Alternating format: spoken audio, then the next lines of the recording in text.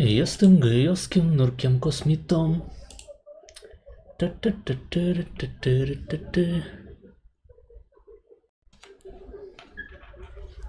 Z jajek wychodzą mi bąbelki. Jestem gejowskim nurkiem kosmitą. Mój kutas pod wodą wydaje się wielki. Tak huk nibyta jest, on na miejsce, tak. Так. Чатик, проверим, бот долучился. Так.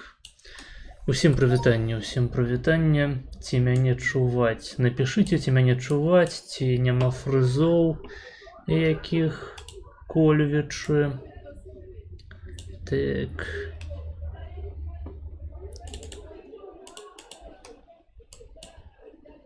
Усім прывітанне. Вітаю ўсіх на нашым традыцыйным вячэрнім эфіры на канале Маргінез. І Маргінез гэта я. Усім прывітанне.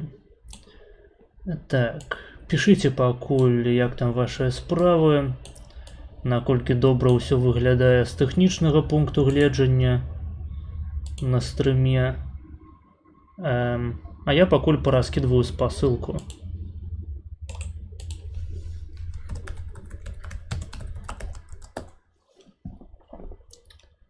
Так, Телега.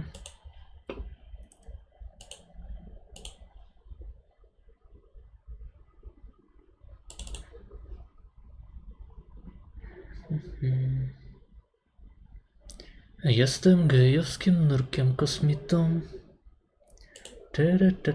Zabawię się pytą.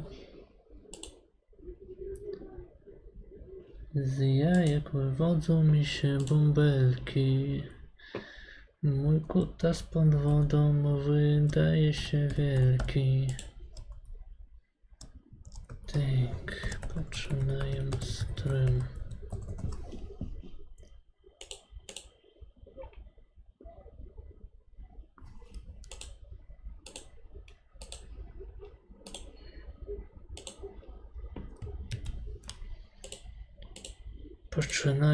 Починаємо.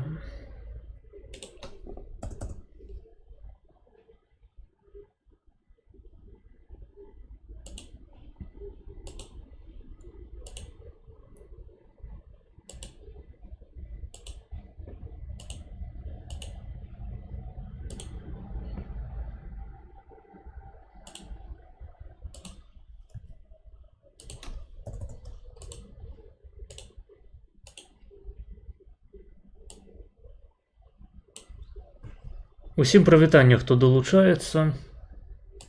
Пішыце, наколькі добра мяне чуваць. Пакуль што паведамленняў на гэты конт не было.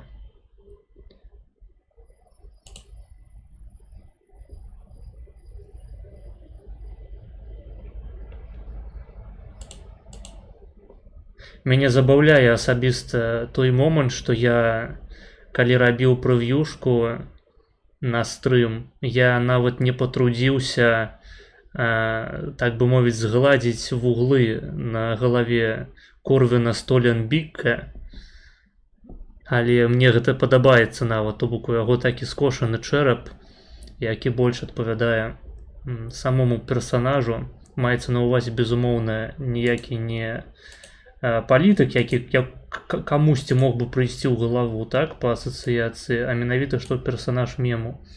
Ён вось са скошаным ебальнікам выглядае трошашкі больш праўдападобна. Так. Это пакуль можна зачыніць. Шо ты, галава? Ну, галава. Ёсць такое. Не задница ж.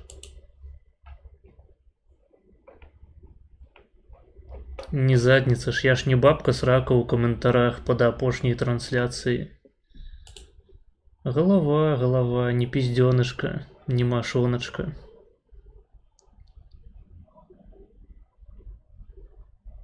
Головушка белорусская. галавешачка. Дарэчы, напішыце заадно, ці не чуваць вам якіх-небудзь лішніх гукаў за акном. А я, здаецца, ўсё параскідваў. Здаецца, так.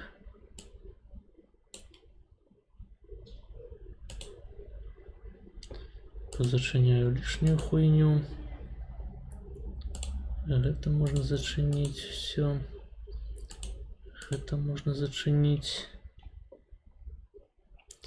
Так, 9 человек на стриме. Это означает, что в принципе мы можем починать. Шахет пролетів. Так, украинский шахет у Кракове. А так норм по звуку. Окей. Это добро. Я просто не хочу сядзець з зачыненым акном, пакуль што неяк душнавата сёння. Тым больш я ў кашулі. У мяне, дарэчы, я сёння буду адыходзіць. Мабыць, адыйду гадзінкі праз 2. Трэба сабе паставіць будильнік таксама. Бо у мяне сёння сцірка карацей. Пасярод стрыму я просто пайду забраць свае рэчы. И вам придется меня чакать. Давайте поставим праз 2 гадзінкі будильник, каб я не забыл. Бытавыя сёння праблемы, таму і спазніўся, выбачаюся. Але мне трэба было ўжо сёння пасцірацца, таму што я сяджу зараз у апошняй чыстай адзежы, якая ў мяне засталася наогул. Таму гэта нейкая крынжовая кашуля, у якой сядзець, ну, карацей, не тое, каб вельмі камфортна у такой тэмпературы.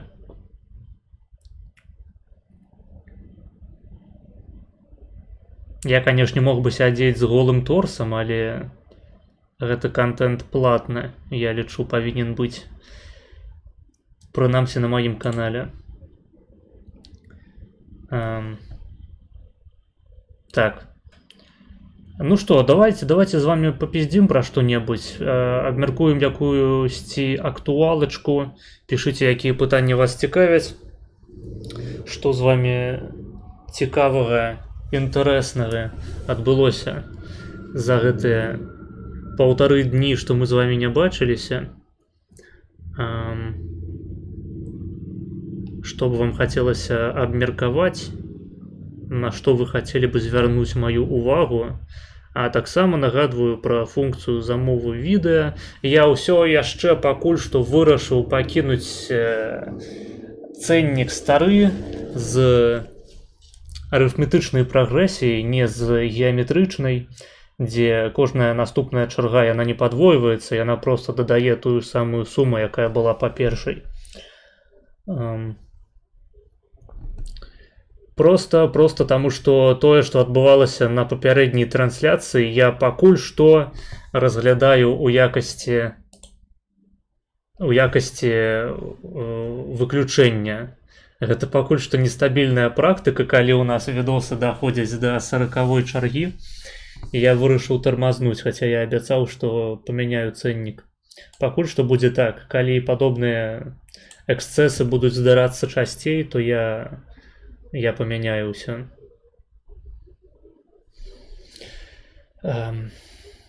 Ну, карацей, пакуль народ збіраецца, я магу закінуць якія-небудзь свае тэмкі, якія мне былі цікавыя за апошнія дні. Я вось паглядзеў нядаўна, я, аказваецца, прапусціў выхад новага сезону Сайлоу, бункер, так званы, ці як ён там быў перакладзены на расійскую мову. Я пропусціў, таму што, не ведаю, просто мне не траплялася на вочы, і канал, які звычайна робіць агляды на серыялы, якія мне падабаюцца, быў у водпуску. Я прыйшоў, відавочна, я купіў гэты серыял на пляцоўцы, на якой ён выходзіць, там, здаецца, HBO, я яго купіў, ніяк не спіраціў. Паглядзеў, там 4 эпізоды выйшла, я падумаў, што яны выйшлі усе разам, так бы мовіць, не ведаю, такая фішка серыялу, некаторыя выходзяць па некалькі эпізодаў на раз.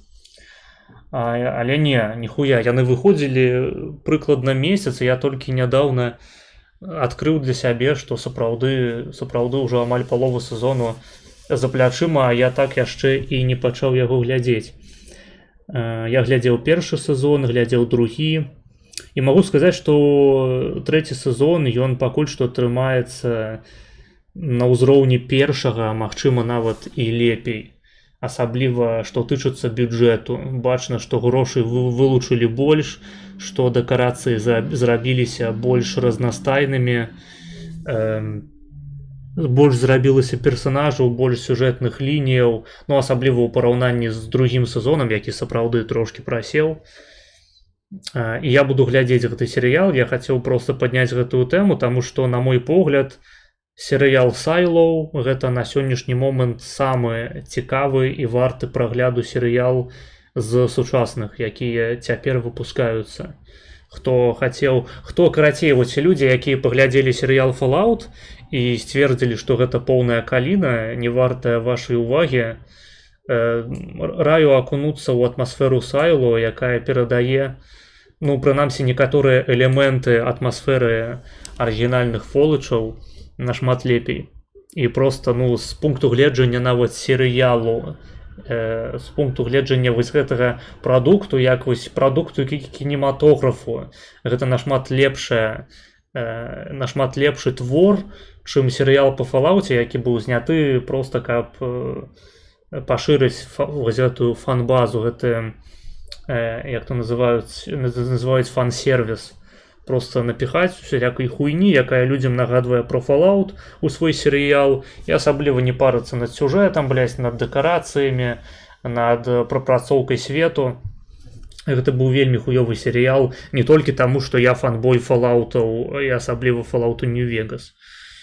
Сайло, дарэчы, ён таксама здымаецца па нейкай мастацкай кніжцы, то бок там вядома, пра тое, наколькі гэта экранізацыя Fallout казаць не прыходзіцца, наогул гэта зусім не Fallout, але проста некаторая такая бункерная атмасфера постапаку там перададзеная нашмат лепей, чым эпізоды, скажем, са сховішчаў вось гэтых цудоўных, якія зрабіліся фішкай серыі Fallout, уласна кажучы, в серыяле Fallout. Абсалютна бесталковая, нейкая мульцяшная пластылінавая гісторыя.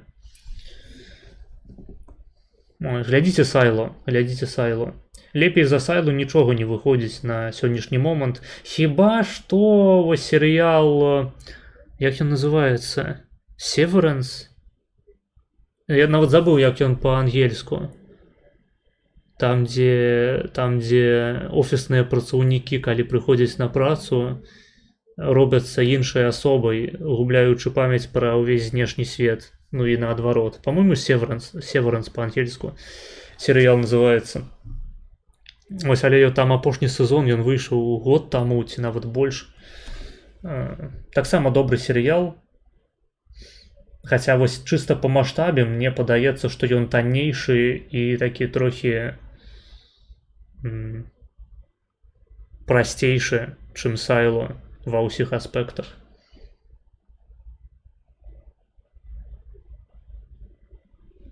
Яшчэ я паглядзеў фільм Backrooms. У мяне проста ўся стужка ў інстаграме была засраная гэтым фільмам. Я, дарэчы, чамусьці падумаў спачатку, што гэта серыял, бо гэтых выразак было настолькі дохуя, я не мог паверыць, што гэта выразкі, блядь, з аднаго фільму. Магчыма, гэтыя выразкі мне сапсавалі маё ўражанне па выніку, таму што я фактычна ўсе самыя цікавыя і напружаныя моманты з фільму Backrooms паглядзеў у выглядзе рылсоў у інсце.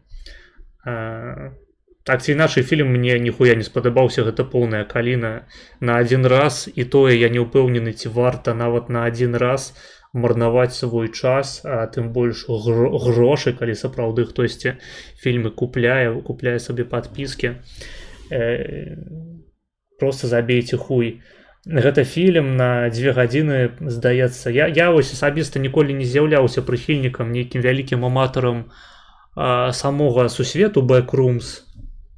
Таму не магу ацаніць, наколькі добра фільм перадаў менавіта саму ідэю крыпіпасты і гульняў, якія па гэтай крыпіпасце выходзілі. Але зноў ж такі ёсць адчуванне проста, што хацелі зрабіць нейкі фан-сервіс, узяць проста нейкую папулярную фішку з інтэрнэту, перарабіць гэта ў фільм, напіхаць туды ўсіх асноўных лакацыяў, прыбраць чамусьці ўсіх пачвараў, прыдумаць для гэтага нейкі крынжовы, псіхалагічна наладжаны, зараджаны сюжэт.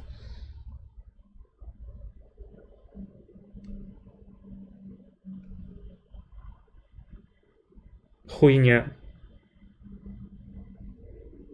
То бок хайпу у гэтага фільму, мабыць, больш нават, чым у фільму Obsession. Але фільм Obsession то добры адносна. Яго можна паглядзець адзін раз дакладна, а 2 разы, ну, у прынцыпе, чаму б і не. Фільм Backrooms, ён існуе выключна, не ведаю, вы калі-небудзь глядзелі, у прынцыпе, рылсы па фільмах у інсце? Рылсы па фільмах у інсце яны валодаюць такой фішкай, што яны звычайна робяцца па дзіка нецікавых фільмах у прынцыпе-то. Гэта фільмы, у якіх ёсць 2-3 цікавых момантаў, там калі гэта хорар, то гэта будзе які-небудзь скрымер жорсткі, калі гэта, не ведаю, баявік, гэта будзе нейкая сцэна бойкі. І гэта часта проста адна, сцэна такая на ўвесь фільм. І ты калі абіраеш паглядзець гэтую кінастужку, таму што ты ў інсце наглядзеўся, табе зрабілася цікава, ты пачынаеш глядзець і разумееш, што фільм кал, што ты здарма змарнаваў свой час, свае сілы на тое, каб фільм усё ж такі высядзець 2 гадзіны, а то і 3 фільму, асабліва сучаснага кінематографу, гэта задача не з простых. І ты сядзіш, пыжышся, тужышся, а там увесь фільм, вось ведаеце, як у фільме Хэллоуін, просто ніхуя не адбываецца, нягледзячы на тое, што гэта клясыка дыхуя, ебаць хорар, там просто увесь фільм ніхуя не адбываецца, і пад канец парачка скрымераў, парачка сцэнаў з жорсткім нейкім, ну, умоўна, для 70-х год жорсткім забіццём людзей. Прычым у фільме Backrooms нават не было ніякай гура хуйні з кішкамі, кроўю. Там усе самыя жорсткія сцэны забойстваў людзей адбываюцца за кадрам. Я не хачу спойлерыць асабліва, хаця фільм настолькі хуйня, што яго рэальна можна спойлерыць, і вы ніхуя не згубіце, асабліва улічваючы ягоны піяр у інсце той же самый.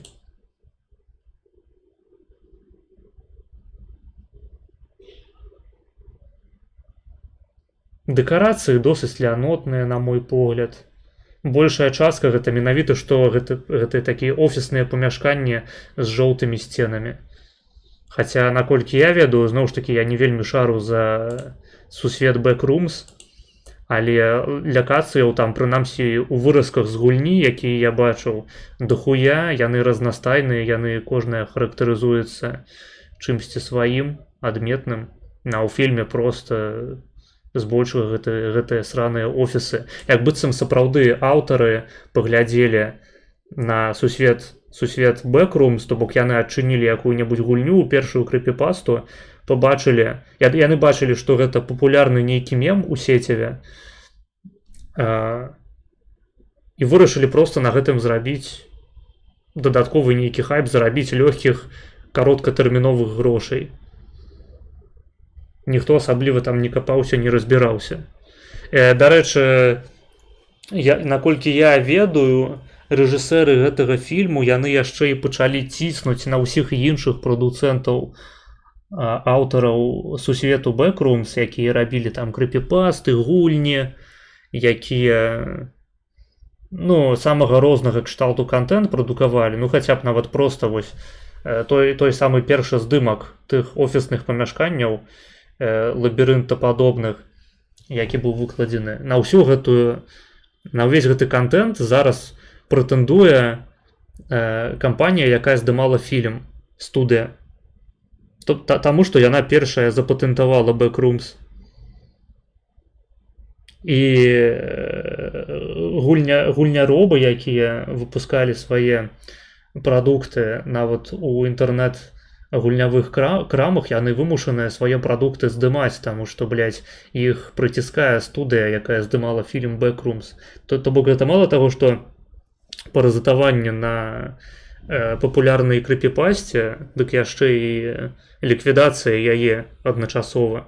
Падмінанне яе пад нейкі крынжовы фільм, які паглядзяць пара чалавек і забудзе на наступны дзень. Адзіная прычына, па якой я ўсё яшчэ пра гэта памятаю, пра гэты фільм, заключаецца ў тым, што я сабе гэта адзначыў як адну з тэмаў, якія я хацеў абмеркаваць на этэры. Здароў, Маргінезік, якія пляны на этэр сёння? Пляны досыць простыя. Я буду спачатку з вами пиздзець, абмяркуем якія-небудзь актуальныя падзеі, буду адказваць на вашыя паведамленні ў чаце, таму пішыце іх, пішыце. Я не проста так піжу зараз пра фільмы, я чакаю ўсё, калі вы здабудзецеся на якія-небудзь цікавыя пытанні ад саміх сябе або цікавыя прапановы для абмеркавання.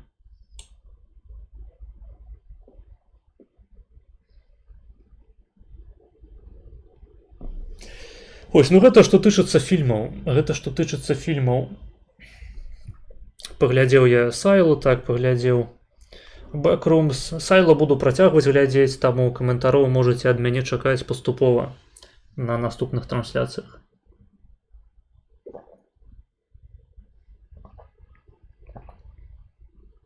Дарэчы, на пачатку стрыму адразу ўзгадаю пра сваіх патронаў, цудоўных людзей, неўраманархаў і беларускіх бітардаў. То бок вялікая падзяка Патрыку, Дзміцеру Наскаўцу і Александры, да якіх нядаўна яшчэ вось літаральна на папярэдняй трансляцыі далучыўся спадар Піла, а дакладней Піля, як ён мяне паправіў пасля, таму што я чытаў ягоныя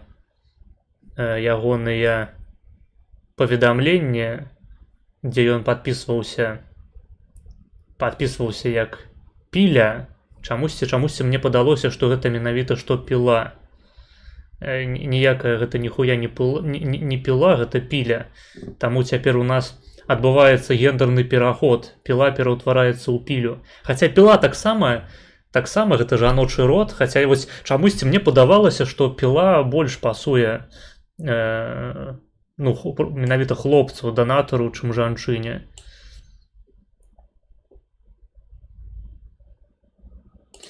Будзе Піля. Вось яму дзякуй, таксама пра яго ўзгадваю з вялікай падзякай.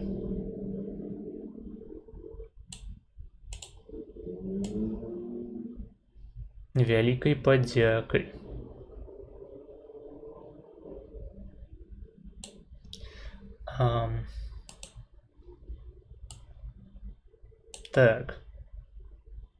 Яшчэ з забаўных момантаў, якія хацелася б абмеркаваць, гэта учора зайшоў на польскае радыё, беларускую службу, і пабачыў адзін з першых артыкулаў, які мне на вочы патрапіўся. Гэта быў артыкул пра тое, што ў Польшчы зладзілі кампанію аб тым, наколькі добра Польшча зрабіцца каляровай краінай. Вось так, як на захадзе. Што Польшча яна шмат губляе ад адсутнасці гэтай разнастайнасці і сінергіі культураў з усяго свету. Што характарыстычна, у фільме большасць імігрантаў паказаныя белымі. Там толькі аднаго негрыцёнка знайшлі, каб паказаць яго на камеру. Усе іншыя гэта мігранты там з заходняй Еўропы збольшага. Гэта нейкія, максімум лацінасы, а збольшага проста звычайныя белыя людзі. І напрыканцы гэтага артыкула было дададзеная такая прыпіска аб тым, што беларусаў беларусы апошнім часам пачалі сутыкацца з тымі ж самымі праблемамі, як і іншыя мігранты, вось як украінцы, як мігранты з трэцяга свету. Таму патрэбныя такія фільмы, якія будуць тлумачыць палякам, што насамрэч міграцыя гэта здорава і класна. І мяне ў гэтым кантэксце, блядь, уражвае насамрэч, наколькі беларусы спяшаюцца самі сябе запісаць ва ўсялякія карычневыя люды, блядь, ва ўсялякія проста залупы з трэцяга свету. Таму што тыповая рыторыка абаронцы тых жа украінцаў у Польшчы ці якой-небудзь Макумбы заключаецца ў тым, што палякі яны нібыта не адрозніваюць белую міграцыю ад чорнай міграцыі, ад карычневай міграцыі, што мы, як мігранты беларускія, таксама павінны падтрымліваць міграцыю, бо мы, як мігранты, ну, безумоўна, мы мігранты, людзі, беларусы, якія жывуць у Польшчы, што яны як частка групы мігранты павінны проста бараніць свае інтарэсы, свае мігранцкія інтарэсы.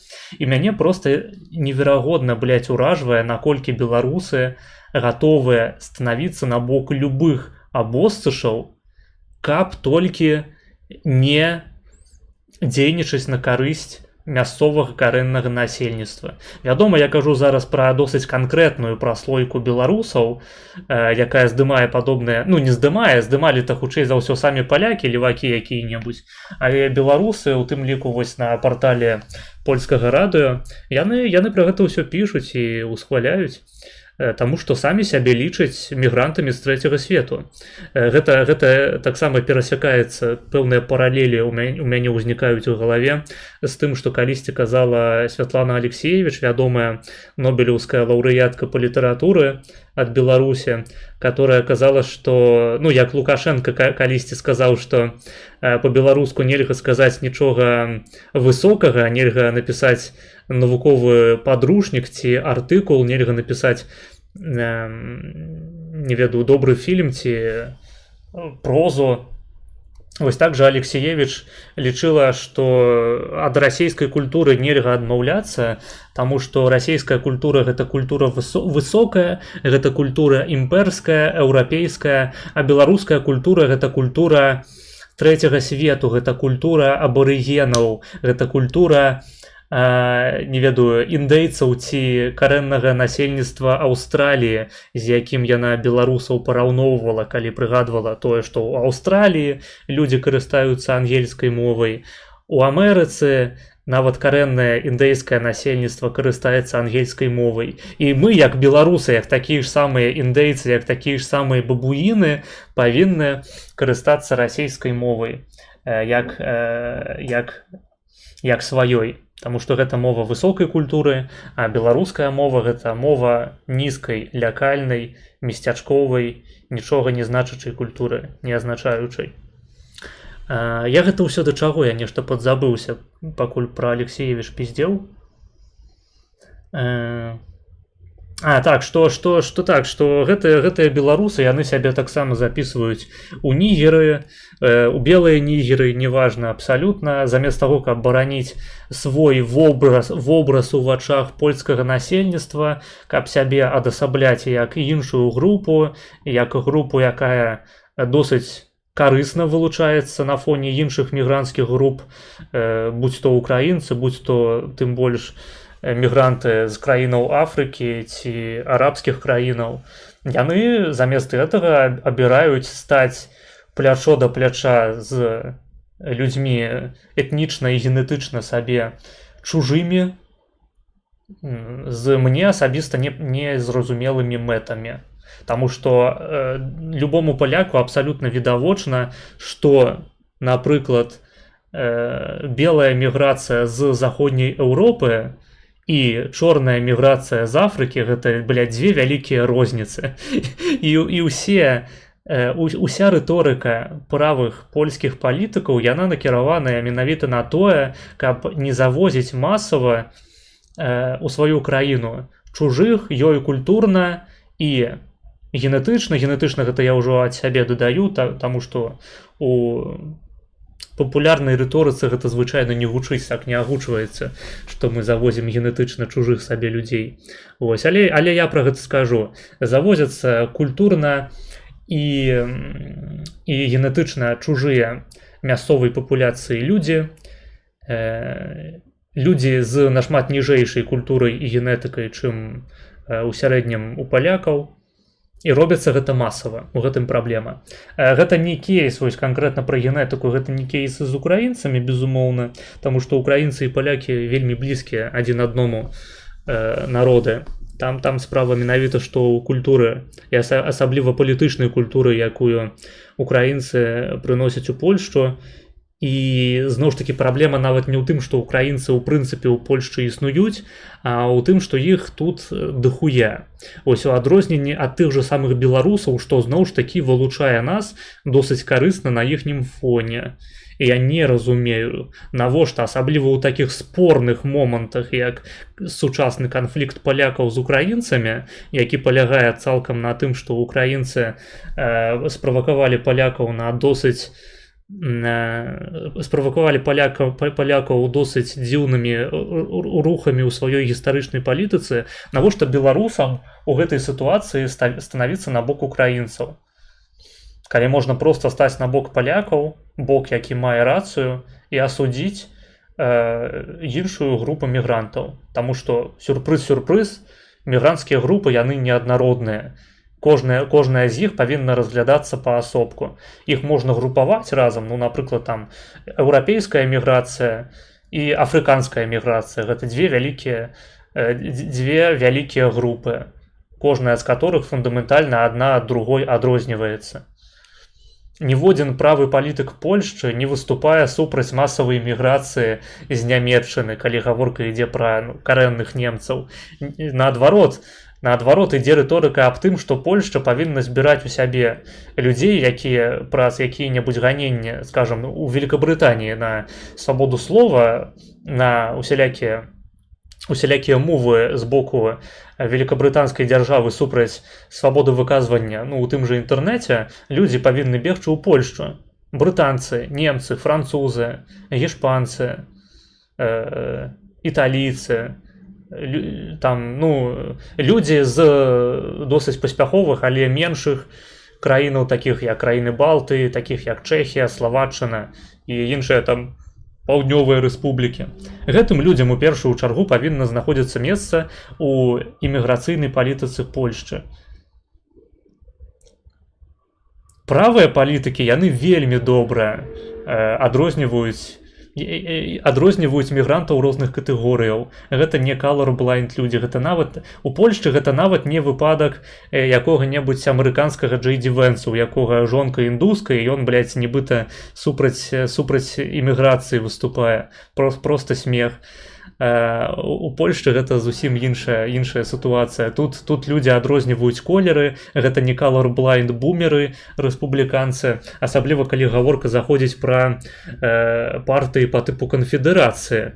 І менавіта ад гэтых партыяў нібыта сыходзіць асноўная такая пагроза для мігрантаў, якая абвяшчаецца ў сеціве, пры тым, што гэтая ж група, яна найбольш не colorblind з усіх.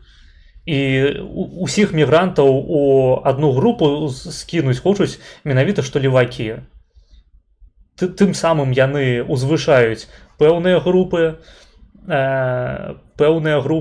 мігрантаў і абніжаюць іншыя. І вось да гэтых іншых, якія абніжаюць свой статус, сваю рэпутацыю, такімі мовамі, такімі інфаматэрыяламі абніжаюцца беларусы у тым ліку. Як досыць карысныя мігранты для Польшчы, калі ў прынцыпе можна казаць пра карыснасць будь-якой міграцыі. Зноў ж такі нагадаю, што я не драчу на дэмаграфію, я на папярэдняй трансляцыі ўжо тлумачыў, што у Польшчы і так жыве дохуя людзей, і ставіць трэба хутчэй на якасць папуляцыі, чым на яе колькасць. І проста трэба пачакаць, пакуль каэфіцыенты нараджальнасці па ўсім свеце прымуць значэнні тыпу еўрапейскіх. Таму што яны ўжо маюць тэндэнцыю да зніжэння нават у краінах арабскіх, нават у краінах Афрыкі. Па меры паляпшэння варункаў жыцця нараджальнасць абніжаецца. І не трэба завозіць гэтых людзей сабе ў краіну цэлымі сотнямі тысяч і мільёнамі, каб палепшыць сваю дэмаграфію. Трэба проста трошкі пачакаць.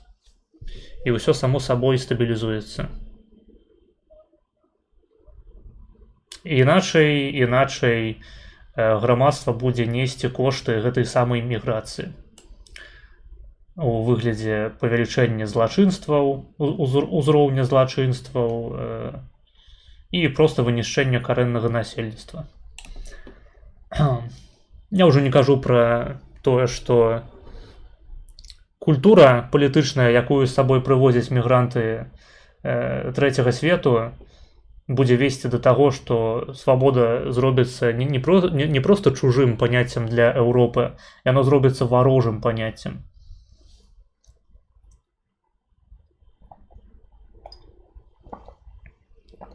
Таму беларусы, я разумею, што вам вельмі падабаецца пад кагосьці ларпіць. Беларусам быць не хочацца, я сам магу гэта зразумець. Беларускае грамадзянства, яно не дае табе абсалютна ніякіх профітаў, абсалютна ніякіх плюшак, блядь. Ты, калі нарадзіўся з беларускім грамадзянствам, гэта клеймо на ўсё жыццё. Я ведаю, што хочацца як мага хутчэй атрымаць там польскі пашпарт, амерыканскі пашпарт, любы які-кольвічы пашпарт, каб толькі не быць беларусам. Ну, чыста ў палітычным сэнсе. У сэнсе грамадзянскім. Але навошта ў такім памкненні прыпісваць сябе да ўсялякага роду чэрні, блядь, да палітычна непаспяховых праектаў. Вось гэта мне не зразумела. Я разумею, чаму беларусы хочуць зрабіцца палякамі, я разумею, чаму беларусы хочуць зрабіцца амерыканцамі, швайцарцамі, чаму яны хочуць зрабіцца грамадзянамі якіх-небудзь краінаў Паўднёвай Амерыкі. Я не разумею, навошта беларусы сябе прыпісваюць да украінцаў, да афрыканцаў, блядь, і арабаў. Проста для мяне гэта непасцяжыма нахуй. Без негатыву да украінцаў.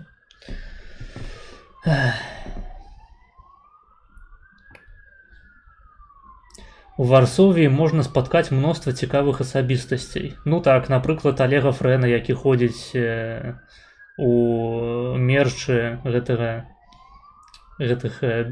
беларускіх калябарантаў, назовем іх так, з пятлічкамі, з егелонскімі крыжамі. І пры гэтым носіць нават вайсковага камуфляжу заплечнік. Настолькі ён хоча ўсім падавацца ваенізаваным. Бля, ну лічаць славян белымі, навучыся пісаць. Бля, ну лічаць славян белымі, гэта, канешне, моцна. Я ў Польшчы жыву, чаў.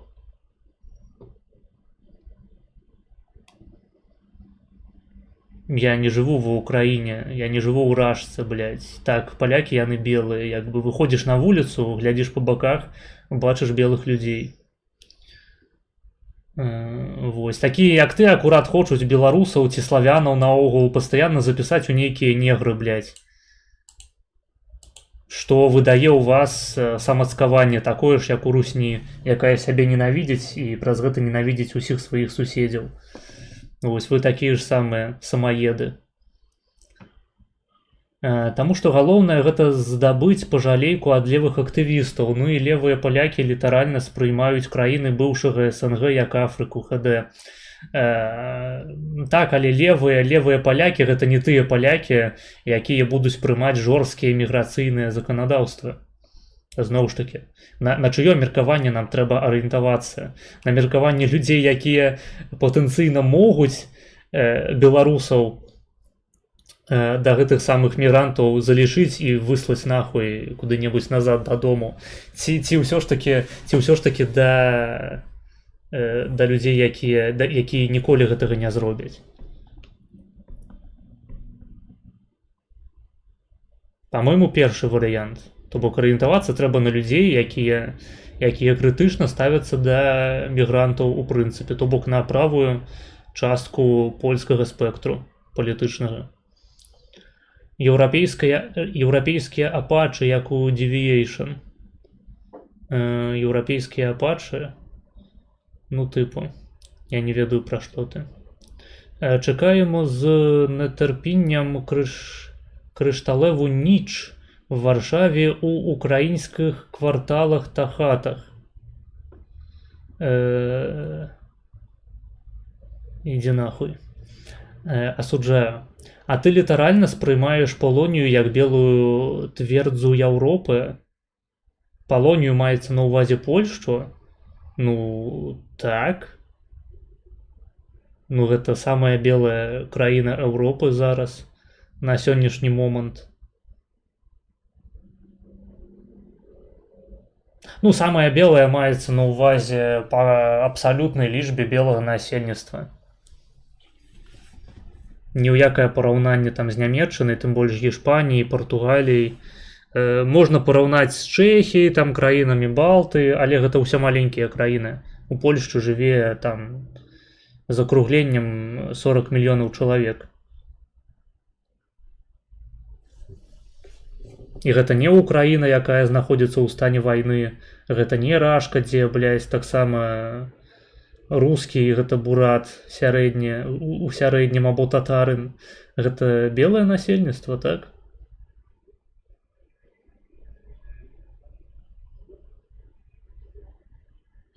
Зноў ж такі,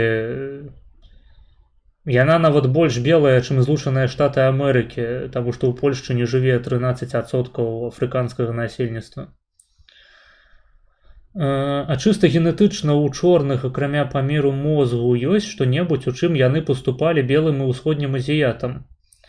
Чыста генетычна ў чорных ёсць... Бля, я не ведаю, наколькі я магу гэта абмяркоўваць на Ютубе. Давай мы сфармулюем гэта наступным чынам. Зноў ж такі без негатыву. Хай квітнеюць самыя розныя колеры, самых розных, блядь, адценяў. Ёсць цікавая статыстыка, што ўзровень злачынства ў Злучаных Штатах Амерыкі там у некалькі прыкладна разоў перавышае ўзровень па Еўропе, ну, па еўразвязе у сярэднім. Левакі, і гэта праўдзівая статыстыка, сапраўды ўзровень злачынства ў ЗША вышэй. Левакі звычайна прыпісваюць гэтую заканамернасць таму, што, глядзіце, у ЗША доступ да зброі лібералізаваны, зброі шмат, найвялікшая хіба што проста колькасць адзінак зброі пер капіта у свеце. А у Еўропа фактычна разброеная. Зброя тут сутыкаецца у параўнанні з Амерыкай вельмі рэдка у людзей, проста грамадзянская зброя. І з гэтым звязваецца менавіта такая розніца у ўзроўні злачынстваў, злачыннасці. Праблема заключаецца ў тым, што гэтыя статыстыкі звычайна ігнаруюць этнічны склад Злучаных Штатаў Амерыкі і этнічны склад Еўропы, якая да апошняга моманту заставалася досыць белай.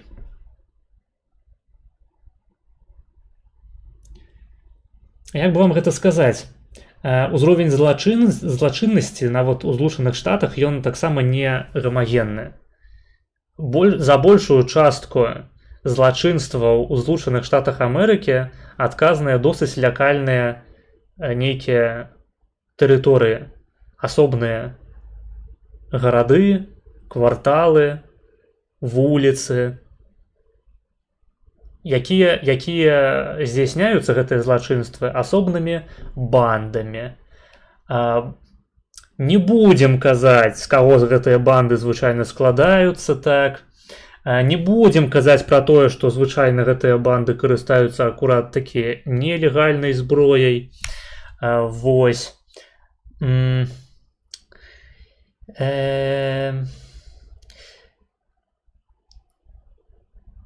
Больш на гэтую тэму нічога не буду казаць. Каму цікава, пацікаўцеся. Паглядзіце статыстыку, паглядзіце, як гэта выглядае ў рэальнасці. І вось Ладно, не, я ўжо і так дахуя сказаў, хто зразумеў, той зразумеў. Вось, акрамя памеру мозгу.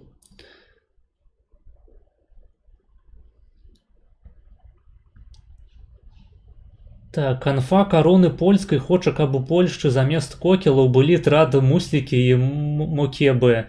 Яны больш гатовы спрыняць чорных муслікаў, якія таксама сядзяць на пасобіях, блядь. Ну, гэта таму, што канфа Брауна гэта ніхуя не правая партыя. За гэта іх і выпіздзілі, блядь, з канфедэрацыі Мэнсона і Босака. Я калі кажу пра правую палітыку, правую рыторыку у Польшчы, я маю на ўвазе ў першую чаргу канфедэратаў, ну і некаторых прадстаўнікоў правы і справядлівасці. Я не кажу пра карону, блядь, Брауна. Гэта акурат, блядь, індуская партыя па тыпу вось людзей кшталту Джей Ді Венса у Штатах. Ну, білорусам банально легше вписатися та стати своїми для українців, ніж для поляків. Ніхуя, для полякаў зрабіцца сваімі вельмі проста, беларусам. Дастаткова не быць хахлінай, і ўсё. Пад хахлінай я маю на ўвазе не украінцаў як такіх, а менавіта канкрэтную групу украінскай іміграцыі ў Польшчы, якая вядзе сябе часта непадабаючым чынам і не хоча адаптавацца пад мясцовыя культурныя асаблівасці палякаў.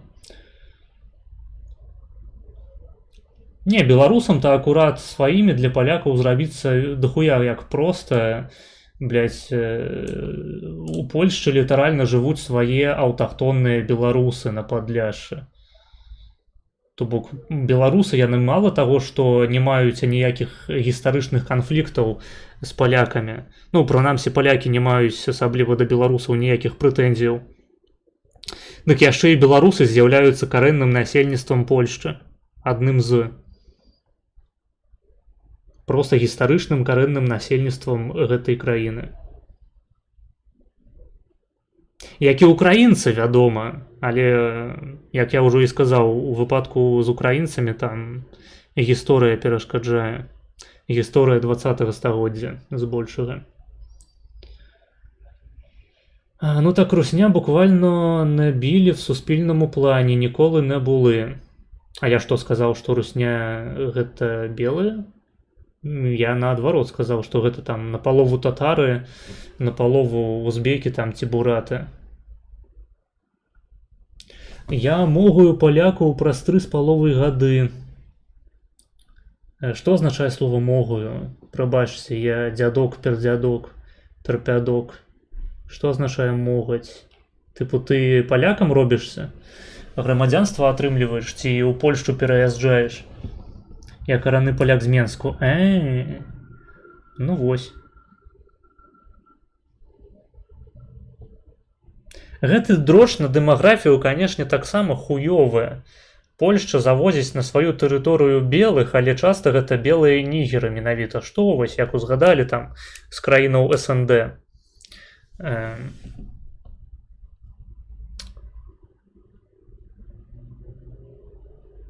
Але гэта не асноўная маса эміграцыі з Украіны і Беларусі. Асабліва, калі мы гаворым пра людзей, валодаючых картамі паляка.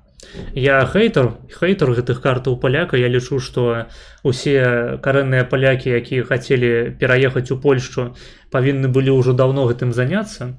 І пасля 30 год незалежнасці ад цаўка можна б ужо гэтую праграму і спыніць. Але, ну, па картах паляка Украіну прыязджалі ў асноўным белыя украінцы і белыя беларусы, значная частка з которых зрабілася нармальнымі палякамі. Ну, прынамсі, так было да 22-го году у выпадку украінцаў. А Donation Alerts не працуе, бо не показала на экране донат. Не показала на экране донат? Зараз праверым. Я-то не пачуў бы і так, таму што ў мяне навушнікі не ўсунутыя ў вушы. Так. Ёсць донат, ёсць донат. 14 хвілінаў таму, давайте яго пусцім. Яшчэ разок.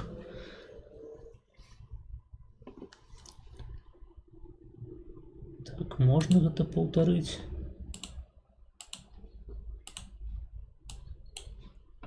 А сапраўды чамусьці не працуе? А чаму?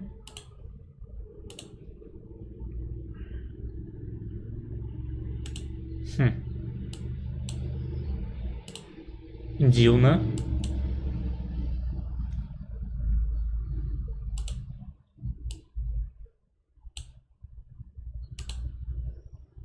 Давайте яшчэ раз паспрабуем уставіць спасылку.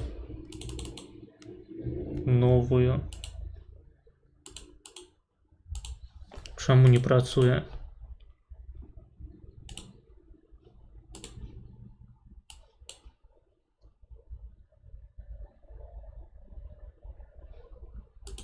Мабыць, у іх нейкія праблемы на серваках.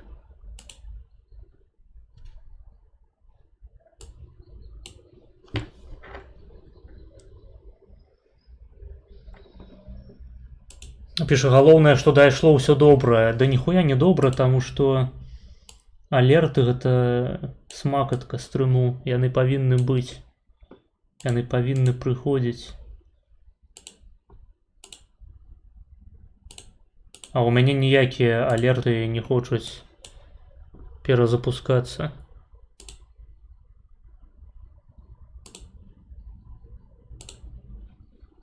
А калі я, напрыклад, тэставы зраблю зараз?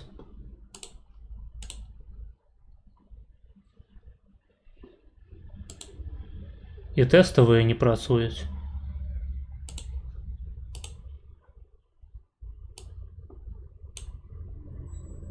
Хуйня нейкая.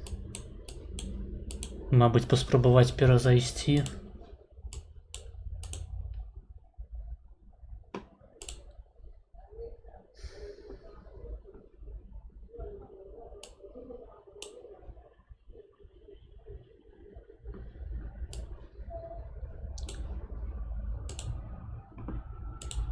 Нихуя.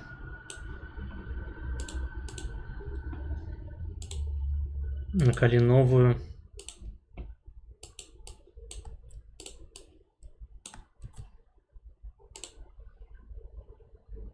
Гэта не нацыянальныя людзі, гэта агентура, гэта людзі, якія скампраметавалі сябе, гэта маргінез, якія зайшлі ў тупік. Я не ведаю, у чым была праблема, але ён патрабаваў, каб я новую крыніцу стварыў у OBS. Дзякуй, што нагадаў, дарэчы. Акурат і направілі. Раней такога не было яшчэ. Так, дзе яго перайменаваць? DA. Блять. Цены выкарыстоўваюцца, нахуй няма такога. Блять. Давай. Опа. Вось. Вось, круто, круто, круто, круто, круто, круто, круто, круто. Ананім заданаціў $2 з пакрыццём камісіі. Дзякуй табе вялікі за $2. Ты неверагодны. Так, сёння успомніў эскадроны смерці. Так сэрца моцна зачапіла да слёз. У гонар гэтаму кароткі відосік з Юрасём Захаранкам па 3-й. Здароўя табе, сіл. Дзякуй, дзякуй табе вялікі. Ты нас уратаваў, дарэчы, у чарговы раз ад хахла-кантэнту з каналу Валентин. За што таксама я табе шчыра дзякую. $2 па 3-й, гэта колькі у нас? Давайте палічым. 2 на 3.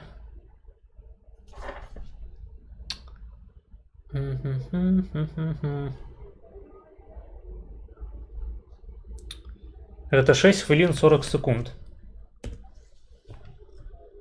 Так. Вось толькі было замоўлена. Вось. Занесена, занесена. Так, я не пажартаваў, у нас сапраўды ў другой чарзе вісіць на першым месцы відос пра распад ПіС з каналу Валентин. Таму, калі хочаце ратаваць стрым у чарговы раз ад падобнага кантэнтычу, то лепей, карацей, замаўляйце па трэцяй. Там, канешне, у другой чарзе яшчэ цікавы відос з тэсаком, але тэсака таксама там можна вывесці ў трэцюю. Блага, што на яго закінулі ўжо на цэлую суму, і калі захочаце ў трэцюю перакінуць, вам гэта будзе зрабіць досыць проста. Просто палова ад той сумы, што ўжо зараз ёсць, закінуць, і ўсё. І будзем глядзець тэсака замест Валентына.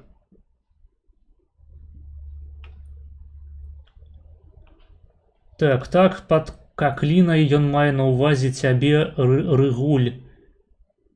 Да не, Рыгуль-то акурат на фоне сярэдняга украінца выглядае досыць прывабліва. Не ў тым сэнсе, што я б трахнуў Рыгуля, але прынамсі я мог бы з ім перакінуцца парай фразаў і не памерці ад крынжу, вось калі б мы сустрэліся ў рэальным жыцці. Я наколькі разумею, гэта чалавек нейкі, які жыве ў Польшчы, атрымлівае тут адукацыю, таму ён як бы трошкі такі папушчаны, не ў сэнсе апушчаны, як на зоне, а ў сэнсе ён не такі патужны, як ягоныя суплеменнікі.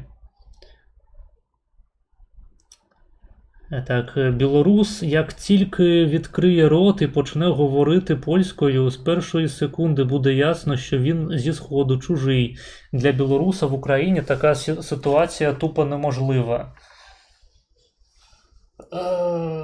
Ну так, сапраўды акцент у беларусаў сапраўды падобны на украінскі. Але я ўжо апісваў сам ситуацию, у якой мяне спыталі, ці я украінец. Ну, мы былі з сябрамі на ярмарцы ў Кракаве, і нас спыталі, ці з'яўляемся мы украінцамі. То бок палякі, яны перад тым, як гнаць на цябе пра Бандеру і УПА, будуць пытаць, ці з'яўляешся ты украінцам. Таму што шмат да каго ўжо дайшло, што не ўсе людзі, якія па-польску размаўляюць з усходнім акцэнтам, з'яўляюцца украінцамі пры гэтым. А да беларусаў палякі ставяцца вельмі прыхільна. Па-мойму, ты быў на стрыме, калі я пра гэта распавядаў. Ты памятаеш, чым усё скончылася. Што там гэты дзядок нам казаў пра культуру? Куды прыязджалі? Я не памятаю ўжо, пра што гэтае пытанне. Так, паведамленне выдаленае чамусьці. Хто, блядь, Рыгуль?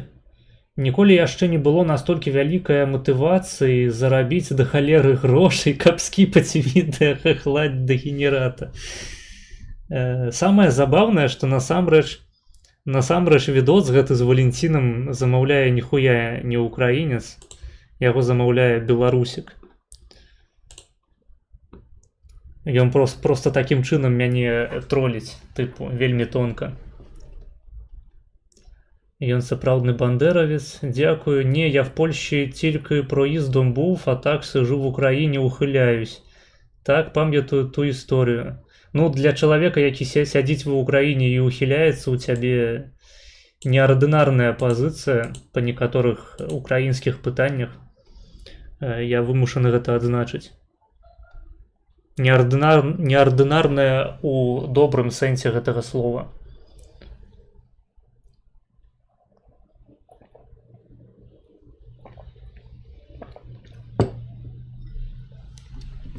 Сацылійцы белыя, проста улічваючы тое, што яны знешне не адрозніваюцца ад арабаў, можа ўзнікнуць уяўленне, што белае занадта шырокае паняцце. Секунду.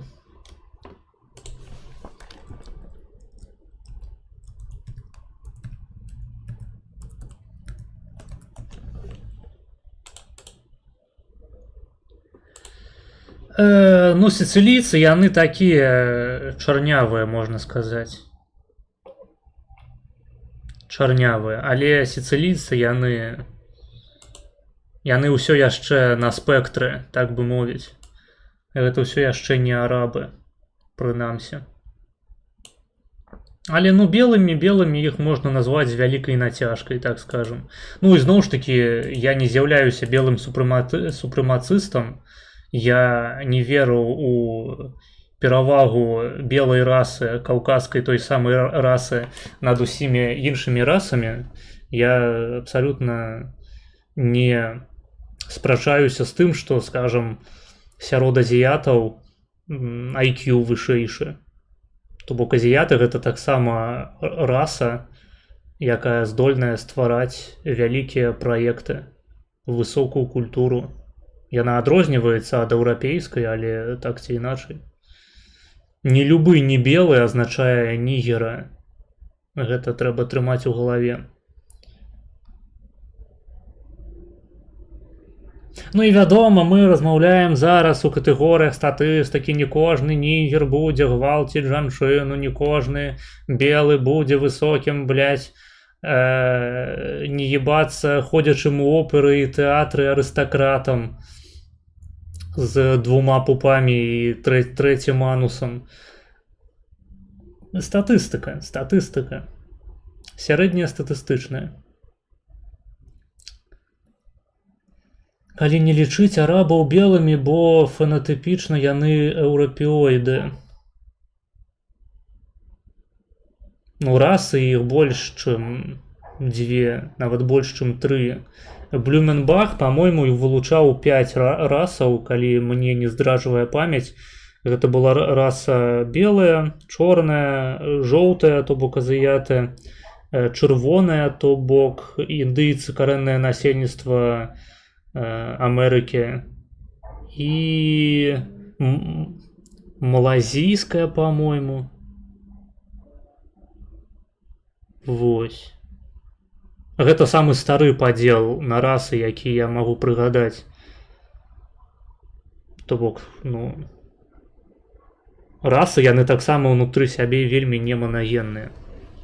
Трэба гэта браць пад увагу.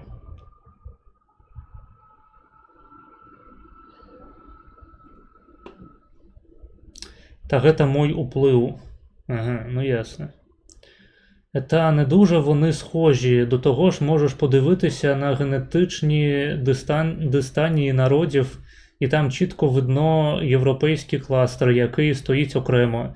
Сицилійці в ньому, а араби ні. Ну ось, блядь, і отказ вам. Ідіть нахуй. По факту усходнія азіяти больш цивілізаваныя, ніж белыя.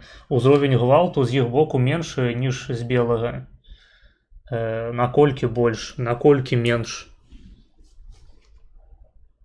Белыя яны масава не едуць у азіяцкія краіны.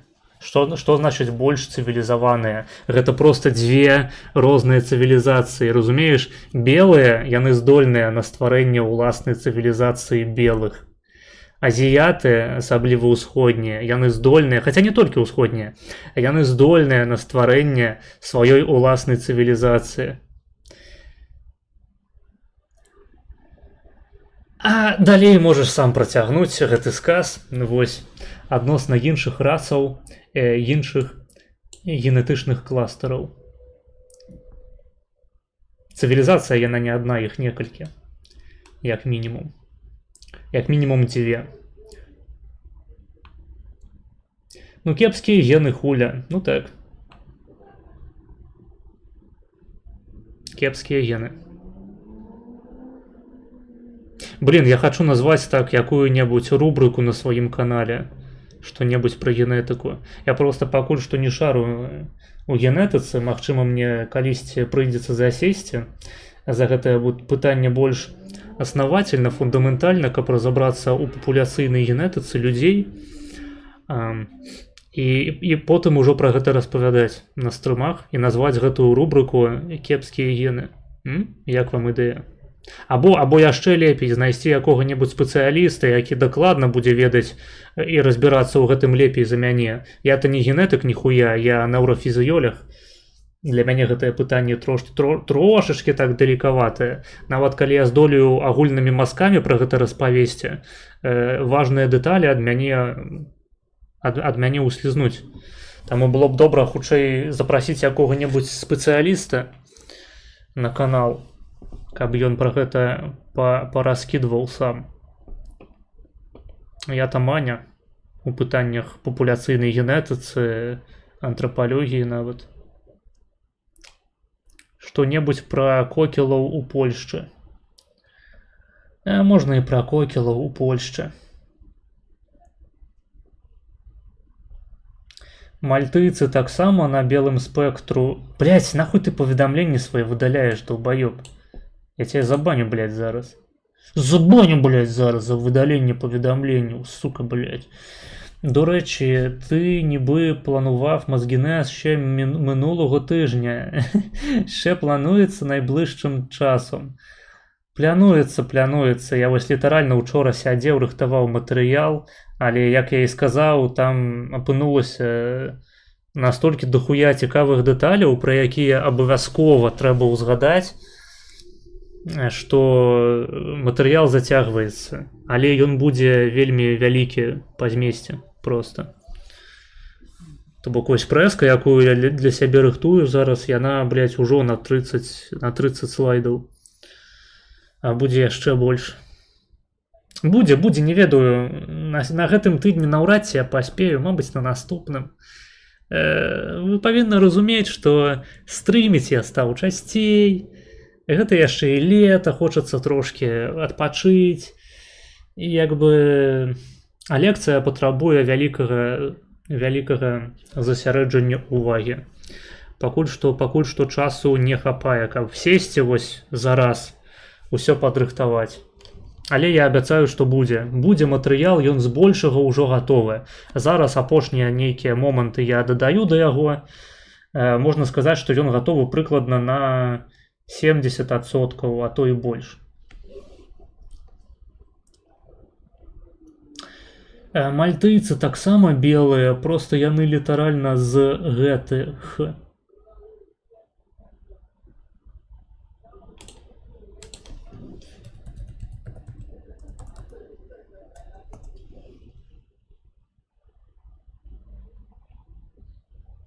Ну гэта трэба разбірацца.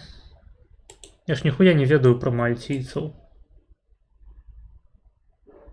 У мальційцаў ёсць свая дзяржава якая-небудзь функцыянуючая, якая не была пабудаваная.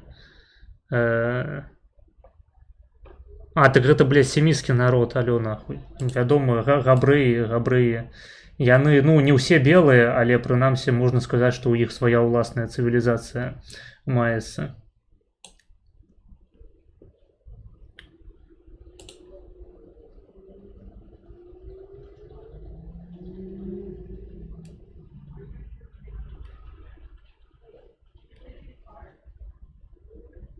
Мальтыйцы не з гэтых, у іх проста мова саміцкая. Ну тады пайшлі нахуй. Тады ідзіце ў пізду, блядь. Ідзіце нахуй. Пиздуйте, блядь. Мне, дарэчы, на асабістым узроўні такая эстэтыка не пасуе. Я не хацеў бы, каб палякі масава крыжаваліся з паўднёвымі еўрапейцамі. Культура ў іх высокая, але чыста эстэтычна яны проста выглядаюць па-іншаму. Таму так. У прынцыпе, белыя яны ўнутры сябе не манагенныя. Можна ўвесці якія-небудзь дадатковыя абмежаванні для людзей, якія проста фенатыпічна па-іншаму выглядаюць, якія занадта чорненькія. Паўтаруся з чыста эстэтычных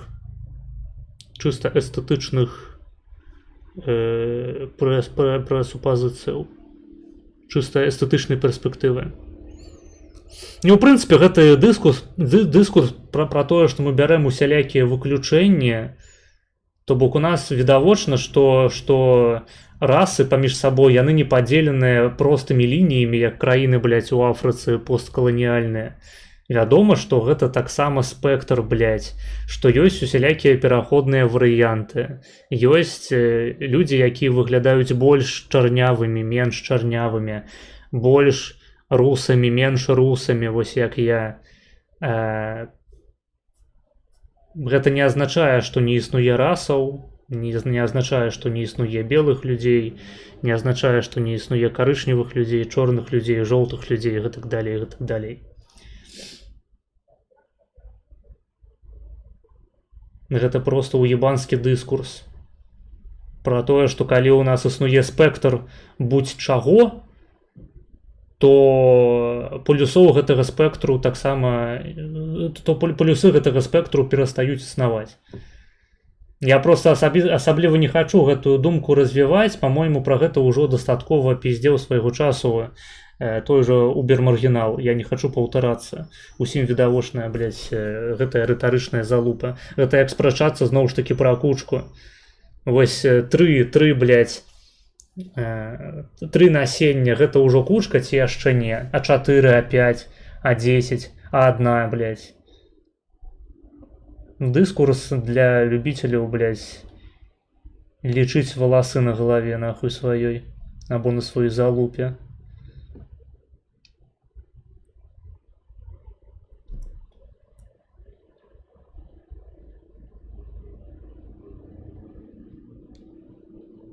Звычайна ведаеш, як белага чалавека адрозніць ад нябелага? У нябелага чалавека, калі ты яго бачыш на вуліцы, асабліва калі гэта жанчына, у яе просто хіджаб, блядь, на башке. Вось і уся розніца. Адразу бачна, што чалавек прыехаў з нееўрапейскай краіны.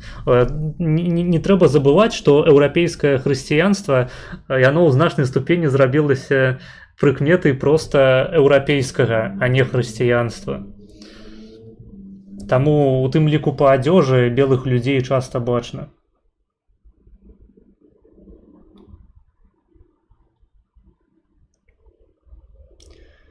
Што лепш слэш горш, Радэзія ці пар да 94-го? Я думаю, што Радэзія.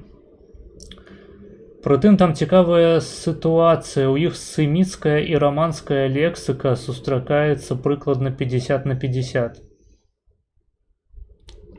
Там нават ёсць свая ангельска-мальтыйская трасянка, таму можна, ў прынцыпе, закінуць і германскую лексіку.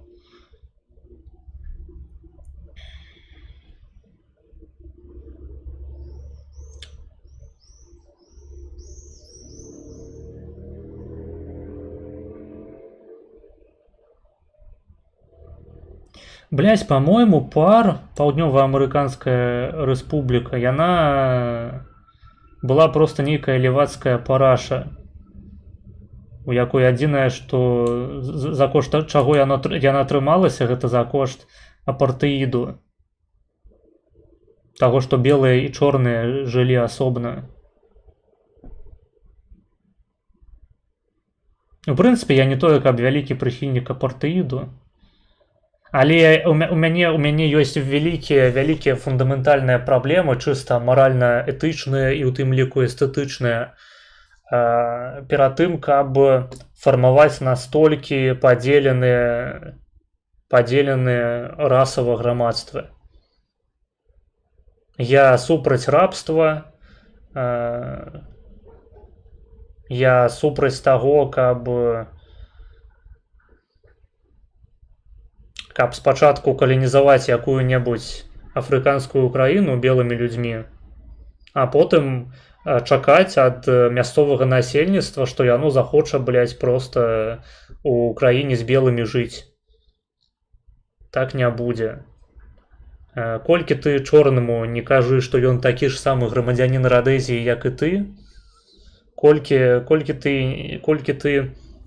не спрабуй будаваць ім школаў і шпіталяў, колькі ты не спрабуй насадзіць на іх сваю еўрапейскую культуру, сваё хрысціянства, яны ў кожны момант змогуць проста паглядзець у люстэрка і зразумець, што вы фундаментальна розныя людзі. І ў гэты момант тваёй краіне прыйдзе пізда. Гэта той же самы працэс, які адбываецца з эмігрантамі з арабскіх краінаў, з ісламскіх краінаў у другім, трэцім пакаленні.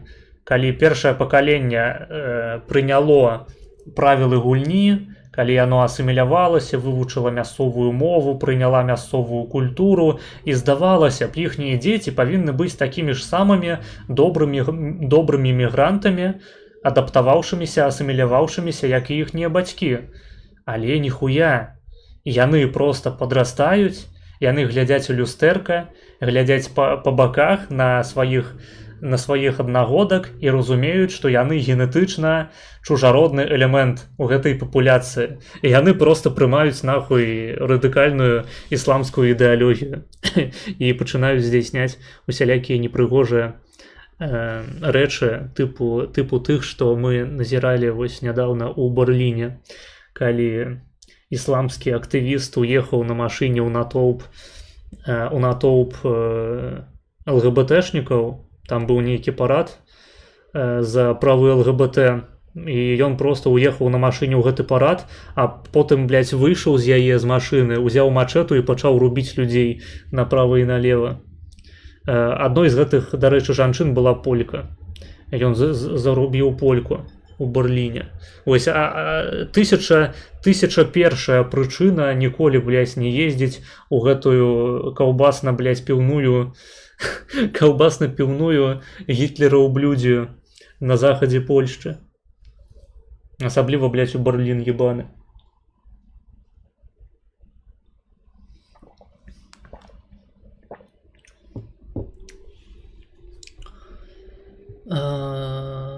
Прыветик, прывітанне.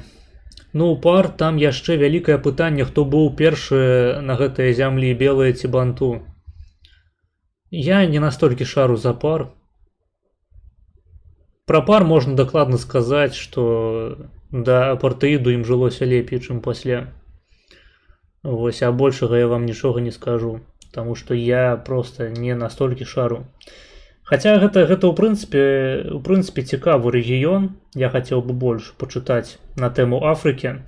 Я думаю, Афрыка павінна быць прадметам гарачых і буйных, вельмі галосных дыскусіяў па правым баку палітычнага дыскурсу. Мы павінны абмяркоўваць гэты кантынент, асабліва ўлічваючы, колькі туды ідзе еўрапейскіх грошай, еўрапейскіх і амерыканскіх, і дзе яны там знікаюць. Хаця я сам супраць каланізацыі ўжо па вышэй адзначаных ужо прычынах.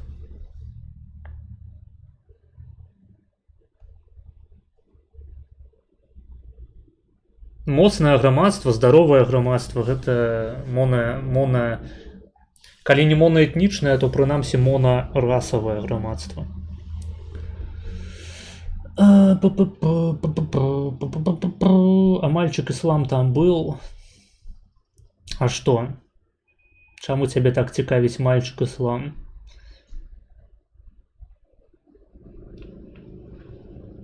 Канфлікту паміж сербамі і харватамі, за каго ты? Ну, хутчэй за харватаў, яны ў еўразвязе. І хто яны там, каталікі ці пратэстанты? Харваты каталікі ці пратэстанты, нагадайце мне. А сербы праваслаўныя, плюс руснявыя, таму пайшлі яны нахуй. Ну, такі ў мяне погляд, я не тое, каб шару за іхні канфлікт. Сінгапур ані монаэтнічнае, ані монарасавае грамадства. А з чаго ты ўзяў, што я з'яўляюся аматарам Сінгапуру? Я не езжу сармат, ты мяне з кімсьці пераблытаў. Ну, плюс у Сінгапуры дзейнічае аўтарытарны рэжым. Без аўтарытарнага жорсткага рэжыму, дзе людзям рукі адрубаюць за пранесеную ў самалёце гумку і забіваюць, блядь, за траўку, Без гэтага рэжыму Сінгапур адразу распадзецца. Сярод славян няма пратэстантаў. Ну, у масавым сэнсе ты маеш на ўвазе. Каталікі. Я таксама думаў, што яны каталікі. Ну, карацей, я за каталікоў.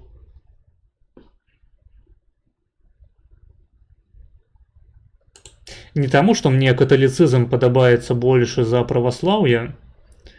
Мне-то акурат імпануе ідэя ў праваслаўі, што можна проста захуярыць сабе ўласную аўтафекалію і зрабіць сабе папу мінскага мясцовага. Вось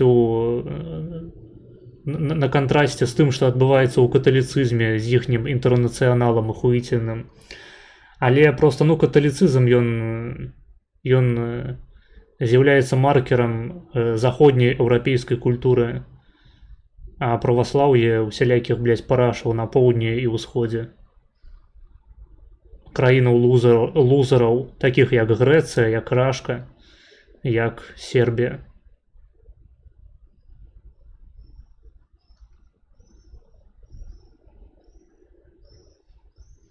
Прычым, наколькі я разумею, у іх жа генетычных ніякіх адрозненняў няма.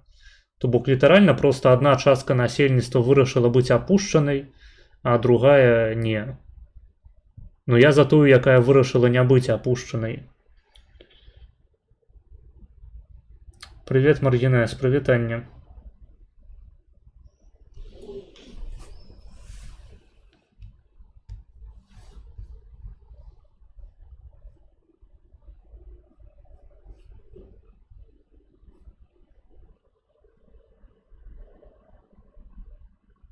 Таму што калі твоё насельніцтва пачынае масава неіранічна фанацець па рашцы, то твоя краіна ўсё, яна страчана, гэта failed state ужо. Нягледзячы на ўсе магчымыя інстытуты, твоя краіна failed state, калі яе насельніцтва захапляецца рашкай, калі захапляецца Кітаем і іншымі ахуіцельнымі усходнімі краінамі, вельмі, безумоўна, паспяховымі.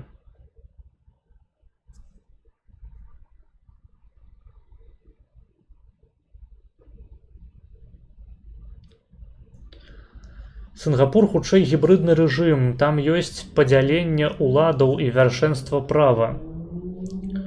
Так, але гэтае права вельмі жорсткае. І права яшчэ не азначае свабоды. Свабодаў ніякіх няма ў Сінгапуры. За любую хуйню, за любую палітычную дэманстрацыю па-за невялічкім такім загончыкам спецыяльна вось ёсць у Сінгапуры спецыяльнае месца з заборчыкам, загончыкам, куды ты можаш зайсці, цябе там закрываюць на ланцужок, прывязваюць цябе да нагі, ты там можаш пастаяць, падэманстраваць, павыказваць сваё ахуіцельнае, вельмі важнае меркаванне, а потым пайсці дадому, зноў ж такі адвязаўшы спачатку нагу і выйшаўшы з гэтага загончыку, здаўшы усе свае палітычныя плакаты вось спецыяльна на апрацоўку, на ліквідацыю, на знішчэнне, і вось ідзеш дадому з пустымі рукамі. Вось гэта палітычная дэманстрацыя ў Сінгапуры. Я ўжо не кажу пра тое, як там працуюць выбары так званыя. Таму не, Сінгапур гэта аўтарытарная краіна. Права там працуе, не ў любой аўтарытарнай краіне ёсць праблемы з правам менавіта як такавым. Там праблемы са свабодамі.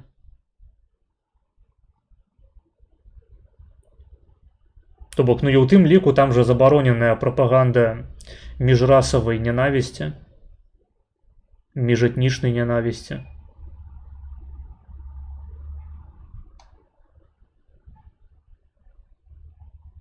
Магчыма, з цягам часу сінгапурцам удасца сфармаваць нешта кшталту сінгапурскага этнасу. Калі яны будуць масава паміж сабой крыжавацца, там кітайцы з малазійцамі, з індусамі, вось яны будуць крыжавацца, і з цягам часу не будзе там кітайцаў, не будзе малайцаў, не будзе індусаў, а будзе адзін сінгапурскі этнас. Ну, чаго я ім, уласна кажучы, і жадаю, у прынцыпе-то. А вот в Турции такого нет. Что самое цікавае, ва ўсякіх рэйтынгах краін па свабодзе слова Сінгапур на ўзроўні Балгарыі прыкладна. Я просто не ведаю, што там у Балгарыі, абсалютна не ебу. Магчыма, сапраўды ў Балгарыі такая ж самая сітуацыя, і там можна сесці за любы пярдзёж.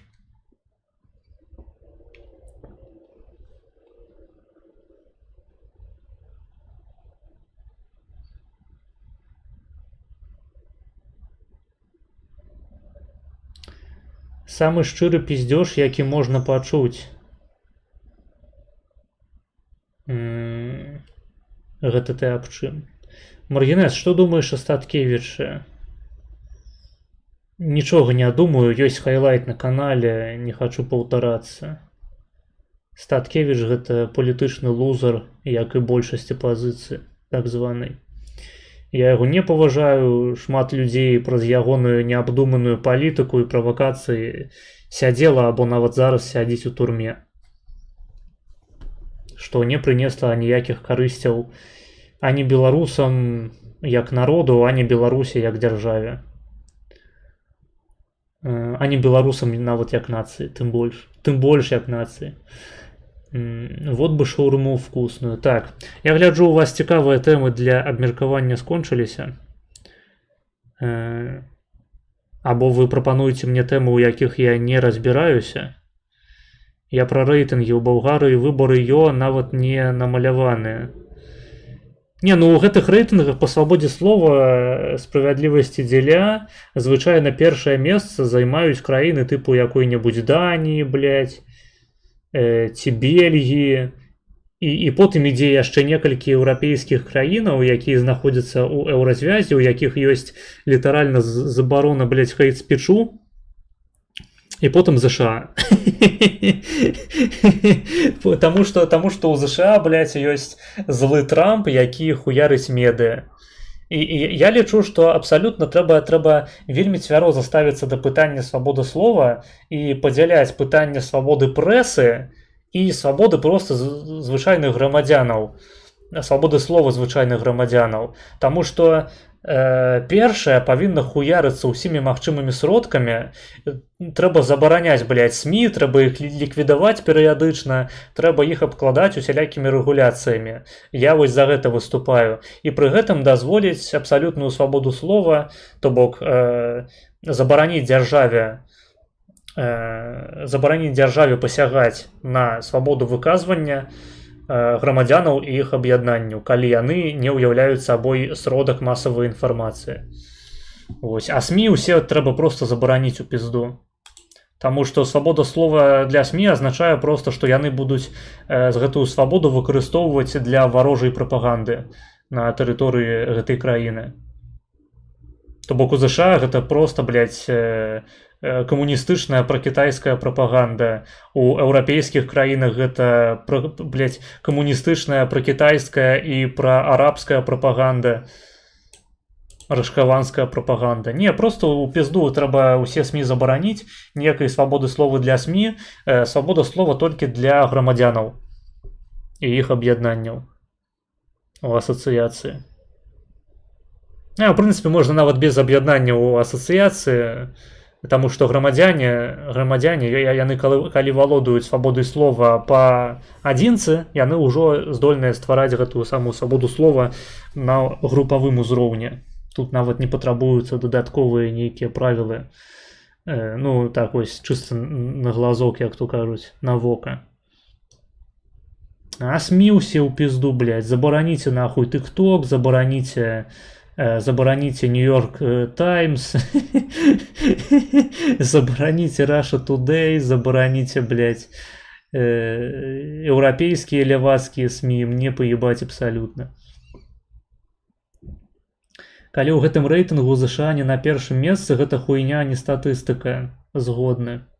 Лол, Кітай даўно не левая дзяржава, там проста пракітайская прапаганда. Ну, Кітай ён прасоўвае левую прапаганду ў іншых краінах.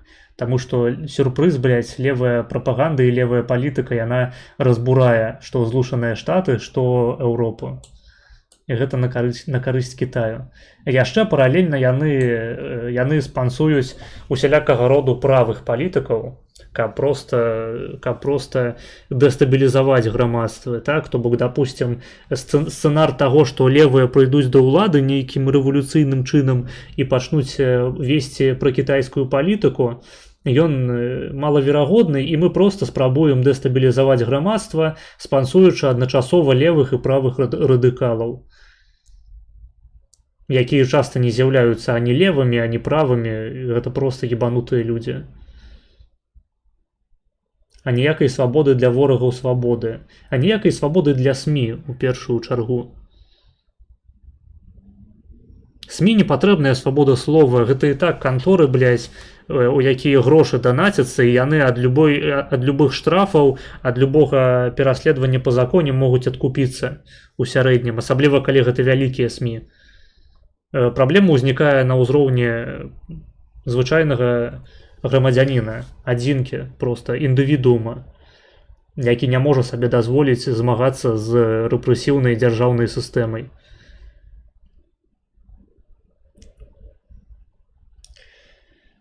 Маргинес, кто выиграл в 96-м в России, Ельцин или Зюганов? Чал, нахуя ты мне задаешь пытанні, якія маюць канкрэтны адказ, блядь, у гісторыі? Можаш просто загугліць гэтае пытанне і даведаешся. Я не ебу, хто перамог у 96-м годзе, Ельцин ці Зюганов. Я ведаю, што, по-моему, Зюганов, дарэчы, таму што там же спецыяльна іх падрабілі пазней, каб камуністам уладу не даць, тому што насельніцтва хацела вяртання Саўка, блядь, і таварыша Сталіна. Таму так, Зюганов, але я не ебу, блядь, мне насраць абсалютна, хто там перамог у 96-м. Хто б не перамог, у Расіі кіруюць не Ельцыны, не Зюгановы, а ФСБшнікі і іншыя сілавікі. Мне трэба акошка зачыніць, пачакайце.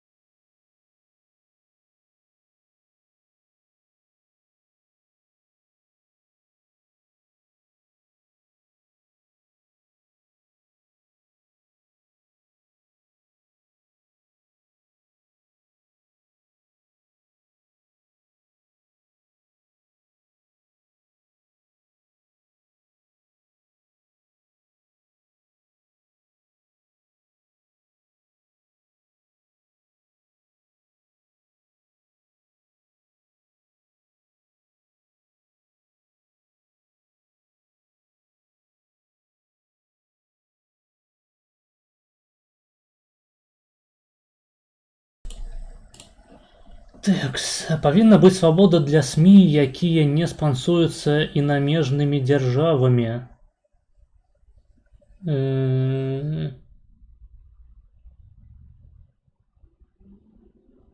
Я думаю, у прынцыпе не павінна быць СМІ, якія спансуюцца замежнымі дзяржавамі. Іх не павінна быць як такіх. Прынамсі, я хацеў бы жыць у краіне, у якой такія СМІ забароненыя ўсе. якія будуць мне і маім суграмадзянам уліваць у вушы нейкую там нямецкую, кітайскую, арабскую прапаганду. Нават прапаганду краінаў, якія мне імпануюць. То бок там амерыканскую, жыдоўскую. Не, такіх СМІ быць не павінна. На свобода для СМІ. Нахуя табе свобода для СМІ? СМІ павінны быць, блядь. СМІ, глядзі, маё бачанне здаровага СМІ. СМІ гэта калі прыходзіць які-небудзь заможны чалавек, блядь, і кажа: я, карацей, хачу весці сваю ўласную прапаганду. Я хачу сваё СМІ, якое будзе абслугоўваць мае інтарэсы. І я гэтае СМІ буду сам аплочваць. Вось я з'яўляюся грамадзянінам гэтай дзяржавы, гэтай краіны, і я маю права на тое, каб распаўсюджваць свае ўласныя ідэі. Вось, скажам, у выглядзе нейкага навіннага парталу. І тады ён можа стварыць сабе СМІ, наняць супрацоўнікаў і ім са сваёй кішэні плаціць. Толькі так. Толькі такія СМІ павінны існаваць у здаровым грамадстве. Ніякіх дзяржаўных СМІ быць не павінна. Хаця не, окей, дзяржаўнае СМІ можа быць адно, якое-небудзь, тыпу... І то не факт. Насамрэч гэта спорнае пытанне, я пра гэта так пільна не думаў. Так глыбока і мэтанакіравана. Дзяржаўныя СМІ могуць быць, могуць не быць, але ўсе іншыя СМІ, яны не павінны фундавацца ніякім чынам, асабліва з-за мяжы. Гэта павінны быць прыватныя СМІ нейкіх эксцэнтрычных заможных педаркоў. Вось маё бачанне. До речі, я читав про ці охуїтельні рейтинги свободи слова, а там США поступається всяким Норвегіям через випадки по типу Трамп сказав, що ЗМІ X погані і він не буде з ними розмовляти. Як я і сказав. Просто гоніво єбане, блядь. СМІ повинні бути заборонені, як з'ява. Що думаєш про Ніка Фуентеса? Я думаю, ён латентны гей. Так. Сёння будзе хвэрма-рольніцтво, ці будзе хврэн з ЖК? Я думаю, не. Я думаю, сёння мы будзем глядзець відэа. Дарэчы, да гэтага я вам і прапаную перайсці. У нас тут усё ж такі былі замовы, нават у трэцяй чарзе. Было б няблага гэта глянуць.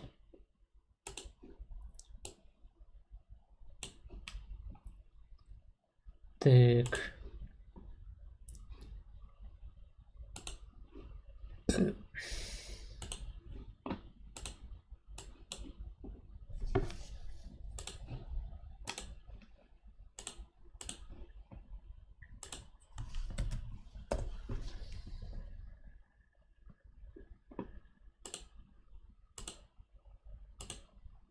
Так, замоўлена, яно здаецца цалкам.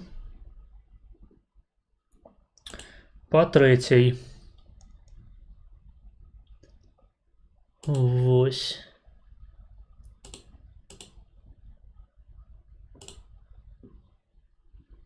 Так.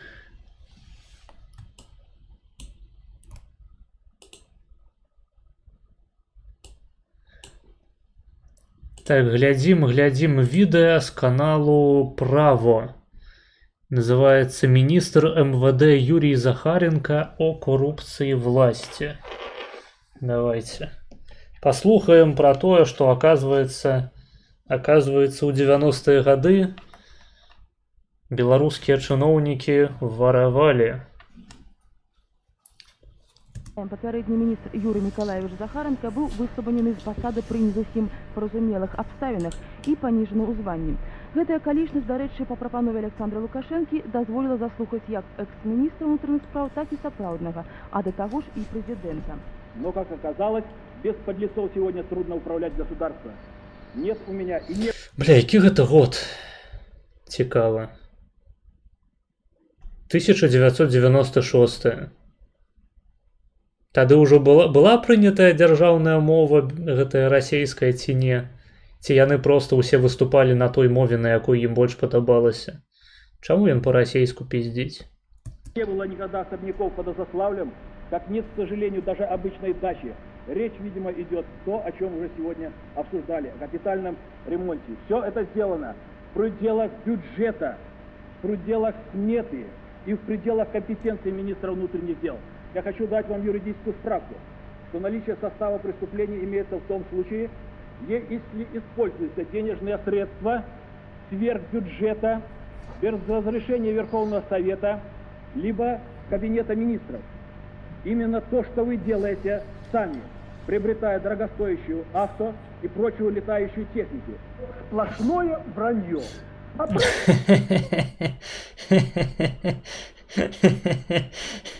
Лукашенко заблукаў у бэкрумс, і мы яго нарэшце адшукалі.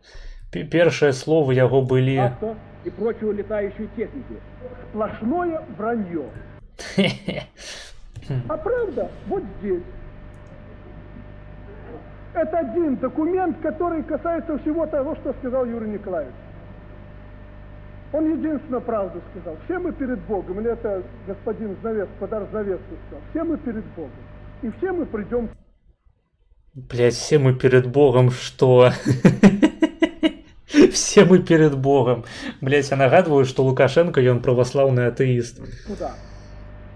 Я вам клянусь в который раз с этой трибуны. Те, кто знает и знал меня.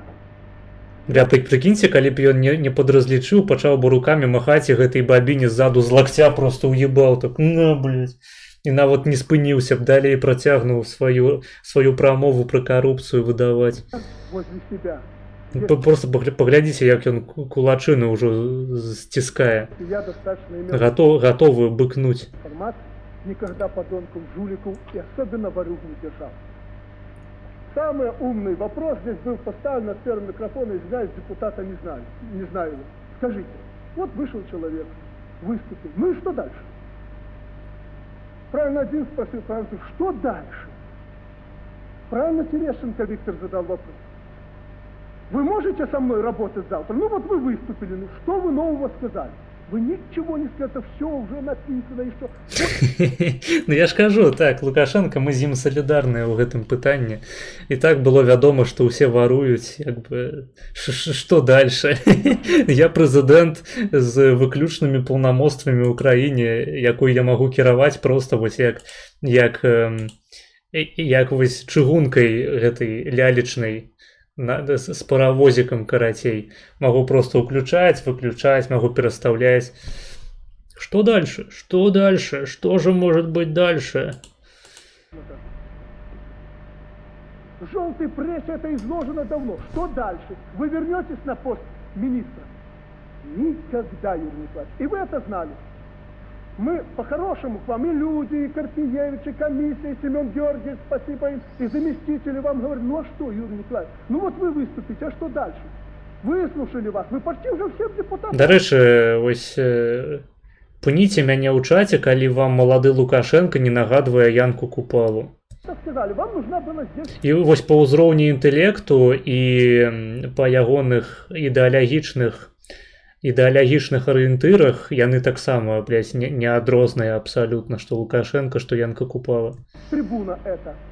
Что вы меня упрекаете, что мне горелку пить? Паглядзіце, які мужик з гарэлкай. Вось дзякуй, што не з бульбай выйшаў, не з салам, блядь, не з сахой, не з косой.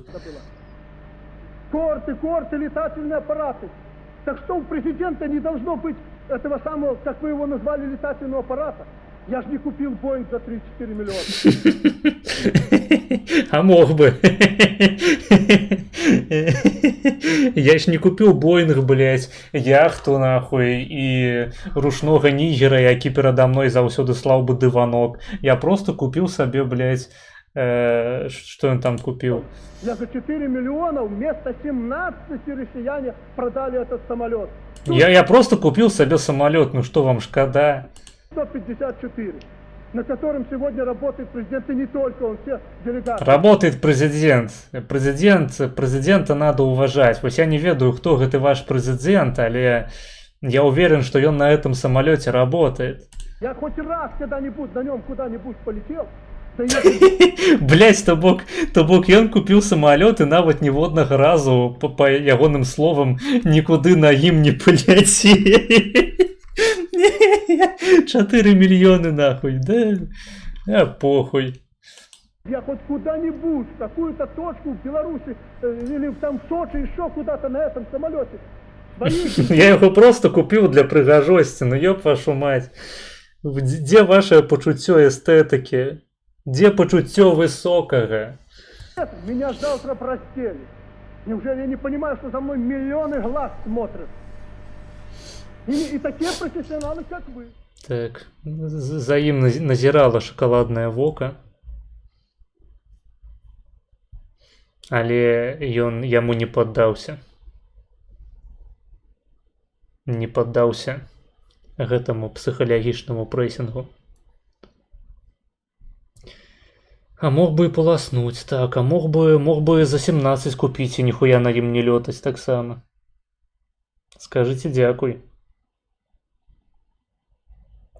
Янка Купала прынамсі вершы прыгожыя пісаў, а гэтая залупа навогул ні на што не здольная. Я хейтер Янкі Купалы, мне не падабаюцца ягоныя вершы. Хуета. Чытаеце Богдановича. Вершы Янкі Купалы гэта проста левая агітка. Кожны з іх. Мама, купі кампутер мне для вучобы. Так, а ён просто у ім ладзіць спатканні. То бок ён паставіў сабе гэты самалёт у дворыку і зладзіў у ім лазню. Куды можна прыводзіць ебаць маленькіх чорных дзяцей.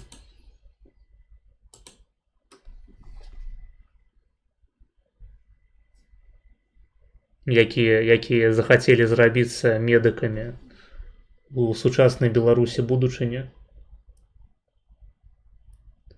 Чытайце архіпелаг пра цлях. Так. Чытайце. Так, мне зараз трэба будзе адысці, як я і казаў, праверыць стірку сваю праверыць. І вы будете сядзець, я вас пакідаю адных сам-насам. Вось. Не пазабівайце адзін аднога, мяне не будзе хвілінаў 5. За старшога пакідаю алоэ-лоя, як донатара. Вось, сачы, каб не было ніякіх эксцэсаў у чаце. І зараз прыйду да вас. Дарэчы, мы 3-ю чаргу адгледзелі і засталася 2-я. Таму, калі хтосьці хоча нешта па 3-й замовіць, замаўляйце. А я хутка вярнуся.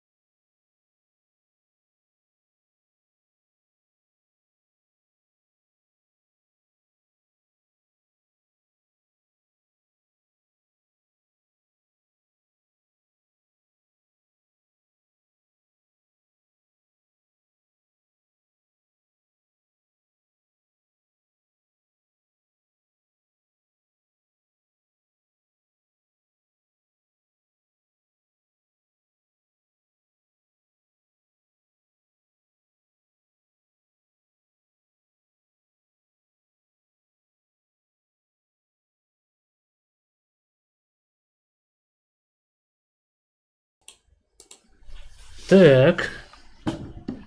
Ну что вы там? Не перабілі адзін аднога?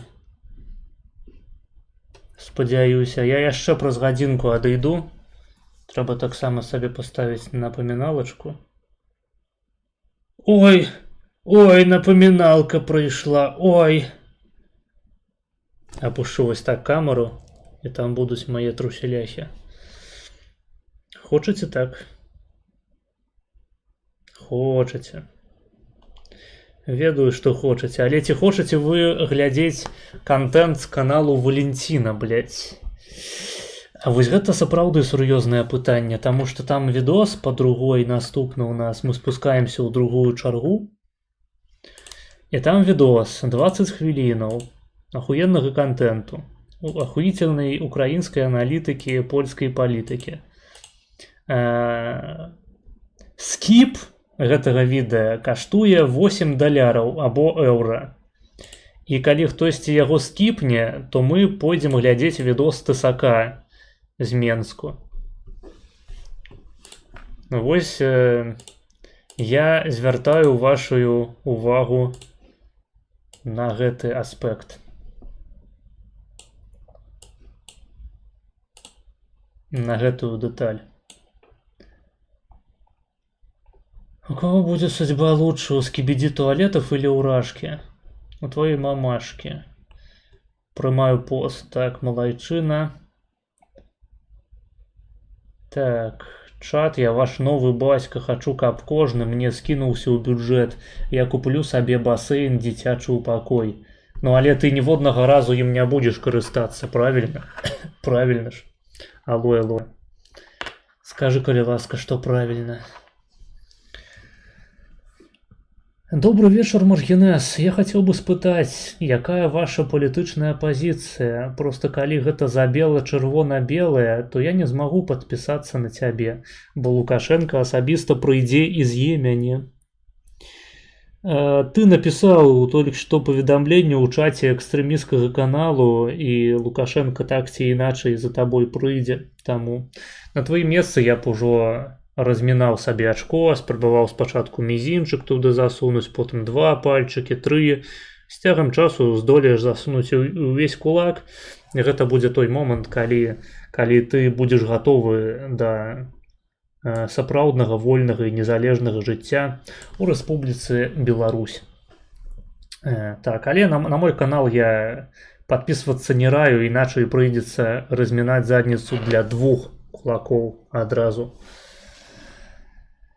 Даниил, так, где это? Тут такой регламент, надо в начале вопроса говорить слава Украине. А иначе бан. Нет, тут нема такого регламенту, я осуджаю. Хохол косит под белорус, а бан этому масленку. Алоэ, як смогчаться. Бляха, легендарный видос БТВ. Ты про Тысака? А я, дарэчы, яго яшчэ не бачыў па нейкай прычыне. Я ўсё яшчэ не глядзеў гэты відос, і сёння ён усплыў у чаце Батуліна. Я вырашыў, што было б няблага глянуць. І потым мне яго замовілі. Мае шаноўныя неўраманархі. А проста паглядзець няма варыка? Не. А за аўтарскі бідзі туалет ясна. Правильно не буду. Шаноўныя, вось давайте вам лепей распавяду пра яшчэ одну цікавую падзею, пакуль там людзі запускаюць данацілкі, пакуль яны будуць скіпаць гэты відос. Нагадваю, скіп відоса з каналу Валентина $8 / еўра. Пакуль што, здаецца, ніхто нічога не дасылаў. Так. Вось, пакуль вы там расчахляеце свае пэнісы, я вам распавяду цікавую навіну са света навукі. Я кідаў ужо ў чаце, у наш прыватны чат, і ў Discord таксама кідаў. Хто яшчэ не падпісаны, можаце далучыцца да нашага прыватнага чату ў Тэлезе праз падпіску на Патрыёне, або да Дыскорду. Я таксама туды перыядычна цікавыя рэчы кідаю. Спасылкі ўсе ў апісанні. И недавно вышла новина об тым, что оказывается, усе жывыя арганізмы, не толькі жывёлы, але таксама і расліны, і іншыя, я так разумею, і грыбы у тым ліку, але пра грыбы я не чытаў яшчэ. Оказывается, што ўсе жывыя арганізмы, яны вылучаюць святло. Вельмі такое тусклае, але святло. І гэта высветлілася падчас эксперыменту, калі просто по прышпілу эксперыментальная група вырашыла сфоткаць пацука спачатку, просто пацука жывога, над якім потым рабіліся там нейкія іншыя эксперыменты, сфоткаць спецыяльнай камерай, якая здольная выхваціць нават невялікія колькасці фотонаў, якія як бы складаюць, уласна кажучы, святло. Але пасля эксперыменту, калі яны паўтарылі гэтую самую фотку пацука, то ён ужо не свяціўся. Ужо не было гэтага слабага свячэння, гэтага вылучэння біяфотонаў так званых, што схіліла даследчыкаў да думкі, што гэтае самае свячэнне, гэтыя самыя біяфотоны былі пэўным маркерам таго, што пацук заставаўся жывы. І як апынулася, гэтыя даследаванні яны трывалі яшчэ з пачатку 20-го стагоддзя, калі адзін расійскі батанік, даследчык, нейкі фізіёлог раслінаў, я, праўда, забыў ужо навіну, забыў ужо прозвішча, якое ў яго было. Карацей, каму цікавы, матэрыял знаходзіцца ў Дыскордзе. Ён праводзіў даследаванні, калі назіралася свячэнне каранёў растучых у расліны. Па-мойму, гэта цыбуля была. У цыбулі назіралася такое ж самае свячэнне, і ён спрабаваў зразумець, ці гэтае свячэнне каранёў адной цыбулі можа паўплываць на рост каранёў суседняй. І гэта сапраўды з'ява, якую ён назіраў, і ён паспрабаваў яе праверыць як бы на тое, чым з'яўляюцца вось гэтыя інфармацыйныя пасланні, якія адна каранявая сістэма дасылае іншай. І ён паставіў спецыяльныя кварцавыя такія бар'еры вакол каранёў, якія не прапускаюць ультрафіялет. І тады ніякага ўплыву на суседнія каранявыя сістэмы не назіралася. Пры тым, што калі ставіліся іншыя матэрыялы, якія прапускалі хімічныя усялякія рэчывы, якія-небудзь сігнальныя малекулы, то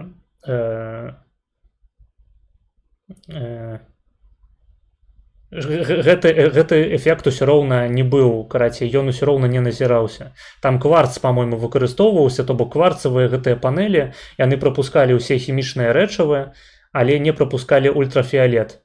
І гэты эфект ён знікаў толькі тады, калі ўжываўся менавіта кварц. Што схіліла даследчыка да думкі, што інфармацыйнай адзінкай гэтай пасланнем з'яўляюцца тыя самыя фотоны, біяфотоны. Але гэтыя эксперыменты не тое, каб паўтараліся пазней, і доўгі час пра гэтыя ўсе біяфотоны думалі у кантэксце усялякіх аўраў, псеўданавукі. Па сённяшні дзень фактычна значную частку гэтых даследчыкаў называюць псеўданавукоўцамі, таму што нічога падобнага раней адкрыта не было. Гэта авангардная галіна даследаванняў. Апошнім часам вось на старонках журналу Nature з'явіўся артыкул, які паказаў, што існуюць цэлыя даследчыя групы ў Канадзе і ў Чэхіі, дарэчы, якія займаюцца даследаваннем гэтага свячэння біяфотонаў і таго, як яны могуць паўплываць на камунікацыю, напрыклад, паміж клеткамі, ці клеткі паміж сабой камунікуюць з дапамогай святла. І на сённяшні момант гэта досыць цікавая галіна даследаванняў. Крыніцай гэтых біафатонаў з'яўляюцца проста звычайныя метабалічныя працэсы у клетках, галоўным чынам у мітахондрыях, таму што падчас гэтых метабалічных працэсаў вылучаюцца так званыя свабодныя радыкалы. Гэта малекулы з неспараванымі электронамі, якія з'яўляюцца вельмі рэактыўна актыўнымі. І калі яны ўступаюць ва ўзаемадзеянне з іншымі малекуламі, па выніку гэтай хімічнай рэакцыі вылучаецца такое тусклае святло, тое самае свячэнне.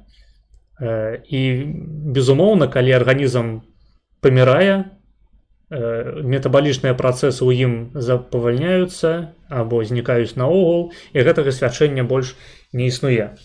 І цікавая канцэпцыя там агучваецца таго, што як апынулася, у нашых мазгах існуюць, у нашых нейронах існуюць рэцэптары, якія чулыя да святла, якое не можа аніяк пранікнуць праз наш чэрап, праз нашу костную тканку, але нейкую функцыю яны там нібыта выконваюць. І была агучаная такая гіпотэза наконт таго, што нейроны яны спалучаюцца за кошт такіх даўгіх адросткаў, аксонаў, якія яшчэ пры гэтым акручаныя такой міелінавай аслонкай спецыяльнай, якая з'яўляецца не прапушчальнай для зараду, але ў тым ліку і для святла, як апынулася. І, магчыма, улічваючы наяўнасць гэтых светлавых рэцэптараў на нейронах, гэтыя аксоны ў міелінавых аслонках, яны працуюць як такія светладыёды. Хто калісьці бачыў светладыёды, гэта такія трубкі, па якіх бяжыць святло, і яно выходзіць толькі ў канцы гэтай трубкі. Мы такімі карысталіся, калі праводзілі эксперыменты па ўплыве зрокавых стымулаў на працу дафамінавай сістэмы.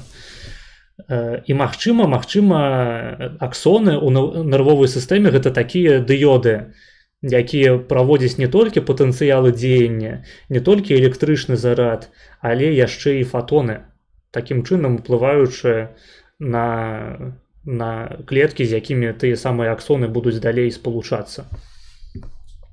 Пакуль што гэта ўсё на ўзроўні тэорыі, але выглядае досыць цікава. Там сапраўды забаўныя гэтыя здымкі з пацуком жывым, свяцячымся, нежывым, які такі тусклы, амаль няма гэтага бліску, блішчэння. І на раслінах цікавыя эксперыменты таксама праводзіліся, калі назіралася свячэнне ў дынаміцы, калі, напрыклад, былі нанесеныя пашкоджанні на лісце, і цягам часу было бачна, як свячэнне змянялася, што яно спачатку яно было размеркавана досыць раўнамерна, потым пасля нанасення гэтых пашкоджанняў было сканцэнтраванае ў месцах пашкоджанняў, а далей па меры таго, як расліна змагалася з пашкоджаннем, у іх існуюць свае сістэмы рэпарацыі, свае сістэмы зажыўлення тканак. Па меры таго, як гэтыя працэсы адбываліся, гэтыя арэалы сканцэнтраванага свячэння таксама раслі вакол гэтых пашкоджанняў, вакол гэтых дзірачак, якія рабілі ў лісціках.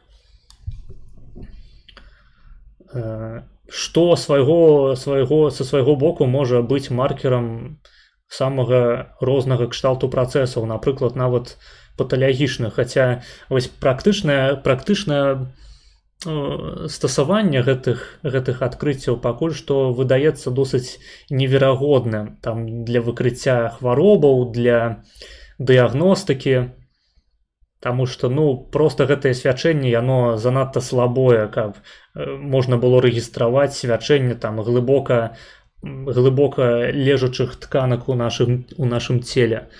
Але, скажам, як механізм камунікацыі паміж клеткамі патэнцыйны, які дагэтуль не быў яшчэ даследаваны належным чынам, гэта досыць цікавая перспектыва.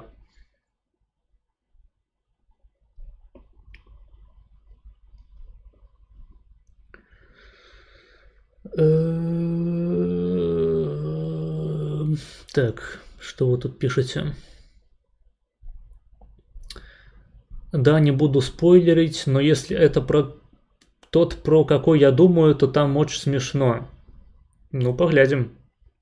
И что там у чате Б-Путулина казали?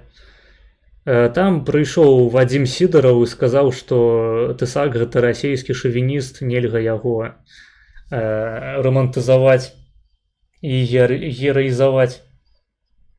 На што яму панаставілі проста блазнаў, і ён лівануў. Ну ось.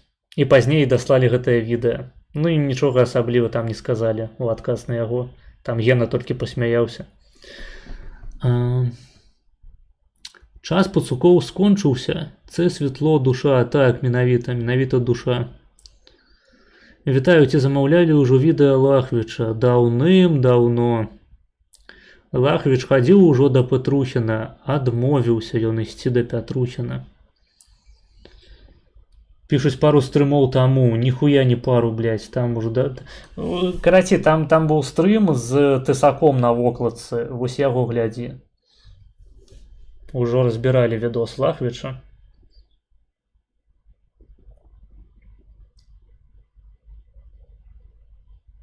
У прынцыпе, чаму б мне не закінуць зараз гэтую навіну пра біяфатоны на наш тэлеграм-канал? Дзе яно было?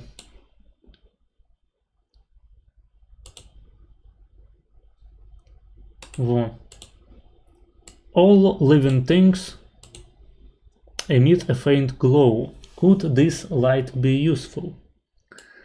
Зараз гэта закіну на канал.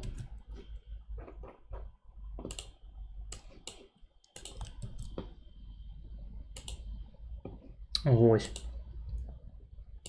Ну што, там былі донаты ці не былі?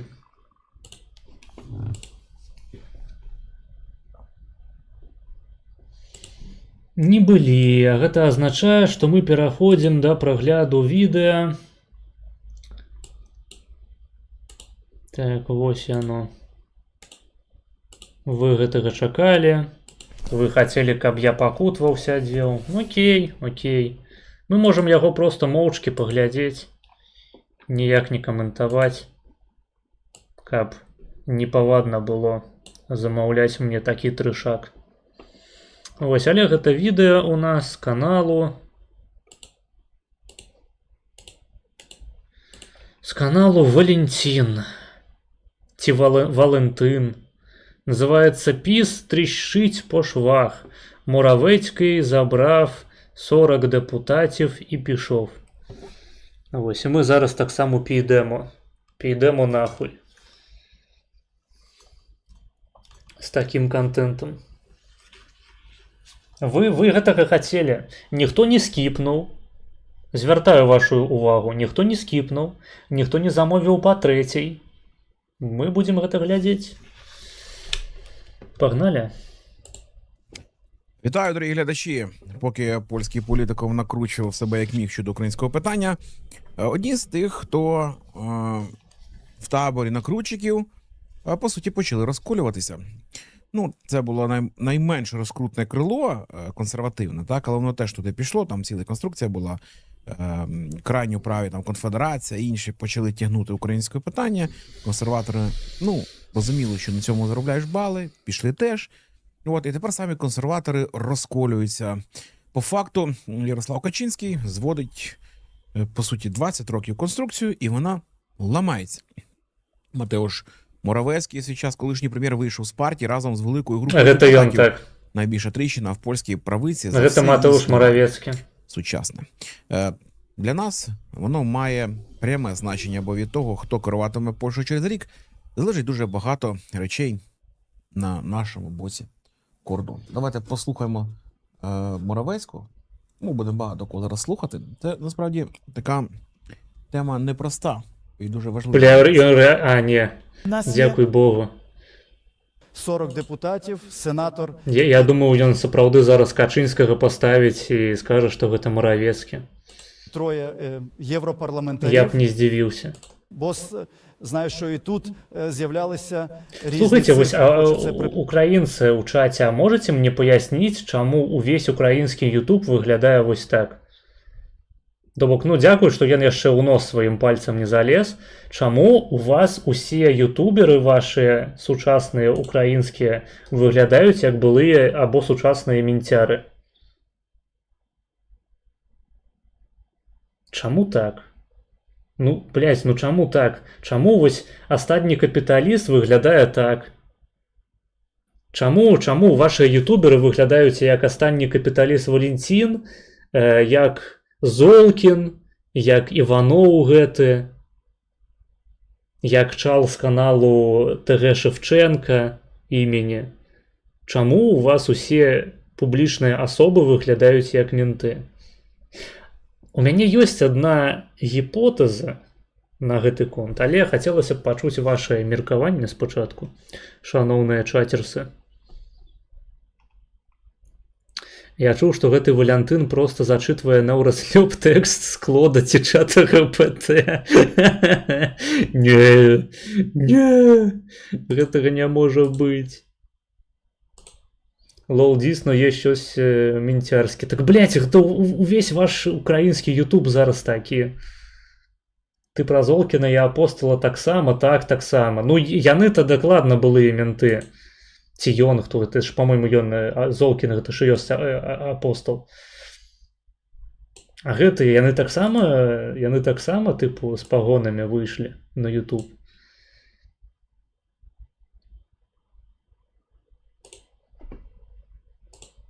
Типу людзей з арыстакратычнай знешнасцю, як у Базілевіча, паходу ва ўкраінскім інфармацыйным полі не засталося. І нам прыходзіцца мець справу вось з гэтым. Але затое ў яго паглядзіце, у яго ёсць стрымерскае крэсла, у адрозненне ад мяне. Ён паспяховы контент-мейкер. А я так, мыслячонак. Маємо дуже потужне представництво, але сьогодні... Піздець, Муравецкі нават по-українську пачаў піздець. Паглядзіце, наколькі ён антиукраїнський політик. До останнього моменту ми справді боролися нават без акценту, ніхуя собі. За єдність, за те, щоб діяти. Гэта два розных чэла, я не адрозніваю. Для мяне вось гэты чал, Золкін, Іваноў, Апостол, чал з каналу ТГ Шевченка, забыў як яго прозвішча, яны ўсе выглядаюць аднолькава. Як ця друга легеня у всіх цих дуже складних політичних обставинах, у яких сьогодні То бок усіх іншых мобнулі, ці ў чым палягае прычына такой антрапалагічнай выразнасці ментаўскіх твараў на українськім ютубе? Польща, тобто розширювати електорат. Ту єсть польська. Так і тут Браун залятає просто з гасніцей у кадр. Парламентарі, які тут зі мною, а також інші, чудово вміють це робити, але всі ми знаємо, що іноді треба адаптувати програмні пропозиції, мову, плани, стратегії, залежно від обставин. І такою була наша роль. Однак ми не можемо погодитися на те, щоб через ультиматуми чи шантаж стратегія, узгоджена зовсім нещодавно, опинилася... Блять, он яшчэ і ногті свої грызе, блять, які праціўны, просто паглядзіце на гэтую свіняку. Фу, блять. На смітнику. І саме тому... Самыя праціўныя людзі гэта нават не тыя, што ў носе кавыраюцца, гэта хуй з ім. Я магу зразумець. Пакавырацца ў носе гэта святая справа. У цябе можа быць нос, блять, просто саплі ішлі, а потым яны засохлі. І хочацца выкаварыць, таму што, ну, па-іншаму ты дыхаць не зможаш. І пастаянна будзеш, калі казаць, і дыхаць, у цябе будуць гэтыя сухія сапелькі, блядь, перасоўвацца да тылу і daпераду, да тылу, daпераду. Прыходзіцца выкаварыць іх, таму што проста высмаркаць не заўсёды опцыя. Для гэтага ў нас ёсць пальцы, якія адносна добра змяшчаюцца ў нашых ноздрах. Але людзі, якія грызуць свае ногці, і што яшчэ, блядь, мярзотні нахуй, калі яны пачынаюць грызць скуру на сваіх пальцах. Фу, блядь, яны яшчэ... Я просто жыў з такімі людзьмі калісьці, яшчэ ў Беларусе. Яны сядзяць, грызуць свае ногці, блядь, сваю скуру нахуй з-пад нагцей і вакол нагцей. Грызуць, адкусваюць па кавалку і плююцца, блядь, ёй. просто у суседнюю стяну. Фу, нахуй, фу, мерзоться, блядь.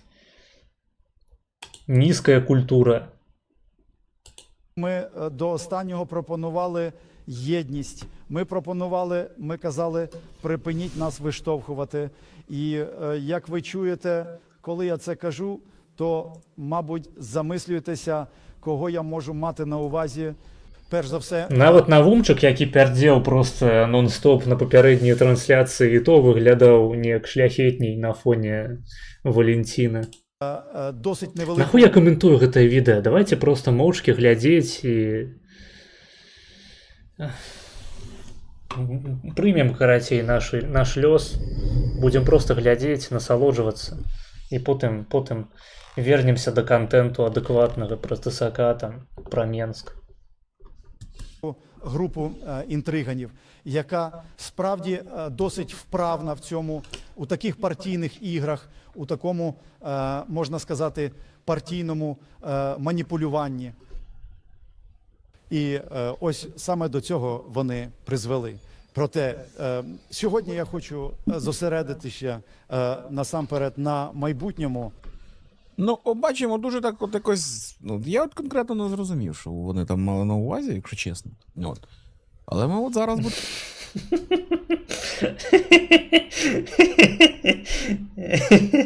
будемо справді це питання з вами вивчати, тому що це справді важливо. Отже, 24 липня Качинський вийшов до журналістів у штаб-квартирі партії. Блять, Качинський вийшов, ніхуя собі. Я думав, він на пожиттєвим. На вулиці Новогородській у Варшаві. Це та сама адреса, яку в польській політиці згадують замість назви партії. Приблизно, як у нас кажуть, Банкова. Тільки для конкретної партії. Там він і сказав, що ПіС покинули понад 30 депутатів. Моравецький того ж дня, як ми бачили, от, назвав свої цифри: 40 депутатів, 1 сенатор і 3 євродепутати. Різниця в підрахунках само по собі показова, бо кожна сторона малює масштаб під себе. Одні применшують втрату, другі роздувають силу. За списками виходить приблизно так, що з 40 людей 37 були членами партії, 3 позапартійні, а підписів підтримки набралося ще більше, десь під 45. Формально все затвердить політком партії у вівторок, 28 числа. Але фактично вже сталося. Збоку виглядає як звичайні партійні розборки за портфелі. Насправді ми бачимо, як розвалюється модель влади однієї людини, яка тримала правий фланг цілої країни в кулаці 2 десятиліття, дорогі глядачі. От Моравецький.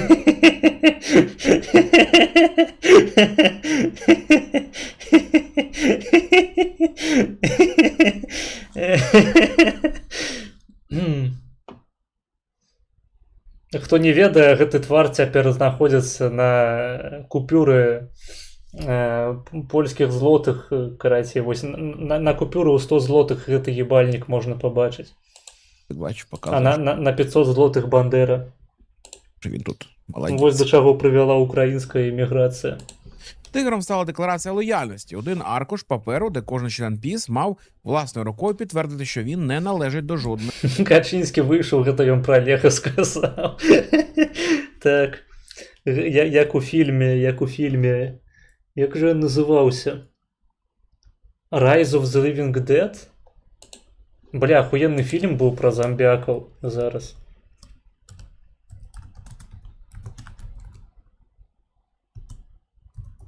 Не, Return, по-моему, Return. Return of the Living... The Return of the Living Dead. Фільм 85-го году, охуительный. Вось як там, карацей, кислотный дождь, і Качинський вийшов. Шабузкі, наприклад, міліціянт були. Правда, ніхуя собі. Так. Я Полішук. Клик-клик, забанил Полишука. Блин, у тебя Скарба и Маргинала одинаковый смех, what the fuck. Ну, сбоку, мабуть, лепей видать, але, по-моему, у Скарба и Маргинала розный смех. Не ведаю, як у моїм випадку. з жодних сторонніх громадських організацій. В Польщі цей папірець так і називають лоялька. Ухвалили його всередині липня. В термін на підпис дали до півночі 23 липня. Люди Моровецького підписувати відмовилися. І от вранці 24... Ми со Скабром і Маргіналом сміємося на різних мовах. Як наші сміхи можуть бути подобні. то їх уже нема в партії. Тобто, наразі спроба навести порядочок серед консерваторів, по суті, провалилась. Вся заворуха крутиться навколо організації з назвою «Розвуй плюс». Блять, а що далі? Ви мені будете замовляти відоси з каналу «Зроблено у Польщі»? Ви вирішили мене добити? Блядь, ёб твою мать, ну хопить уже, сука. Я вже показував, да? Ні, не показував. Давай я ще раз. Давай будемо глядіти на твар Моровецького ще наступні 2 хвилини, як мінімум. Моровецький заснував її ще навесні. Формально це така собі експертна платформа, майданчик для обговорення економіки. Реально заготовка під партію. Він з нею об'їздив Польщу, рахував, скільки в нього людей за спиною і будував паралельну мережу всередині ПіС. Качинський це бачив і терпів рівно доти, доки терпіти стало просто неможливо, дорогі глядачі. Ще у квітні ці двоє сиділи за столом 7 годин переговорів серед ночі. Про результат світ дізнався о 2:45, коли євродепутат Адам Белан виклав фото Have you seen this man? 3 чоловіків за столом і написав, що є ідеї, є порозуміння, є спільний напрямок. А на те, що між ними іскрить, кинув польську приказку в дусі нашого «милі сваряться, краще помиряться». Тоді народилася формула про 2 легені однієї правиці. Моровецький зберігав свою організацію, але обіцяв не будувати осередків по областях і не переманювати людей. Перемир'я протрималося 3 місяці. Качинський вважає, що його обвели навколо пальця, що всупереч домовленостям Моровецький Каратей Моровецкий увел у старого деда Качинского онлайн и донаторов. Там у Качинский будет стримить теперь на Кику з онлайном 200 человек, а Моровецкий на Ютубе з онлайном 700. продовжував збирати під себе людей, включно з депутатами обласного рівня, і що остаточно вивело його з рівноваги. Так, це анонс великої програмної події на 31 липня. Медіа її охрестили грилем Моровецького. Сам він каже, що це радше риторичний пікнік, хоча гриль теж буде. Отака собі політична мангальна дипломатія, після якої партія розпалась. 21 пункт 21 пункт Моровецкого. Компромісу Моровецький подав перед розривом. Він був готовий переписати статут своєї організації, відмовитися від осередків по областях, обмежити активність 2 великими подіями на рік, впустити людей Качинського до наглядової ради, навіть скласти з себе посаду віцеголови. Як думаєш, з його партії нечто отримається? Ай, блядь. Така хуйня. Гэта ваши расколы. Блять, Моровецкага заўсёды называлі чалавекам Качынскага, ягонай марыянеткай. А тут знянацку ён вырашыў выйсці з уплыву деда і стварыць сваю ўласную партыю. Просто вось так з ніхуя.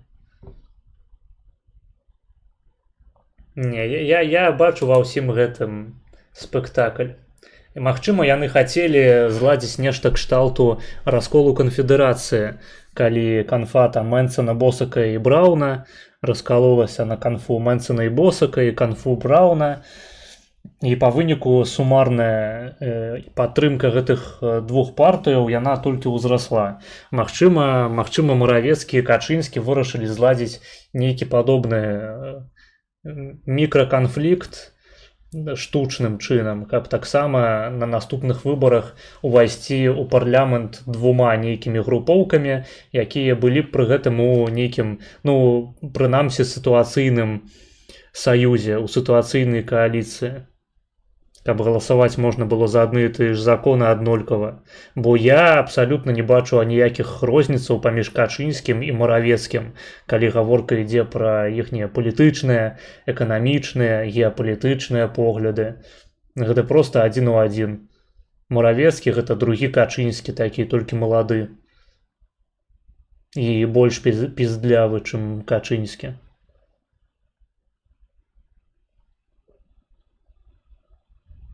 Але з таго, што я бачу, там па пытанках у іх не вельмі атрымалася. У іх было 25% у ПіС, сышоў Маравецкі, ПіС засталося з 20%, Маравецкі з 5%. То бок, ну, пакуль што такое сабе. Я бачу, што ўсе пачынаюць драчыць на Маравецкага, і нешта да мяне далятаюць такія чуткі, што на канале зроблена ў Польшчы, вельмі, блядь, ухваляюцца Маравецкім за тое, што ён сышоў. Ну гэта па той простай прычыне, што Маравецкі лявак быў і ёсць, і левакам падабаецца, што левая частка ПіСу, яна адыходзіць ад ПіСу, ім, умоўна кажучы, будзе каго з правых, у двухкосці бярэм зараз гэты тэрмін, падтрымліваць. Тыпу, ёсць адэкватныя правыя, вось паглядзіце Маравецкі. Похуй, што ён там увёў у Польшчу зялёны лад, похуй, што ён падпісаў міграцыйны пакт ебаны.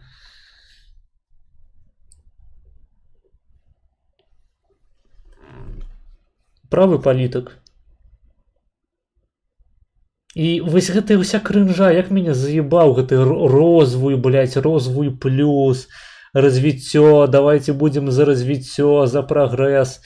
Гэта такая хуйня, блядь, гэта просто азначае велізарныя нейкія інвестыцыі дзяржавы ў праекты, дзе будуць грошы піліць, ніхуя не будзе пабудавана, ніхуя не будзе створана, просто праябецца яшчэ наступнае пакаленне, блядь, падатчыкаў польскіх і іхнія інвестыцыі. Запомніце, калі ласка, шаноўныя гледачы, дзяржава не павінна займацца інвестыцыямі, таму што інвестыцыя гэта рызыка. Падаткі павінны ісці на досыць простыя і зразумелыя рэчы. На дарогі там, блядь, на базавае медыцынскае абсталяванне, калі мы дапускаем там дзяржаўную медыцыну, на нейкі, ну не веду, там транспарт, хуянспарт, на рэчы досыць зразумелыя. Інвестыцыі ў якія не звязаныя з вялікімі рызыкамі. А калі вам кажуць, што мы зараз з дапамогай дзяржавы будзем развіваць нейкія авангардныя, нейкія высокатэхналагічныя, інавацыйныя галіны прадпрымальніцтва, прамысловасці, то вас наёбваюць. І ўсе гэтыя развіцці плюс, усе гэтыя розвой нахуй і прогрэсы, яны звядуцца да таго, што падвысяцца падаткі, падвысяцца цэны, і будзе з гэтага ўсяго рабіцца, што ў нас, карацей, вось новы эканамічны цуд нейкі. Таму што прыватны сектар застаўся, і ён спрабаваў неяк, блядь, паспяваць за гэтымі ахуіцельнымі падаткамі і дзяржаўнымі выдаткамі.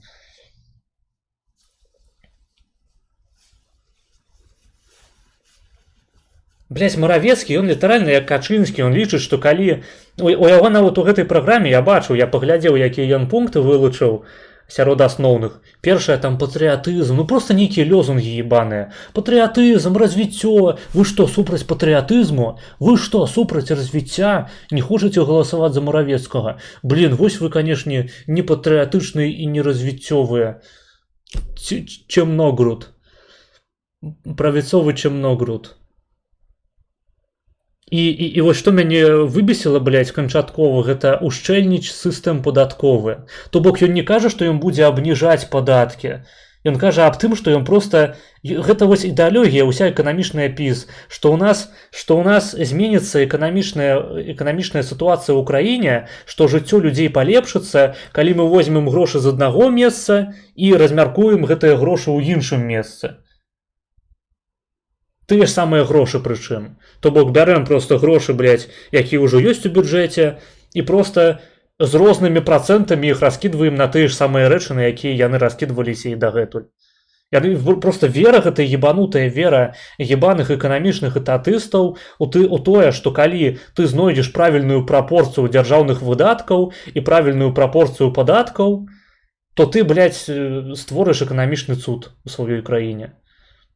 Знойдзеш той самы пункт на крывой Лафера, у якой пры мінімальных падатках атрымліваецца найвялікшы унёсак у дзяржаўны бюджэт. Гэта проста інтэлектуальная імпатэнцыя, блядь. У гэтым няма нічога арыгінальнага, у гэтым няма нічога звязанага з развіццём, з сучаснымі нейкімі новымі кірункамі ў эканоміцы, у палітыцы. Гэта проста стары, добры, нудны, блядь, дзядоўскі, прапержаны ўжо пранафталініны праект сацыял-дэмакратыі. Тое ж самае, слова ў слова, блядь. Просто для новых кукічаў трэба ўжо на кожным моманце казаць не пра Езуса, блядь, і не пра дэмакратыю, а пра развіццё. Пра патрыятызм. У чым гэты патрыятызм выражаецца? Мы забярэм у вас яшчэ больш грошай, каб раздаць усялякім уебанам, якія будуць іх піліць. Нам трэба развіваць АІ прамысловасць, нам трэба ствараць свае ўласныя АІ прадпрыемствы, АІ карпорацыі, якія будуць развіваць польскі штучны інтэлект. Як мы да гэтай праблемы падыдзем? Абнізім рэгуляцыі для стварэння такіх прадпрыемстваў, створым выгадную атмасферу для інвестыцый, спросцім бюракратыю. Не, давайте створым спецыяльны камітэт, які будзе займацца тым, каб ствараць, блядь, польскі штучны інтэлект. І гэты камітэт будзе справаздачацца перад міністрам, блядь, Моравецкім асабіста. Нам трэба развіваць ядзерную энергетыку, нам трэба развіваць вырабніцтва зброі. Як жа да гэтага ўсяго нам дайсці, палякам? Абавязкова адпаведныя саветы у рамках, блядь, польскага парламенту ці польскага ўраду. Працоўныя групы будуць створаныя, потым будуць створаныя працоўныя групы ўнутры працоўных групаў, і мы, безумоўна, блядь, прывядзем Польшчу да росквіту і развіцця. І калі у выніку нашых ебанутых і татыцкіх эканамічных рэформаў, якія проста будуць перакідваць, блядь, грошы з аднаго месца ў другое, экономика Польши застанецца жывой і будзе развівацца, мы скажем, што гэта была наша заслуга, а не заслуга людзей, якія стваралі бізнесы, якія укладалі ў гэтыя бізнесы свае грошы, якія рызыкавалі, якія працавалі дзень і ноч на тое, каб польская эканоміка жыла. Мы просто скажем, гэта вось наш такі польскі лад, гэта наша зялёная эканоміка, гэта наш вось асабісты наш рэцэпт, наш фірменны рэцэпт нашага соуса, блядь, палітычна-эканамічнага, што мы ў яго дадалі канкрэтныя адсоткі падаткаў, канкрэтныя адсоткі выдаткаў, і менавіта гэты соус спрацаваў. У наступны раз, калі не спрацуе, мы паспрабуем іншую прапорцыю, паспрабуем не 17% забіраць скрипты, а 19. Давайте паспрабуем яшчэ раз. Пайшоў нахуй, блядь. Я не люблю. Я не прыхільнік ні Моравецкага, ні Качынскага, блядь. Конфедерация, давайте. Ебошьте. Свобода слова, лібералізацыя зброі, лібералізацыя вырабніцтва зброі, абніжэнне падаткаў, прыватная медыцына, прыватная адукацыя, не масавай іміграцыі, асабліва з краінаў трэцяга свету. Все. Вось вам і прагрэс.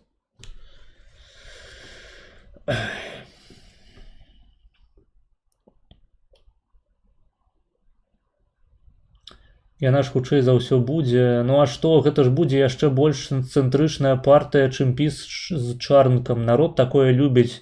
Я напісаў народ, а не народ, бо мы пра Польшчу. Гэта акурат хуёва. Просто у народа ўжо ёсць такая партыя, і ў іх такіх партыяў дохуя. Ёсць піс, ёсць партыя цяпер новая Моравецкая, ёсць партыя польская 2050, ёсць там які-небудзь ПСЛ, СЛД, яны, блядь, усе з аднолькавай праграмай. Гэта партыі бязлікія, нудныя, старыкоўскія, блядь, безыдэйныя, абсалютна звычайная, нейкая крынжовая сацыял-дэмакратыя, у якой ад правай ідэі толькі нейкі паказны кансерватызм з абортамі і Езусам.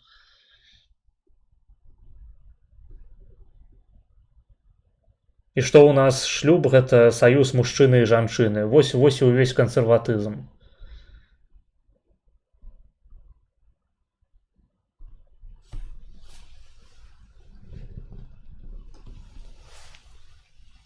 Я пакуль не бачу, каб гэты палітычны праект стрэліў. Хутчэй ён стрэліў сабе самому калена. Ой. А що з партією Корвіна? Вона ж вроді була у складі старої конфи, ні? І потім партію Корвіна очолював Менсон, чи мені це приснилося? Ні, тобі нічого не приснилося, ён сапраўды просто выцягнуў партію Корвіна з-пад яго самога. Просто забраў нахуй. Дзед паваліўся на калені і зверху Менсон пачаў на яго пляваць і біць нагамі. Вось так і адбылося выключэнне Корвіна з партыі. І цяпер не існуе ніякай партыі Корвіна. Ну, мабыць, і існуе, але ён там адзін карацей у гэтай партыі. Таму ён прысмактаўся да кароны Брауна. Астанні бандэравіст. Падаткі павінны ісці на базы НАТО. Маравецкі, дарэчы, адказны яшчэ за тое, што ён закупіў, блядь, нейкую ебанутую колькасць танкаў у ЗША. Пры гэтым забыў купіць да гэтых танкаў амуніцыю. І, блядь, у прынцыпе, сама па сабе ідэя купляць танкі ў 26-м годзе, калі вайна вядзецца дронамі. А дронаў у Польшчы акурат пиздец як мала. Там, по-моему, за год вырабляецца нашмат менш, чым Украіна і Рашка марнуюць за один дзень, блядь. Ну, мабыць, месяц там. Ну, карацей, абсалютна не супастаўляльныя лічбы. Маравецкі, ён рыхтаваўся, блядь, калі быў прэм'ерам да вайны другой сусветнай, а не сучаснай вайны. Такое ж будзе, блядь, ягонае кіраванне, калі зноў будзе прэм'ер. Я не бачу, што добрага было ва ўрадзе Маравецкага. Вядома, што лепей Маравецкі ва ўладзе, чым Туск. Але, ну, камон. Ёсць і іншыя опцыі.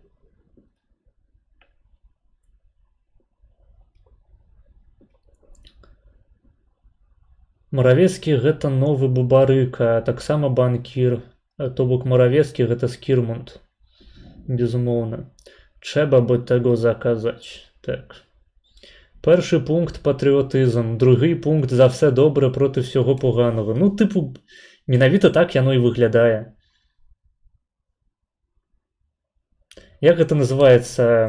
Buzzwords, по-моему, калі ты пішаш CV-шку, і табе трэба абавязкова, каб твой праект быў інавацыйны, ён уключаў у сябе АІ нейкую тэхналогію, што ты праводзіш аналіз з выкарыстаннем АІ сістэмаў, АІ інструментаў, што ты не ведаю, якія яшчэ. Ну, гэта асноўныя buzzwords, звязаныя са штучным інтэлектам зараз. Спецыяльна просто накидываешь нейкай хуйні, якая гучыць пафасна. Ось у даследаваннях па неўрабіялогіі абавязкова трэба нешта пра свядомасць напісаць, пра consciousness, пра там прыняццё рашэнняў, пра любую хуйню такую тыпу з вышэйшай псіхічнай дзейнасці, якая у патэнцыйных інвестараў можа нейкае полымя ў галаве запаліць, нейкую лямпачку. Яны дадуць табе грошай. Таму што калі ты сапраўды апішаш свой праект такім, які ён ёсць, то за яго ніхто не прагаласуе, у яго ніхто не заінвестуе. Вось і гэтыя самыя buzzwords, яны выкарыстоўваюцца ў тым ліку Маравецкім. Развіццё, патрыятызм, бяспека. Усё гэта звядзецца да таго, што будуць змарнаваны велізарныя дзяржаўныя грошы на папіл, на нішто, блядь. І гэта будзе выдадзена за поспех. Не сумнявайцеся, калі Маравецкі зробіцца прэм'ерам і абсерыцца, ён будзе выдаваць свой абсёр за поспех. Дакладна так жа, як ён зараз выдае свае праўнійныя полісіс за тыя часы, калі ён быў прэм'ерам. Што гэта не была памылка, гэта ўсё было зроблена правільна. Ну, як бы слова Маравецкага, ягонае уласнае, аб тым, што карацей, як жа ён казаў, тыпу, я сапраўдны сацыяліст. Вось левакі гэтыя нашы апаненты, яны не сапраўдныя сацыялісты, а я сапраўдны. Я найбольшы сацыяліст, калі гаворка ідзе пра там адукацыю, медыцыну, інвестыцыі і гэтак далей. Просто звычайны левак, сацыял-дэмакрат. Третий анонизм. Маргинес, слушаешь романс Скрипина и Исландия Канал? Не. Исландия Канал гэта вось той, дзе Іваноў выступае. Па-мойму, ён так называецца. Я ў прынцыпе не гляджу зараз нічога украінскага. Гэта немагчыма. Гэта проста такі ўзровень пиздзежу і копіуму, што робіцца мярзотна. Гэта яшчэ мярзотней, чым глядзець на тое, як спадар Валентины грызе свае ногці.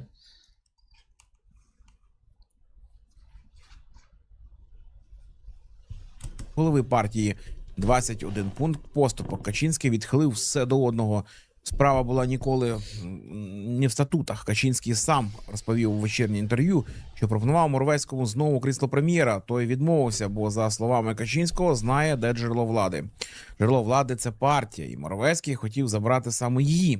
Дідусь Качинський може віддати уряд, може Ой, блядь. віддати міністерство, може навіть віддати президентські амбіції комусь іншому, а партію він не віддасть нікому ніколи. Йому 77, і за ці 20 з гаком років він жодного разу навіть не натякнув на можливість поділитися кермом. Навесні була ще одна спроба зайти з іншого боку, так званий контрольований розлам.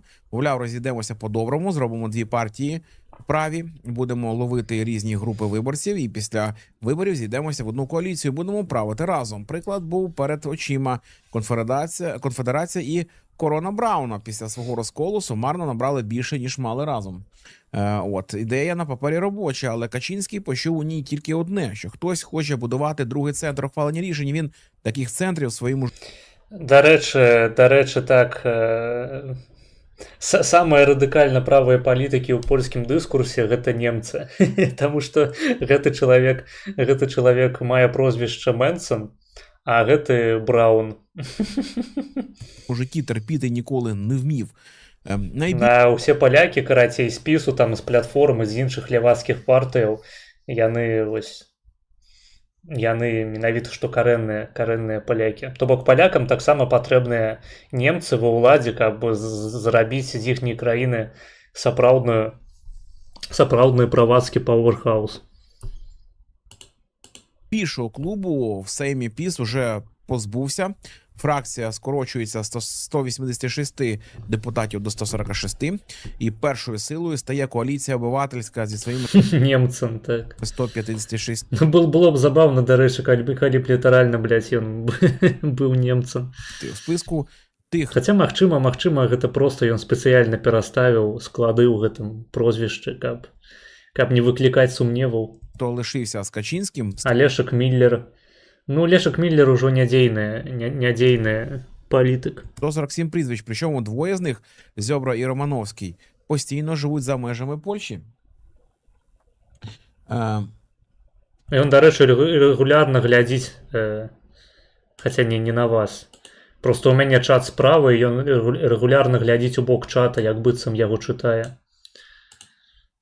Група Моровецького при своїх 40 багнетах була б третьою за розміром, хоча власного клубу вони поки що не створили. І сам Моровецький на конференції попросив журналістів про клуб і партію наразі взагалі. Ну, ён лявак. Ён, блядь, посткомуніст. Алло. Ён не мог бути не ліваком. Не питати, бо вони цього ще не обговорювали. Гроші там, зокрема, цікава ситуація. ПІС уже кілька років сидить на урізаному бюджетному фінансуванні. Після виборів 23-го року партія, яка належить, подала звіт про витрати на кампанію. Виборча комісія цей звіт не прийняла. Хаця з іншого боку, левіцай жа, не левіца, а гэтым партыяй разам, якая адкалолася ад левіцы, ёй жа таксама кіруе Зандберг, путэнжны дунчык, таму можна сказаць так, радыкальна левыя і радыкальна правыя у Польшчы гэта немцы. Так, секунду, мне трэба адысці яшчэ на 5 хвілінаў. Посядзіце. За старшога зноў алоэ-лоэ. Давай. Ты ў чаце там напішы алоэ-лоэ. Ці мне рэгуля пакідаць за старшога?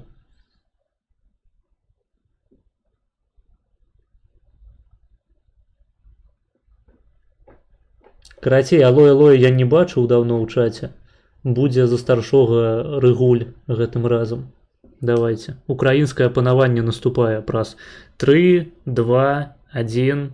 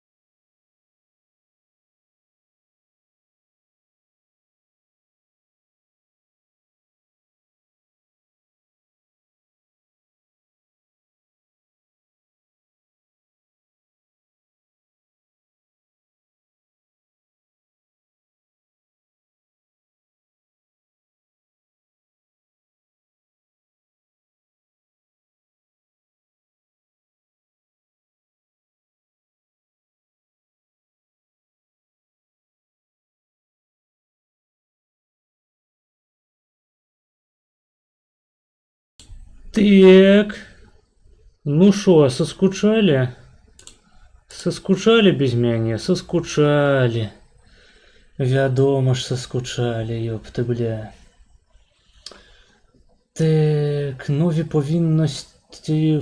повинності в чаті. Скидайтеся мені на білет через кордон. Скидайтеся. Текст. Давайте. Донаты были? Были донаты. Донаты. Тут донатов не было. Тут донаты. Ой, блять, вибачаюсь, у меня на телефоне открылся стрим. Донатов не было. Так, а это означает, что мы далей глядим видосик. Как бачите, я обновил лук, потому что сядзець у той кашулі было немагчыма. А паколькі я пастирал свои рэчы, у меня теперь з'явилась свежая чистенькая одежечка. Без пятліцаў, канешне, ніякого Олега Фрэна, але таксама досыць прыемна ў ёй сядзець. Текст, ну, погнали. Визнала незаконним витрати на 3,5 мільйона злотих за польським законом. За такі порушення партію карають потрійною сумою. Тобто з бюджетних грошей у неї забирають утричі більше, ніж вона витратила криво. Тому замість належних майже 26 мільйонів злотих на рік партія отримує близько 15. За минулий рік вийшло ще менше, десь 13,5. Скарбник просив людей донатити. Донати справді йдуть. Компанію Навроцького зібрали переважно з пожертв, там понад 20 мільйонів злотих. Блять, Моровецкий уже почав збирати податки, навіть не зробившися прем'єром.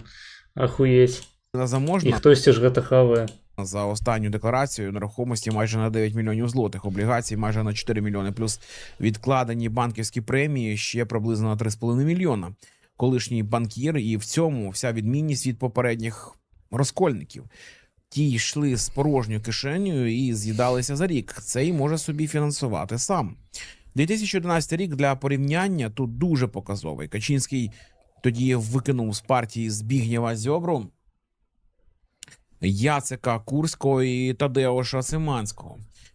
Вони створили свій клуб, туди пішли 16 депутатів, один сенатор. Качинському було 62. Через кілька років вся ця компанія повернулась до нього на поклін, а їхня партія врешті розчинилась назад у ПІС восени 24-го. Зараз йому 77, людей пішло двічі більше, і на чолі стоїть колишній прем'єр з грошима, а не радикальними амбіціями. Від рейтингів на тій самій Новгородській має бути дуже некомфортно. Опитування з початку липня давало правлячій коаліції обивательській близько 25%. Нахуя мне гэта замовили? Каб что? ПІС 19 з копійками, а Конфедерація Менцена вже понад 15. Найнижчий Вы реально гэта глядите? показник ПІС за багато років і найменший розрив з Конфедерацією за весь час. В іншому замірі з середини липня разом з Конфедерацією Корона Браун надають понад чверть голосів. Тобто радикальна правиця вже сумарно сильна за партію Качинського. Новому проєкту Моровецького перші прикидають десь від 2 до 7%. Це поки що ворожіння, бо партії формально немає, є громадська організація і плани. Реальні цифри побачимо восени, коли він поїздить країною і покаже, з чим прийшов. Президент у своїй сварці зіграв роль вирішальної, водночас максимально ухильної. Каб не ПІС, поляки полюбили Бандеру. Бяры вышэй. Каб не поляки полюбили Бандеру. Щоб ти нарешті купив собі щось, крім сорочок. Дык можна контент нейкі добрый замовляць, а не гэтую хуйню, блядь. Кароль Навроцький відсторонився показово. До речі, ці рейтинги. Кароль Навроцький відсторонився показово. Коли його спитали в Дембиці, чи буде він мирити партію, він відповів в стилі, що він президент поляків, а не завгосп у чужій хаті, публічно навік жодного... Ну, Навроцкий, он нават не чалец партии ПИС. Схуяли он повинен займацца гэтымі ўнутранымі партыйнымі праблемамі. З двох не став. Тримати дистанцію і бути осторонь – це різні речі. Навроцький сидить з дуже високими рейтингами довіри, і він, на відміну від Дуди, має інструменти нав'язувати Качинському свою волю. Його в польських медіа вже називають фактичним старшим над головою партії. Він веде власний порядок денний, накладає вето. Так Дуда так само меў тыя ж самыя інструменты, просто Дуда як чалавек сам па сабе мяккацелы, у адрозненне ад Наўроцкага. Скликав раду з питань Не нової тое, каб мне вельмі імпануе прэзідэнтура ці погляды Наўроцкага, але ну, вось на фоне іншых прэзідэнтаў Польшчы, па-мойму, гэта чалавек, які мае перспектыву зрабіцца найлепшым польскім прэзідэнтам за ўвесь перыяд яе незалежнасці. конституції. Асабліва, калі яму ўдасца працягнуць закон па нулявому ПІТ для сем'яў з дзецьмі. У нього крутиться тема правого сенаторського пакту. Калі не ўдасца, то хуёва. Тады прыйдзецца абсіраць, мазаць калам, казаць, блин, прыгнёт, этатызм, забаранілі прапагандаваць Бандеру. А калі зробіць нулявы ПІТ для сем'яў з дзецьмі, то ўсё можна прабачыць. Характерна деталь від Менсена. Він поставив дві умови для того пакту. Патронат особисто президента Навроцького і щоб на борту були 3 поважні особи, а спроби Качинського домовитися самотужки назвав кабаре. Босак теж каже, що позиція президента близька до його власної. Люди з президентського оточення обережно підтверджують, що Навроцький хотів би, щоб уся широка правиця максимально співпрацювала.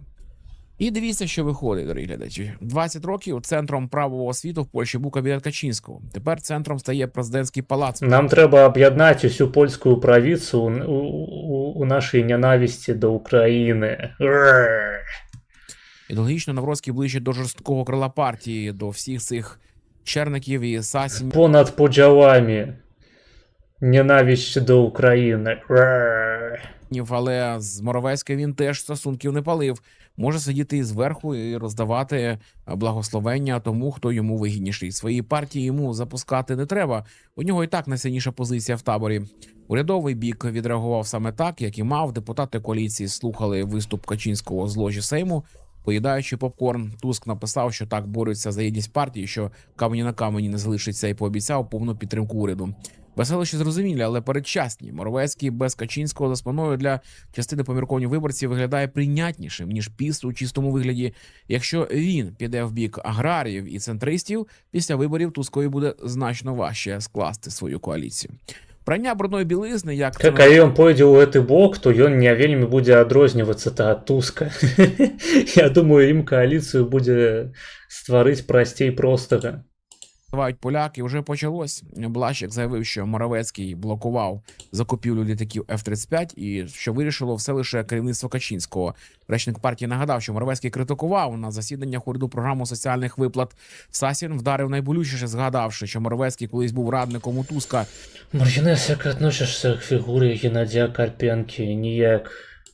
І додав, що урок від Туска той засвоїв винятково докладно. У відповідь табір Моровецького назвав... Хопіць задаваць мне нейкія тупыя пытанні наконт таго, як я да каго стаўлюся. Мне похуй. Інтригантів поіменно і кинув, що я большую частку людей, яких ти узгадуєш, не ведаю нават, йопта.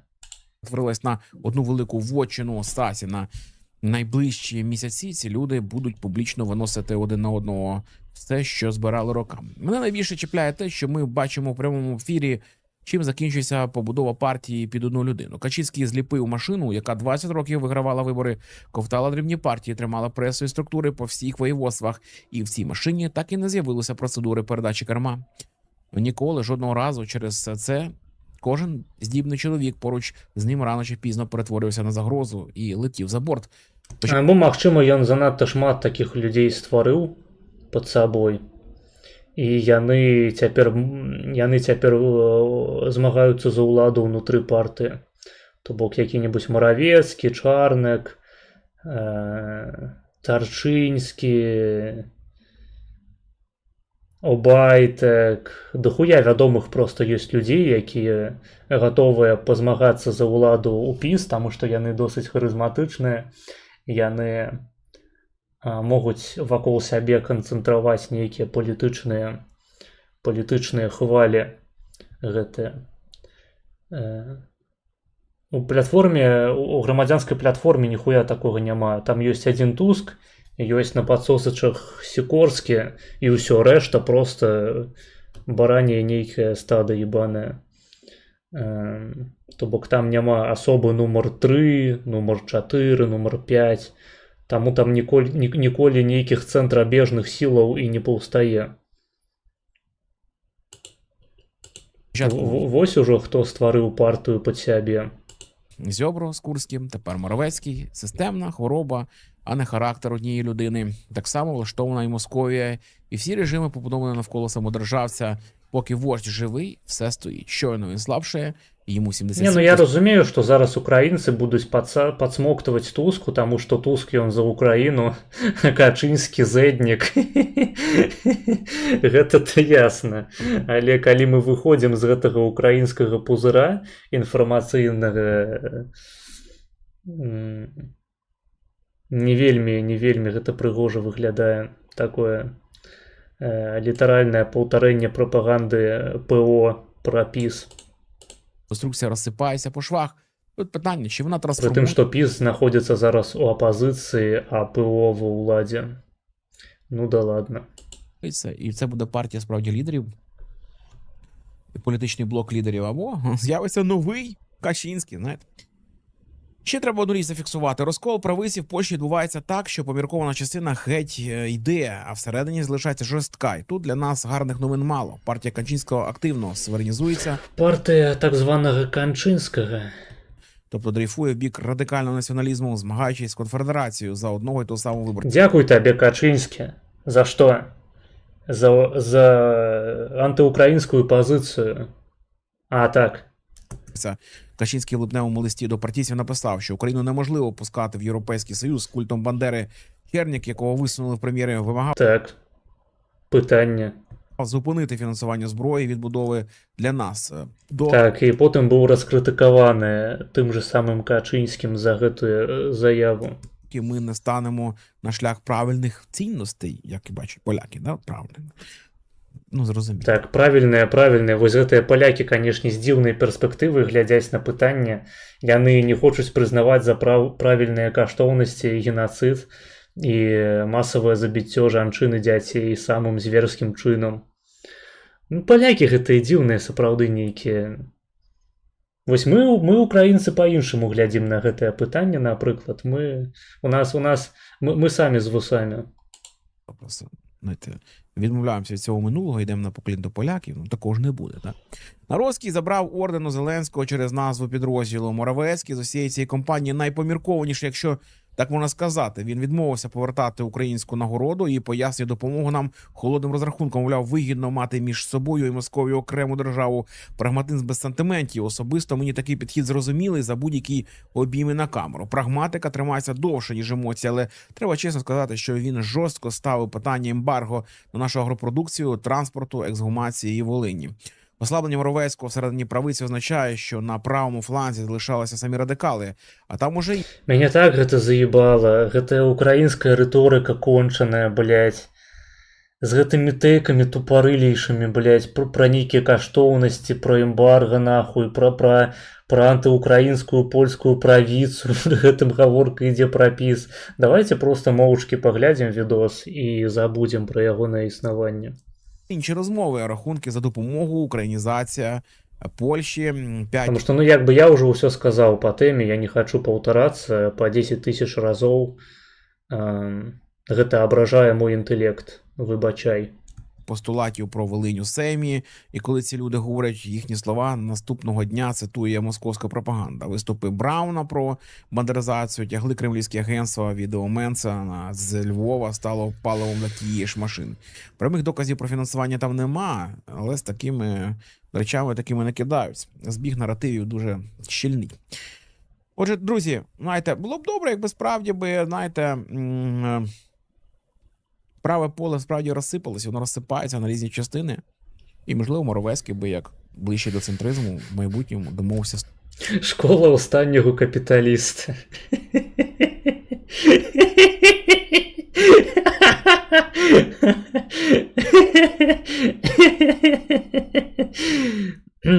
інших капіталістів у нас для вас немає. З Туском. Це теж, до речі, можливо.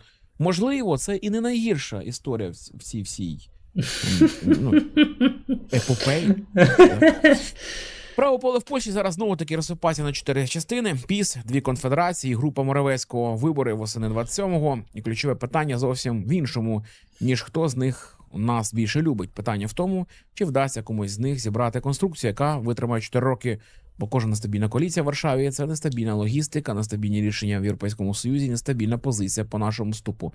А з іншої сторони, це може бути нестабільна позиція по втикання палок в колеса в нашій реінтеграції. Теж, в принципі, непогано, да? Беремо дуже конкретну річ. Партія без механізму передачі влади не переживає свого лідера. Стосується цієї партії, країни, громадських структур. Коли все замикається на одній людині, будь-хто здібний поруч автоматично стає ворогом.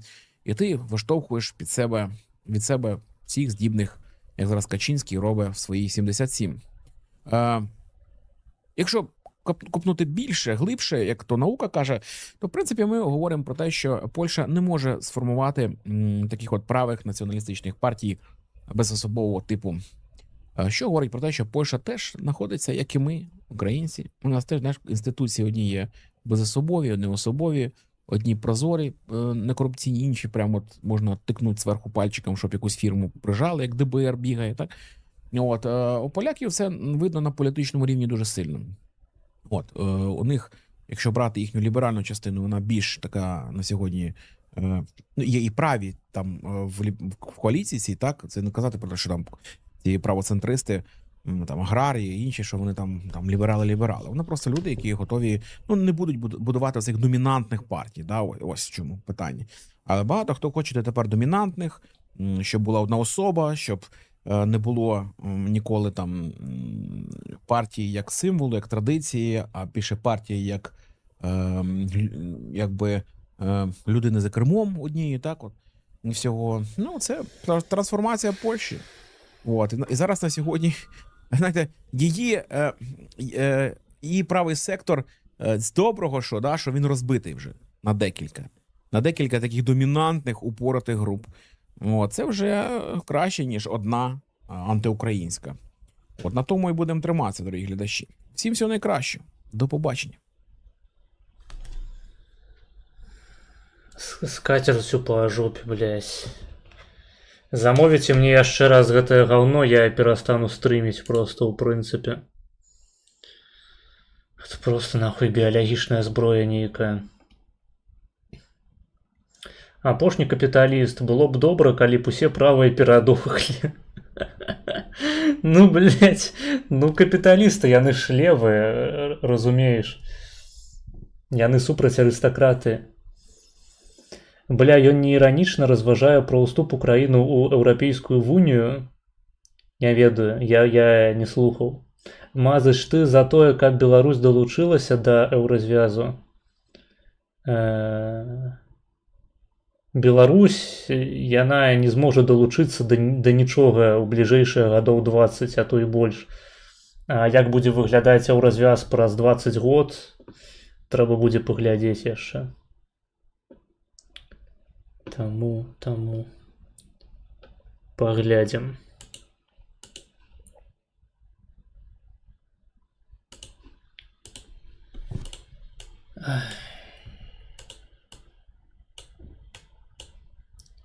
Давайте нарэшце пяройдзем да сапраўднага контенту. Да контенту, які можна каментаваць, які штосьці ў сабе змяшчае. І пры гэтым ён павінен быць забаўным і цікавым, і настальгічным. Таму што мы будзем глядзець... Так, секунду. Мы будзем глядзець відэа з каналу Артем Г. Называется «Тесак впервые в Минске. 2006 год». Мы собраліся сёння менавіта для гэтага. Пачынаем. Гэта вароты Менску так званыя. Вось я прасіў, каб мне замовілі нешта ў нейкія здымкі Менску, каб пакаментаваць. Сёння будзем каментаваць. Гэта ён знаходзіцца на чыгуначным вакзале, вокны которага выходзяць на вароты Менску. Тут паловачка гэтых варотаў і далей ідзе вуліца Кірова, на якой, дарэчы, раней можна было купіць сабе досыць смачную шаву. Там у левай палоўцы. Каля будынку суду ці нечага такога было. Так, я вот приехал в Минск и, надо сказать, был очень приятно удивлен этим городом. Ну, как известно, любой город начинается с Ну, вакцины. тут бачна, карацей, малады цесак, ён яшчэ не быў на стэроідах.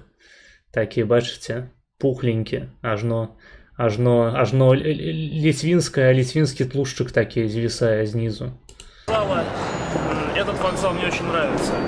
В отличие от московских вокзалов, здесь нету Во, а вось і другая паловачка. І там можна знайсці шаву. бомжей, алкоты.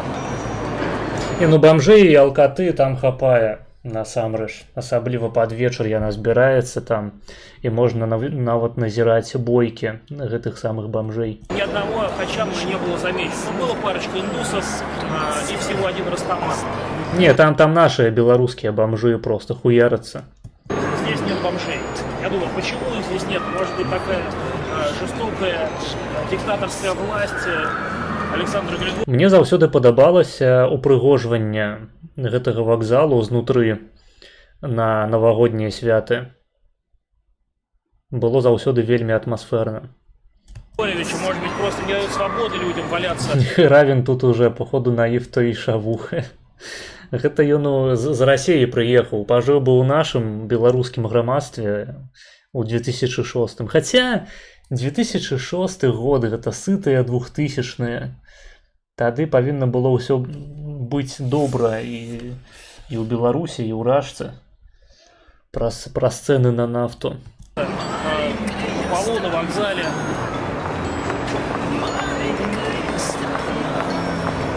Некае музыкальнае суправаджэнне абсалютна ебанутае, то бок яно заглушае ўсе гукі гораду, заглушае самога тысака. Не ведаю, чыё гэтае было рашэнне, але рашэнне кончанае. Там што напісана «вокзал»? Па-расейску? Ці гэта А такое? Па-мойму, там надпіс па-беларуску быў. І расейцы яны прыязджалі і чыталі «чыгуначны вокзал». Чыгуначны вокзал. Вокзальная площадь. А здесь я тоже не заметил ни одного бомжа. Конечно, в Москве Гэта таму, што ўсе беларусы бомжы. демократия, и каждый бомж имеет такое же неотъемлемое демократическое право показывать свой образ жизни, навязывать его всем окружающим. Бля, я ледзь чую тысака. Можна было хаця б петлішку якую купіць і музыку прыбраць у ебанскую. Но хочу обратить внимание на то, что в Москве вокзалы для бомжей, а здесь вокзалы для людей. Здесь не воняет. Я уверен, І, блядь, яшчэ біт нейкі ўключыўся. Гэта вось топ-10 тыповых відэа з 2000-х год. Обосраться. что это не последнее мое приятное открытие в Минске. Ну, даже взять внешний вид вокзала. На Витебскім вакзале таксама бомжей хапае. Ну, хапала раней, прынамсі. Там, надо сказать, нигде не носсано и нигде не пахнет просто-напросто. Не носсана. А А вы яшчэ кажаце, што Марцынкевіч гэта расійскі шавініст. Паслухайце ягоную гаворку. Гэта як гаворку Пілсудскага шукаць вось на ютубе і слухаць. Ягоны акцэнт цудоўны. говорит.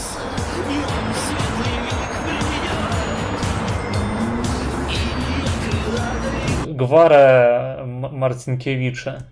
Вот мы нашли минского оппозиционера. Он убегает просто засранец, не хочет поделиться с нами своей жизненной опытностью. Ну да хрен с ним, тут кругом камеры. Уважаемый убежал, интервью давать не... А, не, слухайте, у правым вусе гучыць лепей. Пиздец. То бок тут яшчэ і каналы гэта пахераныя. Захотел. Господа, дай интервью о своих мировоззрениях. А какие такие мировоззрения? Ну, не знаю, ну смотри, вот он от нас убежал. Я от вас не бегал. Убежал. Я от вас- Сознайся, Сколько сознайся. убежал? Перед лицом соратника, соратник, смотри. Ты убежал, блядь, тебе стыдно должно быть. За что? Ну сознайся, ты За убежал. что? Убежал, блядь. Нет. А зачем тебе такой значок? Пошли, ну потому что я белорус. Белорус? Клевый, я алковеган. Что? Алковеган. А, дебил. Понятно. Гэта і ёсць тыя самыя даёбкі тысака да БЧБшнікаў у Менску. Гэта яны? Таму што, ну, пакуль што не падаецца, нібыта ён іх піздзіць неяк, блядь, жорстка прыгнятае, просто задае пытанні, яны неяк самі ціснуцца, блядь, пук-пук, умг-мг, я веган-тэрарыст, блядь. Ну, няма нічога дзіўнага, што ў ТСК ўзнікла адразу асацыяцыя БЧБшнікі, нейкія підаркі-вэганы менскія. Гэта вось пра гэтую хуйню мне усе вушы беларусіяна пражужжаў, блядь, што блядь, тэрарыст, гэта рускі нацыяналіст, тэрарыст ТСАК прыехаў у Менск тэрарызаваць мясцовых БНФаўцаў. Вось гэта па ягоным меркаванні былі БНФаўцы зараз. Веру.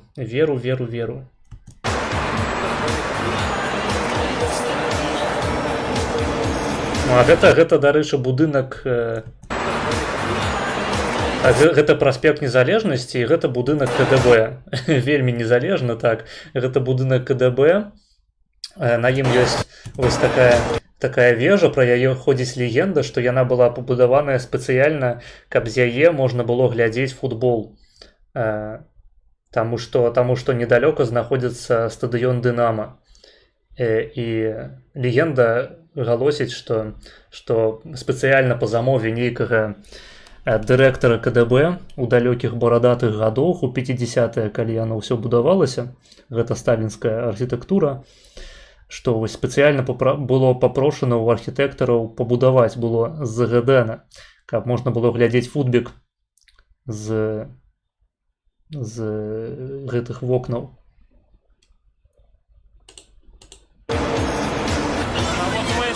А вось за спіной у ТСК знаходзіцца бюст Дзяржынскага, то бок літаральна будынак КДБ насупраць будынку КДБ, гэта мы зараз проста павярнулі камеру, зараз знаходзіцца сквер Дзяржынскага з бюстам Дзяржынскага. Спадзяюся, палякі пра гэта ніколі не даведаюцца. А яшчэ ў Менску ёсць велізарная, блядь, па даўжыні вуліца, проста якая палову гораду прасякае, якая называецца праспект Дзяржынскага. Угарну, цясак літаральна абсцыкае бульбікаў за іх несцяг, а бульбікі сядзяць, глядзяць гэтае відэа і кажуць, што цясак база і што гэта па-сяброўску. Беларусіяна правільна ўсё кажа. Ты долбоёб, што я магу табе сказаць? Хто там каго абсцыкаў, я не пабачыў. Просто папрасілі паясніць за погляды, і чалавек збег, а потым апынулася, што гэта нейкія крынжовыя левакі-веганы. Ну окей. Я ў гэтай сітуацыі на баку ТСК знаходжуся, які абсалютна не абавязаны быў ведаць пра значэнне бела-чырвона-белай сімволікі, прыехаўшы ў Беларусь у 2006 годзе з Рашкі.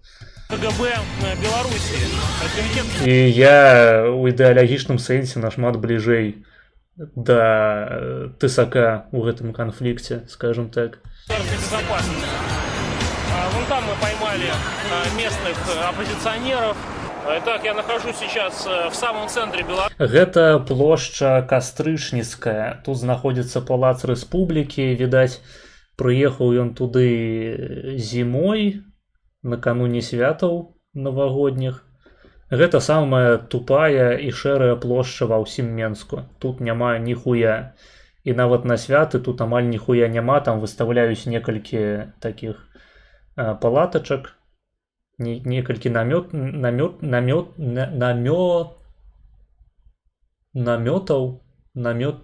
тачак.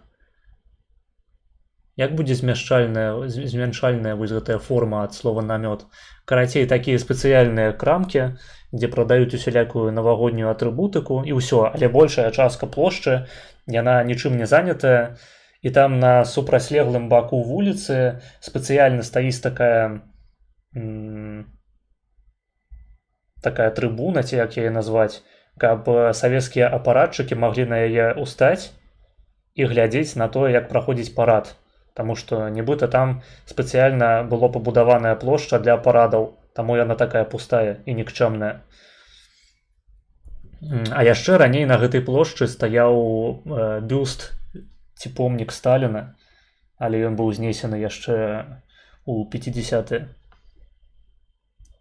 Ну не апраўдвайся, Мазыч, ён ведае, што гэта былі апазіцыянеры, і ён іх пад'ебаў на пацеху. Ну пад'ебаў і пад'ебаў. У чым праблема-то?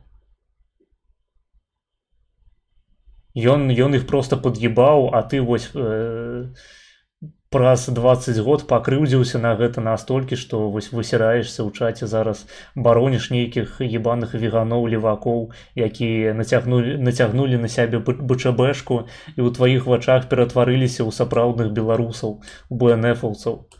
Ну, прабач.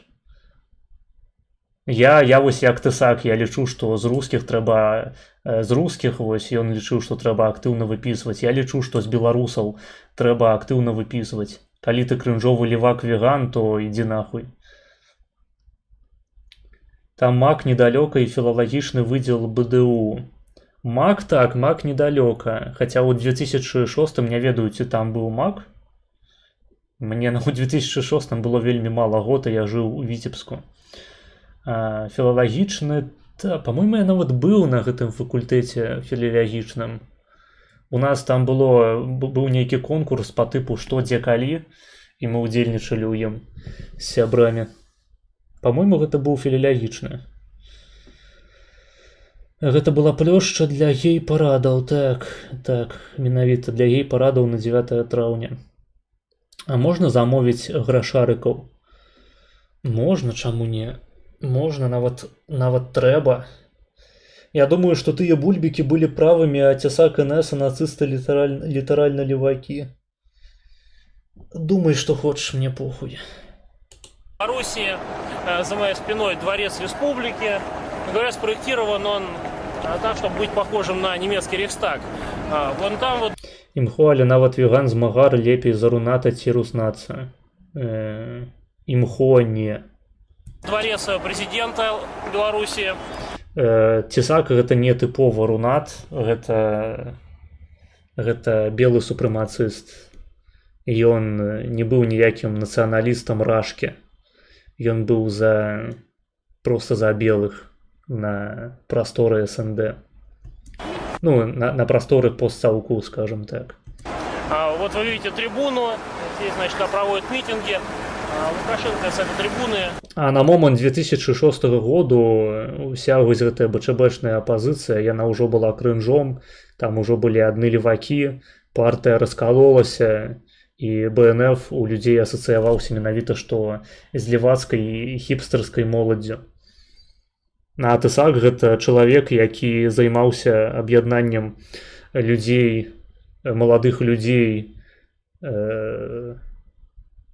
такога баявога настрою, фармаваў культуру. Вядома, гэта 2006, Тысак яшчэ досыць малады быў, проста звычайны скінхед, але пазней Тысак займаўся тым, каб аб'ядноўваць людзей на досыць цвярозых правых каштоўнасцях у парамілітарныя адзінкі не толькі па ўсёй Расіі, але яшчэ і ў Беларусі і ва Ўкраіне.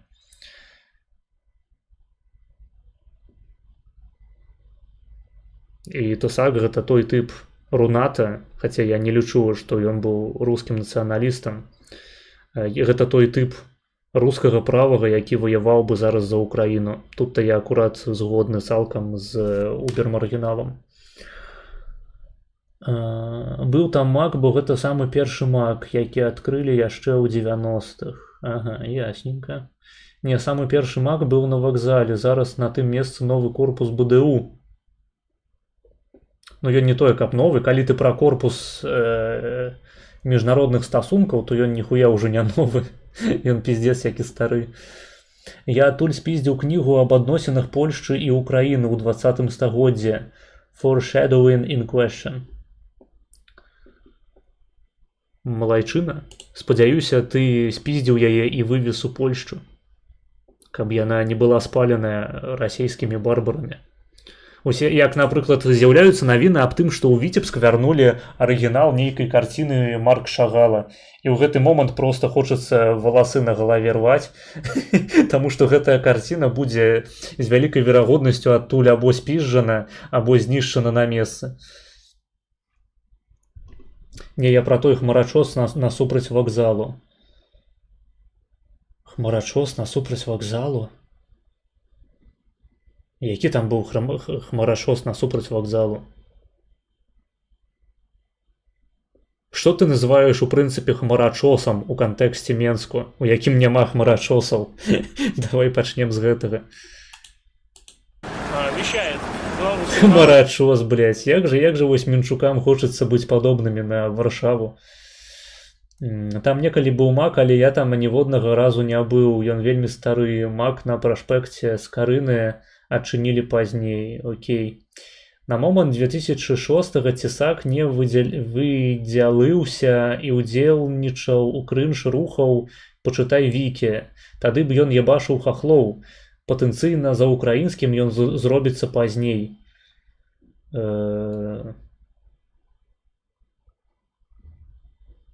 Мы гэтага на відэа зараз не бачым.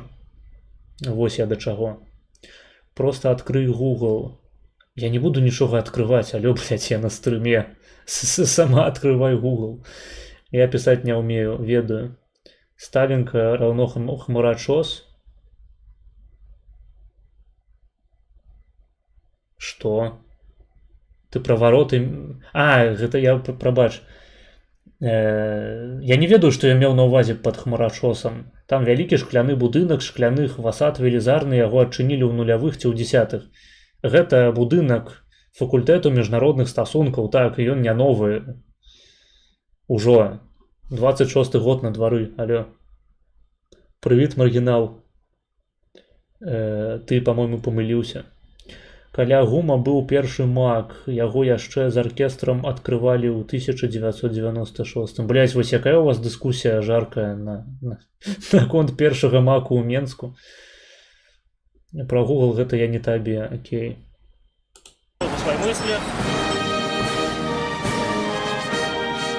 Мне похуй, я на відэа бачу крынжовых нейкіх школьнікаў з сцягом БЧБ, якія нават не здолелі за свае погляды паясніць. Пры гэтым ім ніхто не пагражаў, ніхто побач са шклянкай мачы не стаяў. У чым была праблема, я не разумею. Вось, дарэчы, тая самая хуйня. Тут такі балкончык, на якім зараз тысак асуджаем. Ну, карацей, ён выканаў функцыю савецкага генералісумуса. Вот там вот дом офицера. Так, а гэта парк, по-моему, называецца Александраўскі сквер, ці парк Александраўскі. Мне падабаўся ён у прынцыпе. Хуёва толькі, што тут усялякая вайсковая хуйня побач. Гэта заўсёды быў мінус вайбік. Але на іншым баку знаходзіўся, прынамсі, раней тэатр якога Якуба Коласа, Янкі Купалы. Ось. З якога ўсе акторы звольніліся ў 20-м годзе. Вот вы видите скульптуру «Мальчик, душащий или обнимающий гуся». Значит, вот на этом месте, это ритуальное место раньше было, где собирались белорусские пидорасы и педофилы. Вот под этой важное место культу. лавочкой Михайлаўскі сквер. А хіба Михайлаўскі сквер гэта не каля хімфаку БДУ? Ці я пераблытаў Александраўскі з Михайлаўскім? Под этой лавочкой в 99 году был избит Хотя не пизжу Михайловский каля нархозу. Ну вось я и кажу, не пиздите мне, блядь. Я жил у Менску 3 года, блядь. Я пожилой меншок. Эдуард Торлецкий. Я переобуваюсь, я теперь не витеблянин, я меншок, блядь. Его, значит, избили РНЕшники, когда были тогда в Беларуси очень сильны. Значит, Эдуард Торлецкий мечтал провести в Беларуси гей-парад. Гей-парад, такой красивый, Ну так само БНФшик был, як бы вядомы. значит, с радужными БНФовец. флагами и голыми жопами. Но был, зверски отхуячен и отпизжен. Ну, конечно, это утесняло Ну гэта мы осуджаем, вядома. свободу белорусских гомосексуалистов, но, тем не менее, парад не был проведен к большой радости местных нормальных людей. А мне тут пришла в голову очень интересная мысль. Значит, здесь был избит Эдуард Торлецкий, значит, лидер белорусских педерастов.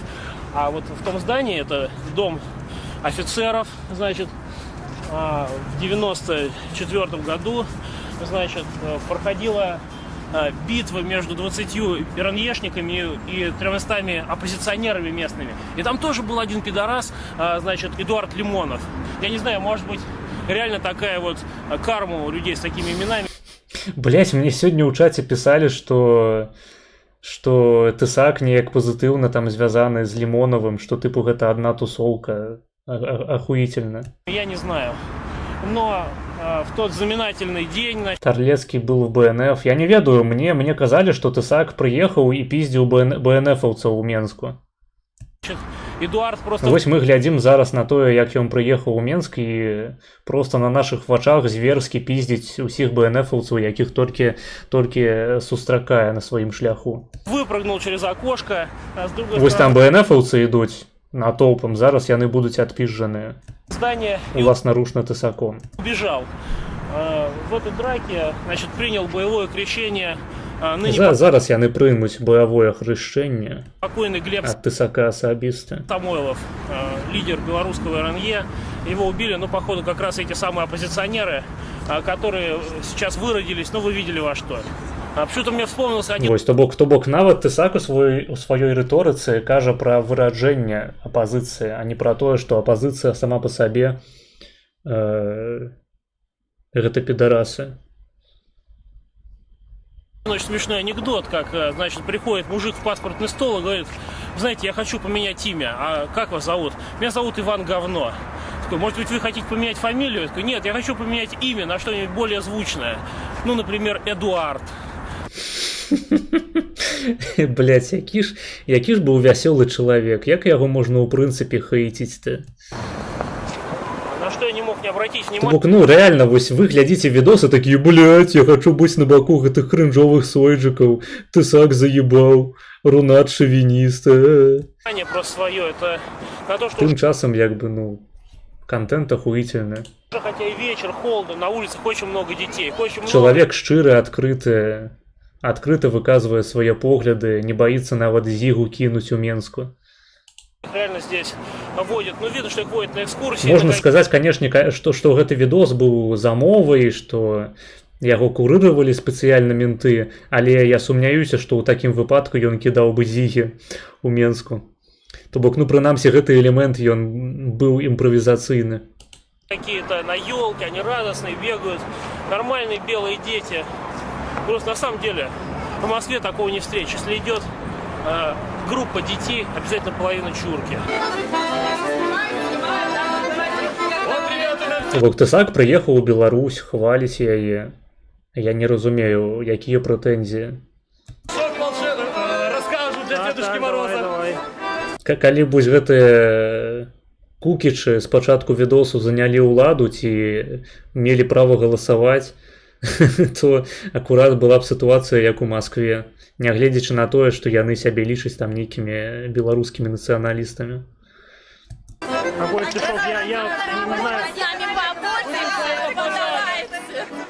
Первого этажа за нами ходит. Давайте стишок рассказать. Расскажи стишок. Куда побежал? І гэтыя былі адпізжаныя. Тесак, хопіць пиздзіць людзей. Мужественное лицо. Не, подожди, нет. Покажи нашивку. Нашивка, Беларусь. Так, Беларусь. Это вот оппозиционная нашивка, правильно? Да?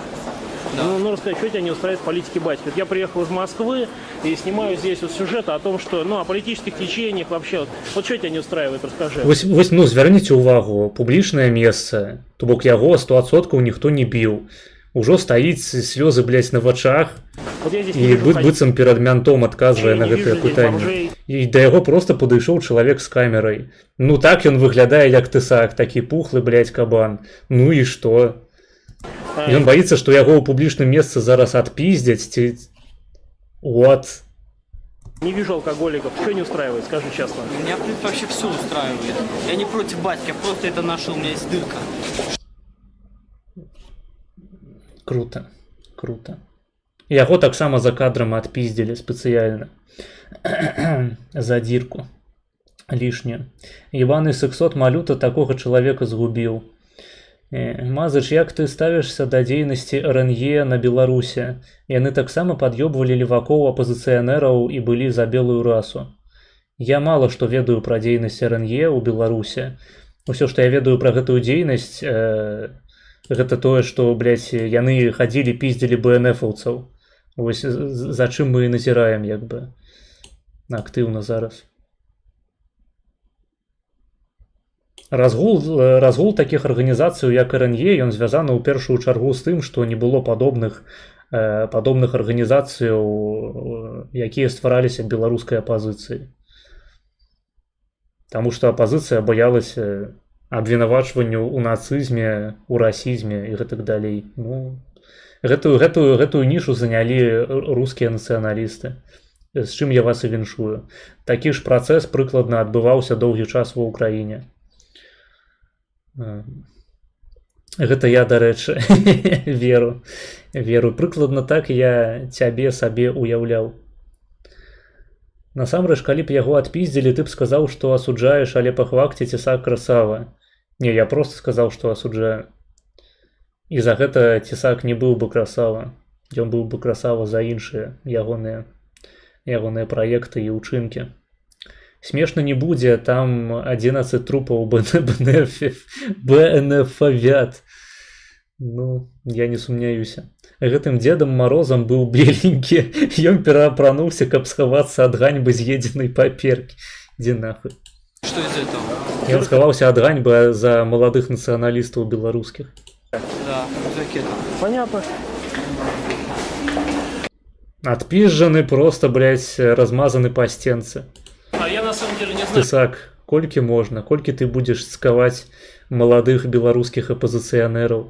Мы, конечно, попытаемся найти какого-нибудь оппозиционера, может быть, помесистей или поговорливей, но все оппозиционеры очень смешные. У одного дырка, он поэтому носит такие вот нашивки оппозиционные, у другого там, я не знаю, щелка, третий убежать пытался, четвертый мы не успели даже снять, как он запрыгнул куда-то.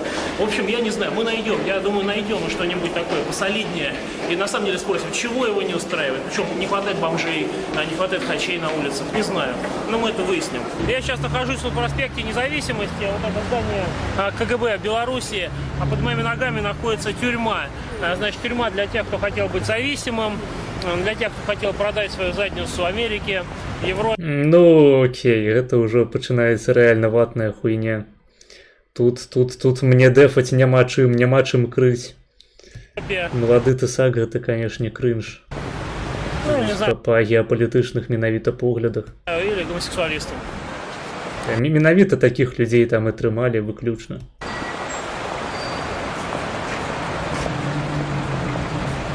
В Минске мы поселились в съемной квартире. Квартира, само собой, номер 88, потому что идейные нацисты не могут жить в других квартирах. Или 18, или 88. Других мы просто не живем. Ну, конечно, кушаем всякие... Осуджаем на усялякий выпадок. Местные деликатесы, вот, сырые яйца. Фу, блядь, фу нахуй. Вось гэта реально, вось за гэта можна Тысака хейтить. Вось за ўсё дагэтуль можна прабачыць Тысака, але тое, што ён п'е сырыя яйкі, гэта пиздец. Все, я выписываю сябе з лягераў Тысака. Больше дэфу ў яго бок вы ад мяне не пачуеце. гэта пиздец. Сегодня мы планируем пройтись по разным достопримечательностям в центре Минска. Там множество... Блять, он протягивает. Фу, блять. Прибяры. Прибяры, блять, фу. Произошли просто Не ешь, это не пей. Кака. жизненно важные события. Кака, для кидай национального каку. движения, Не подносить Беларуси. это ближе до рота. Фу, блять. Блять, качки ебанаты все. Это библиотека. Так, гэта, дарэчы, нацыянальная бібліятэка Менску. Давайте паглядзім на штосьці больш-менш прыемнае. Гэта станцыя метро, по-мойму, называлася Усход. Гэта бібліятэка, ну, як прыемная, то бок яна днём выглядае адносна прыемна, а вось ноччу тут пачынаецца нейкая эпілептычная дыскатэка, нахуй, на яе паверхні. Нейкая рэкляма айкасаў, блядь. Гэтая бібліятэка, яна будавалася за падаткі. За, ну, просто літаральна кожны чалавек у Беларусі плаціў падаткі, каб будаваць гэтую ебаную бібліятэку. Але ўнутры яна выглядае досыць прыемна. Я там быў, там круто. Тогда уже была бібліятэка, ну як бачыш. Сырыя яйкі вельмі смачныя, але з крамы іх нельга піць, так, толькі вясковыя. І вось табе ў адзін лягер да тысака. Я лічу, што ўсе людзі, якія п'юць сырыя яйкі, гэта нацысты. На пачатку відосу хваліць Лукашэнку, давай дэфай. Я менавіта не хейчу, просто спісваю вось гэтую ўсю хуйню на маладосць. Ён пазней прыязджаў у Менск піздзіць антифу, нуль асуджэння. Ну, я таксама спісваю гэта на маладосць. Просто, ну, до таго моманту, як ён пачаў казаць прадалі задніцу піндосам, амерыканцам, нічога такога прямо жорстка крамольнага не было. Пра бацьку можна было ўспрыняць як іронію. Ну, а цяпер бачна, што, ну, сапраўды прыехаў чалавек, які не разумее сістэмных праблемаў лукашэнкаўскага рэжыму, якія былі бачныя ўжо ў 2000-е гады. То бок, ну, як мінімум, ён мог бы пацікавіцца лёсам правых усялякіх арганізацыяў у лукашэнкаўскай Беларусі, як яны скончваюць. Одна из крупнейших в мире библиотек. Что очень интересно, вечер Там яшчэ ёсць спецыяльная пляцоўка, вось там асобна ёсць уваход, што крынж, блядь, але гэта праўда. Асобны ўваход для ліфта, які вязе цябе наверх, каб ты мог сюды вось патрапіць па мосціку такому каротенькому перайсці на дах галоўнага будынку. І там нібыта адкрываецца від на Менск, але паколькі гэтая бібліятэка знаходзіцца ў задніцы Менску, там навокал ты бачыш толькі савок, плюс яшчэ савок і лес у далечыні. То бок антыфан насамрэч. Вось такое нешта спатрэбілася б недзе ў цэнтры Менску, а блядь, на ўскраіне-то нахуя. Просто крынжаціна. Дана Мол, яна на іншым баку. Жыве крыве, так, вечна жыве. Мяне на першым курсе не пусцілі да бібліятэкі гэтай ебанай. А чаму? Я там хадзіў і на першым, і на другім, і на трэцім. Было прыемна там пабываць, але было вельмі нязручна ездзіць туды. Таму гэта былі нейкія адзінкавыя выпадкі. Я вучыўся замкадам каля Малінаўкі на біяфаку. І гэта літаральна, блядь, супрацьлеглая частка Менску. І ў прынцыпе, па-мойму, ніводзін факультэт БТУ не знаходзіцца блізка да гэтай бібліятэкі. Там блізка з усіх навучальных установаў знаходзіцца хіба што корпус БНТУ, по-моему. Там такі будынак у выглядзе караблю такой дзіўнаватай формы, і студэнцкі гарадок таксама там быў невялічкі. Вось яно было побач. Але ўсе іншыя факультэты занадта далёка знаходзіліся, каб рэальна рэгулярна прыходзіць у бібліятэку і там навучацца. Я видел видео, где Тесак сексом занимается с украинками. Рады за тебе. Плюс выдзел БГПУ, адтуль бачна, а ён схаваны ў лесе. Гэта, мабыць, БГПУ было, я не памятаю. БГПУ там блізка. А БГПУ гэта што? Беларускі дзяржаўны ПТУшный університет ці што?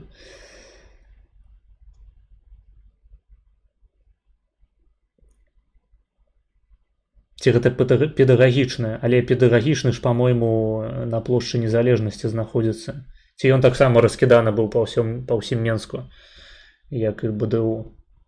В мире библиотек. Что очень интересно, вечер, но в библиотеку люди идут толпой. Вы где-нибудь могли бы в Москве видеть, чтобы люди шли в библиотеку?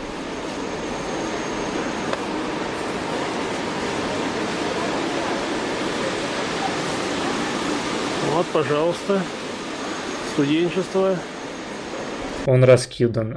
Окей, ну я не ведаў, я просто не шару за іншыя універсітэты. Мне падавалася, што гэта фішка БДУ быць такім раскіданым. Надо сказать, очень красиво. Молодой человек, а вы пришли почитать книжки, да, в библиотеку? Да, конечно. Ну, по-моему, видно. Приобщиться к знаниям. Да, что Там вельмі прыемныя ёсць малюнкі, ці як іх назваць. Я нават не памятаю, ці гэта былі малюнкі, ці мазаіка. Просто там структура такая шаравідная. І вось карацей сценкі гэтага шару яны былі ўпрыгожаныя ў стылі розных вобласцяў Беларуся. Знание сила. Хаця і крынжаціны па тыпу выставак усялякай савецкай творчасці там хапала, калі я наведваў. Конечно, внутрь нас не пустят, к сожалению, но все потому, что у нас нет читательского билета. Ну, откуда бы ему взяться, потому что мы читаем в московских библиотеках. Вот, я в Ленинской библиотеке. А што, калі ты маскавіт, табе не могуць зрабіць чытальніцкі білет у бібліятэцы? Абонемент с 14 лет, конечно. Гэта таксама можна пахваліць, у прынцыпе. Вот.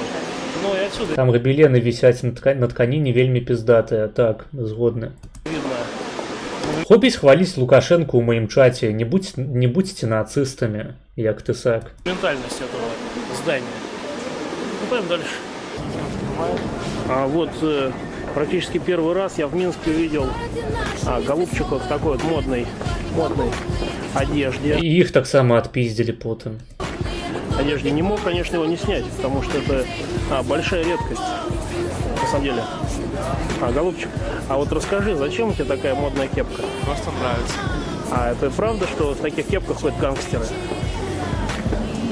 Да ебать, он яго адпіздзіў, просто ахуець, паглядзіце на гэта. Ты гангстер? Я не гангстер. Ну ладно, расскажи. Просто нравится. Реальный прикид? Не знаю, мне оценивать. Понятно. А почему у тебя штаны велики? Такой стиль. Стиль, ну он реальный стиль? Не Ну, знаю. для пацанов, да? Кому как нравится, кому нравится. А ты хочешь быть негром? Нет. Не хочешь быть негром? Гэта мы таксама асуджаем. Трэба хацець быць неграм. Зря. Тебе бы пошло, я думаю.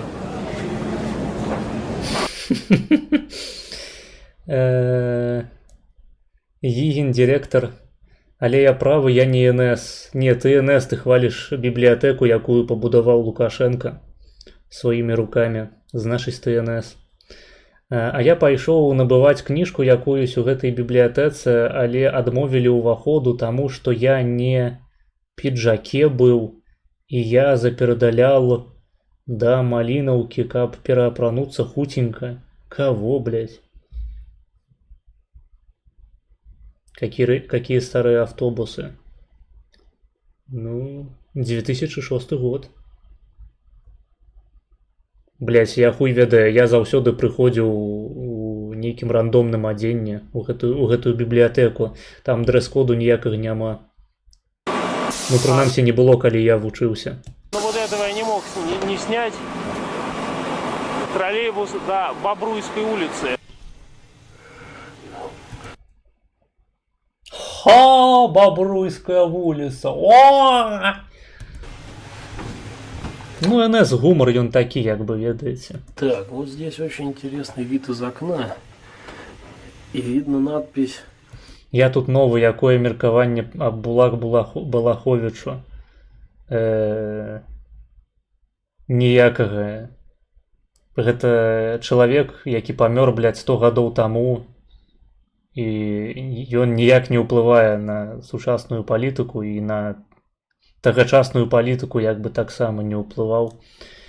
Як можна ставіцца да чалавека, які ваяваў, блядь, за сваё жыццё за 10 розных бакоў і так і не здолеў нічога збудаваць, нават ніякай арміі пастаяннай. Ну, чарговы палітычны лузер, хаця, ну, збройная барацьба, яна заслугоўвае павагі, так ці іначай. Проста гэта была досыць бесталковая збройная барацьба. Там есть дресс-код, нельзя в верхней одежде, ее нужно сдать в гардероб.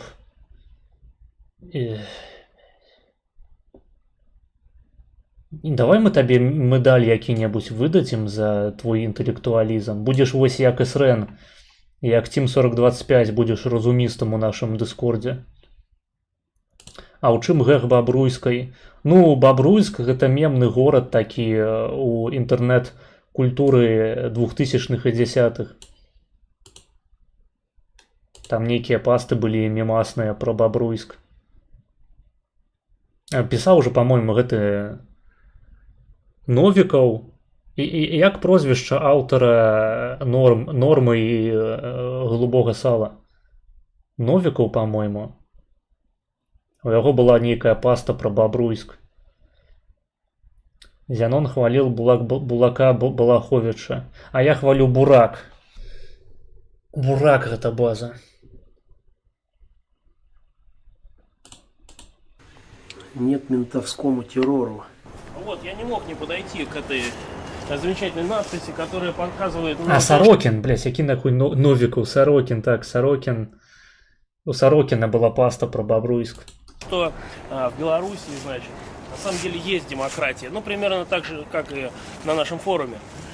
Всякий мудак может написать в специально отведенном ему месте. Вот у нас, например, в отделе У, здесь, в какой-то вонючей подворотне, может написать вот все, что он думает. Конечно, мало кто это увидит, мало кто, но мудак-то может написать, он будет чувствовать себя свободным и чего-то значащим.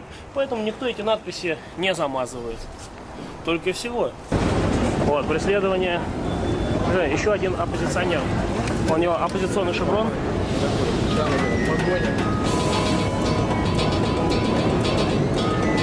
Наш оппозиционер. Вот сегодня от нас уже сбежало двое.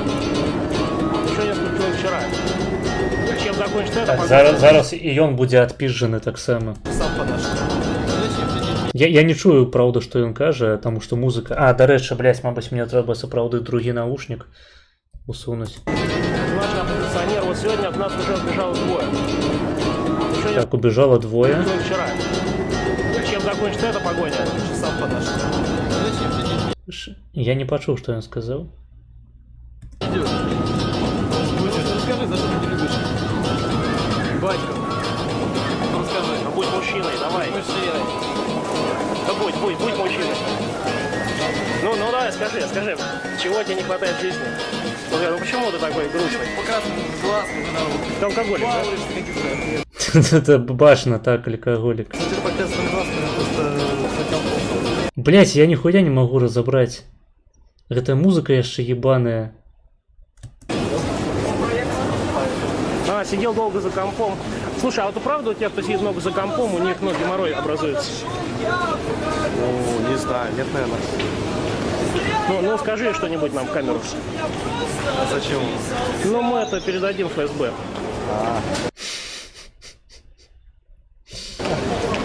Шутите, да? Нет. Несерьезно. Сейчас мы с тобой будем долго идти, и когда ты выйдешь на улицу, мы возьмем у тебя интервью принудительное. Ты готов? Нет. Я не спрашиваю. Ты будешь что-то сказать? Ну да. Женщина, вызовите милицию. Женщина, вызовите милицию. Вызовите милицию.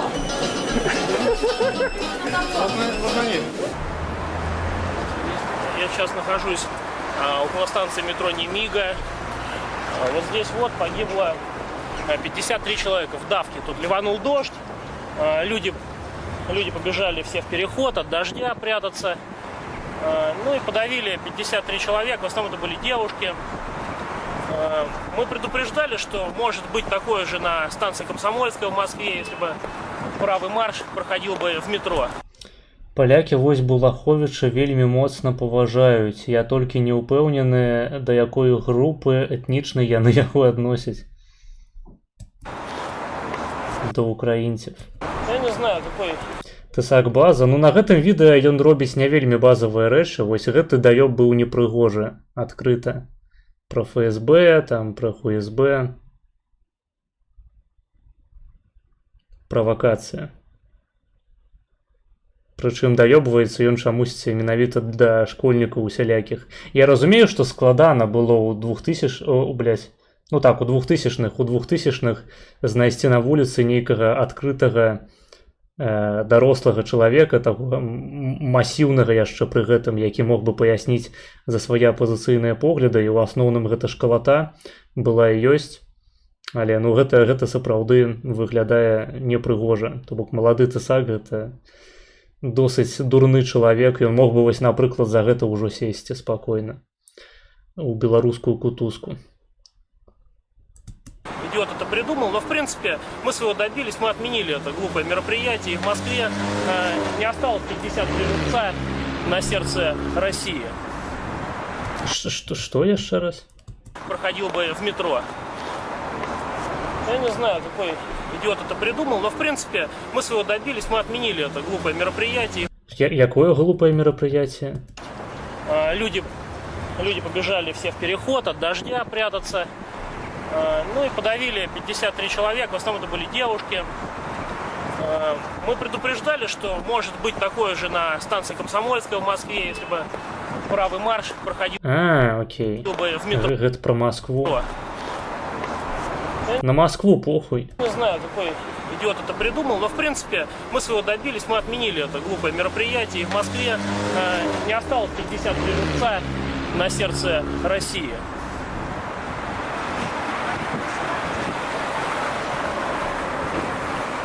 На контрагедыі на Нямізе таксама адкрыты пиздёж. А што за пиздёж? У чым ён заключаецца? Вируса бы он не смог найти. Ну, конечно, ён там бы зашкерыўся, блядь. Плюс, ну, вируса, каб знайсці, яшчэ трэба ягоную валахню ўсю, блядь, раздвинуць. Хуй знойдзеш гэтую машонку ягоную на галаве, трэба паварушыць. Хотя все-таки есть у меня подозрение, что если бы не отменилось... Маргинес, как думаешь, если бы ты попался, тогда без Тесаку визжал бы? Ну, улічваючы, колькі мне было год, то хутчэй за ўсё так. На Комсомольской там было бы побольше, чем 53 рубца, причем значительно. За моей спиной... Гэта, дарэчы, у яго за спиной верхні горад, частка старога гораду Менску.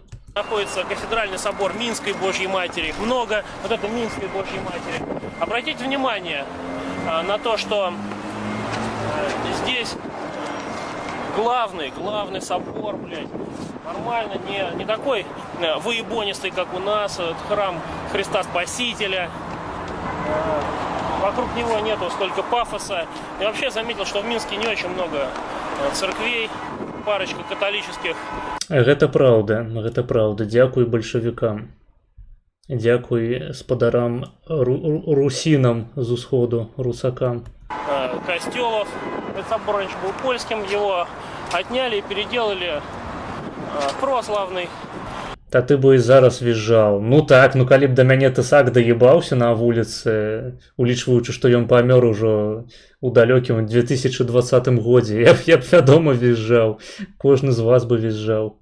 Вот такой вот. Я подозраю, прынамсі. Трофей, можно сказать. Как вот фанаты друг у друга розочкой отнимают. Ну, в принципе, все довольно чисто, аккуратно. Опять дети тусуются. Около главного, значит, белорусского храма находится, опять же, главная военная комендатура. А во время мировой войны здесь было здание гестапо. Там, значит, тюрьма внизу, все очень хорошо, красиво. Сейчас снимем это со стороны. Вот здание. Осуждаю. У тым, што не людзі падавілі людзей, а людзям закрылі метро і мянты давілі людзей. Блін, а я, дарэчы, не чуў ніколі гэтую гісторыю з такога пункту гледжання. Я чуў заўсёды толькі пра град, пра тое, што была даўка, і людзі самі сябе падавілі. Ну, тады ёсць нейкія эпізоды сучаснай гісторыі Менску, якія, безумоўна, з-пад маёй увагі ўцеклі. Што это за зданне? А я не ебу, у нейкую там падваротню зайшоў. Прыгоды паляка тысака ў Менску, так. Прыйшоў пан ціснуць на нашы мікрапэнісы беларускія. Тысак лічыў Луку базай. Ну, у 2006 годзе відавочна, так. Было такое. Хаця, па-мойму, пазней, у 10-е гады я бачыў нейкія выказванні Тысака пра Беларусь. Ён ужо апрытомніў трохі. Трохі працверазеў. Марцінкевіч, паляк, калі што, дзецюкі. Блядь, якія вы ўсе дасціпныя, нахуй, учаеце. Напісаць жарт, літаральна, блядь, назваўшы Тысака палякам, потым вырашыць патлумачыць, нахуй, жарт, які ўжо быў патлумачаны ў наступным паведамленні. І удакладніць, што Марцінкевіч паляк. Блядь, як шкада, што вас, блядь, Тысак не адпіздзіў у 2006 годзе, хлопцы, як шкада, блядь. Я б вельмі хацеў на гэта паглядзець у гэтым відэа. Спадзяюся, які-небудзь з гэтых школьнікаў на відосе. Гэта вы. Паслухай Александра Памідорова, крывавае свята, там усё па фактах, дарэчы. Можаце замовіць што-небудзь на гэтую тэму? Таму што, ну, я сапраўды не шару. Я памыляцца магу спокойно. В военной комендатуре до сих пор находится военная тюрьма в подвалах. Мазыч, так, напиши зараз, что гэта ты так тонко пратроліў, гэта была такая іронія. Напиши, вось, бачна адразу подписчика беларусіяны. Просто, блядь, на выворот нахуй кишки. Беларусіяна, другі, блядь. Мабыць, гэта беларусіяна, Ярослав. Калі ласка, залогінься. Ніхто цябе не асудзіць. Скоріше, хтось з цих школьників на відосі бачив когось з нинішніх глядачів. Ну, магчыма таму такі бамбёж у чаце і адбываецца. Там и гестаповцы держали. Кагосьці ў чаце бацьку адпіздзіў Тысак сваім языком і вуснамі. Негодяев. И Лукашенко негодяев тоже держит. Потому что негодяев нельзя отпускать на улицу, иначе они начинают писать гадости на заборах, нацеплять значки и кричать, блядь, женщина, позовите милицию. То есть как писать про ментовской беспредел, это они могут. А как беспредел, так уже женщина, позовите милицию. Дарэчы. Вось там знаходзіцца гатэль, Беларусь, па-мойму, ён называецца, ці неяк так. І Свіслыш, вельмі прыгожае, дарэчы, месца. У прынцыпе, узбярэжжа ў Менску прыемнае, там прыемна было шпацыраваць. Бо рэчка невялікая, але з яе зрабілі канфетку, цукерку.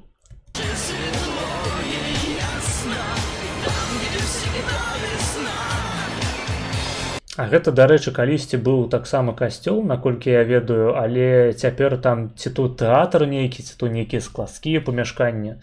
Але будынак мне заўсёды вельмі падабаўся. І ён мне запомніўся найлепей, хіба з усіх, які там у верхнім горадзе ёсць. Хе-хе, хулі ён так ушчаміўся ад антымусарскога надпісу, думайма. Таму што гэта Тысак 2006 году, які яшчэ не сядзеў, наколькі я памятаю на той момант. Потым пасядзіць, абразумецца. Чалавек, якому сапраўды ягоныя тэрміны ў турме штосьці далі, трошкі розуму больш.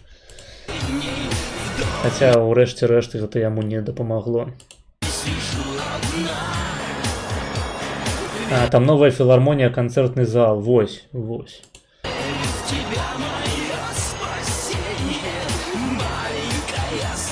А гэта ўжо не траецкае прадмесце?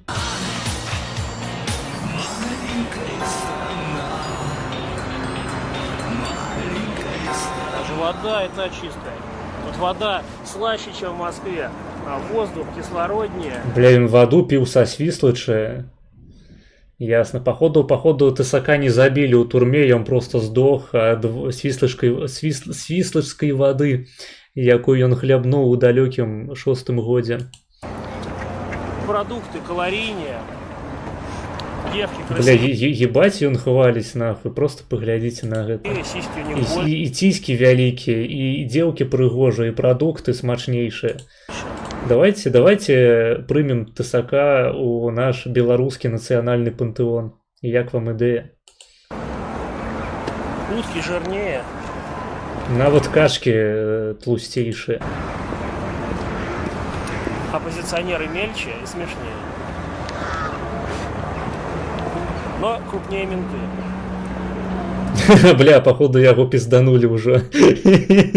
Там походу там выкликали ментов, и сапраўды яму на мозги трохи накапали. И что еще Спужался белорусских ментов. следует отметить, то что солдаты, которые ходят по улицам, вот, внутренние войска в Москве, они Не, гэта траецкае прадмесце, ўсё правільна. Ён зараз стаіць на мосціку, які вядзе да досыць крынжовага помніку беларускага афганцам, по-моему. Такая выспа слёз, по-моему, она называется. Выспашка невялічкая пасярод Свіслача. такие смешные. І самае тупое, што там заўсёды на ноч зачыняўся гэты мосцік і нельга было патрапіць на выспу. Лепей бы яны з гэтай выспы зрабілі нейкае такое романтычнае месца, каб людзі прыходзілі там, хлопцы з дзяўчынамі, просто пары там, ці якую-небудзь кавярню невялікую адкрыць. Яны паставілі туды крынжовы помнік афганцам. Иногда конфеты люди дают. А в Москве иногда, значит, Вось, там знаходзіцца, по-моему, палац спорту. солдатам внутренних войск дают не только конфеты, Гэта Свіслач, там злева траецкае прадмесце. но еще деньги, сигареты. На фоне там інстытут крыміналістыкі, по-моему. Ну, я не знаю, наверное, старые носки А вось гэта я не памятаю ўжо, што за піська. отдавали и всякие кофты ношеные. Мабыць, гэта будынак суіцыднікаў, як яго называлі ў Менску. Такие заморенные и похожи просто на сирот. А здесь очень показательный случай произошел недавно. Значит, посадили военкома, который брал взятки у призывников. Значит, взял одного призывника взятку, но не как в Москве, для того, чтобы тот не пошел в армию. Тут яшчэ, наколькі я памятаю, не павінна быць гэтых пісек Royal Plaza і гандлёвага цэнтру галерэя, по-моему, называлася. Наоборот, что тот пошел в армию, призывник был бракованный, но он хотел идти служить. У нас служить не хочет никто, ну, кроме идиотов. Ну, як і ў Беларусі. Ну, тут мальчик с натертой пиписькой. Показательно, что здесь бомжи не выгребли деньги, хотя вот, в принципе, 1000-рублевые купюры есть. Зараз гэтым зоймецца Тесак. Вот, и Не, ну улічваючы, што гэта нейкі помнік крынжовы, блядь, афганцам, я б сам прыйшоў і гэтыя грошы забраўся. Але, по-мойму, калі я жыў у Менску, там грошай ніякіх не было ўжо на той момант. 100-рублевые. В принципе, здесь можно, на самом деле, набрать денег, чтобы пожрать. Никто это не охраняет. Но бомжи не выгребли. Мы, конечно, возьмем что-нибудь. Не, ну, канешне, трэба было прыставіць мента, каб ён ахоўваў нейкі калодзец, нейкую студню, ці ж фонтанчык з грашыма. На память. Интереснее. Нет. 5 рублей. Ладно. В общем, бомжей здесь Слухайце, гэта нету. 5 рублёў? Не, гэта ж яшчэ да дэнамінацыі відос, то бок рублі павінны быць расейскія. 5 рублей. Ладно. Ну, менавіта ў манетах. В общем, бомжей здесь нету. Как класса нету. Никто не охраняет деньги. Бомж может жрать на эти деньги, но бомж не жрет. Не, насамрэч, Тесаку трэба па-вячэрняму было Менску прайсціся трохі. Бомж давно уже находится... Або ён свядома прасоўвае такую пралукашэнкаўскую прапаганду. Кажучы аб тым, што бомжэй у Беларусі няма. На излечении в специальных стационарах. Единственное место в Минске, которое я заметил, усрано голубями наглухо. Вось гэты крынжовы мемарыял. О, тут, дарэчы, гэта былі яшчэ тыя часы, калі тут не паўстала велізарная купа гаўна каля Траецкага прадмесця. Бля, вось былі часы, вось было охуенно у Менску. Голубей, блядь, и всякой другой хуйни. Почему? Почему? Потому что все кругом исписано названиями афганских городов. Посмотрите, вот. Кандагар, блядь. О чем это говорит? Вот здесь нигде не лежит камень на камне. Камень на камне не лежит. То есть не оставили камня на камне. Тут такой мистический смысл, можно вот это вот все так вот. Так, менавіта такі сэнс туды і закладаўся. Ты сакані наябеш. Не оставили нихуя камень на камне. Ну гэта крынж, блядь. То бок у Менску, блядь, мала уласных трагедыяў, дык яшчэ, блядь, нейкі Афганістан ебаны памятаць. Прычым хуйня ў самым цэнтры гораду. Просто ганьба, блядь, ебаная нейкая. Я згодны з Тысаком, хаць пфу, блядь, просто. Можна яшчэ скуру са сваіх пальцаў адгрызці і пачаць пляваць там налево і направо. І гэтых таксама ўсіх пізданулі па галаве. Там была бойка масавая, усе яны туды ідуць, хуярыцца з рэнешнікамі.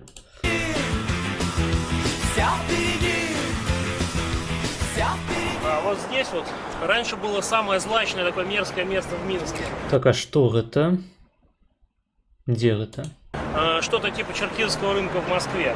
Тут кругом стояли палатки. А, гэта Комароўка? Комароўскі рынок? Хачевские, значит, бегали крысы, была вонь, там набросаны коробки, насрано, носано. Все как положено. Я просто там не тое, каб часто бываў. Хачей. Потом батька посмотрел, говорит, безобразие прекратить. Хачей разогнать. Построили, значит, магазин. А, не, гэта не Комароўка. С мебелью. Разбили парк. Там Ці Комароўка. поставили несколько кафе. Это Комаровка, ну, походу. Флешек, открытый рынок. Хачей не осталось. Я не знаю, куда их дели. Может, перевоспитали, может быть, какой-то аппарат засунули, где из двух хачей делают одного человека. Может, депортировали. Ну, никому это непонятно. Но их здесь не осталось, и это факт. Вот здесь сейчас очень ровненько, чистенько, как и везде, в принципе, в Минске. Як у Саўку, так.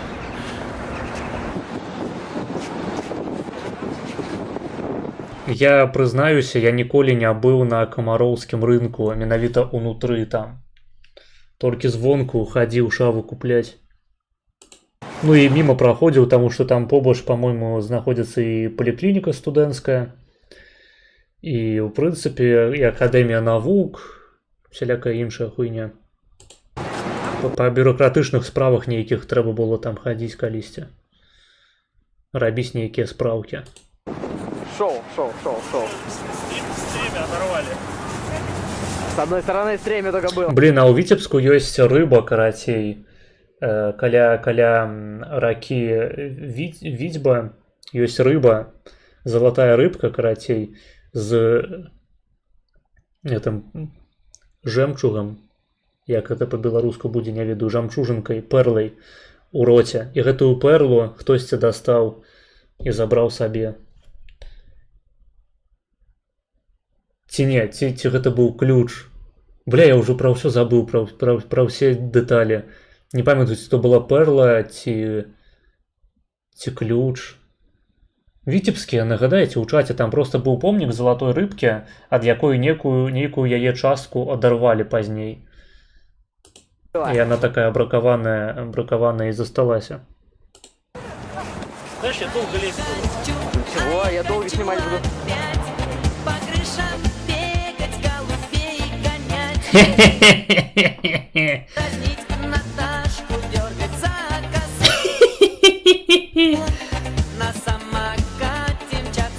Вось вам и силушка, блять, батьковская, антиоппозиционная.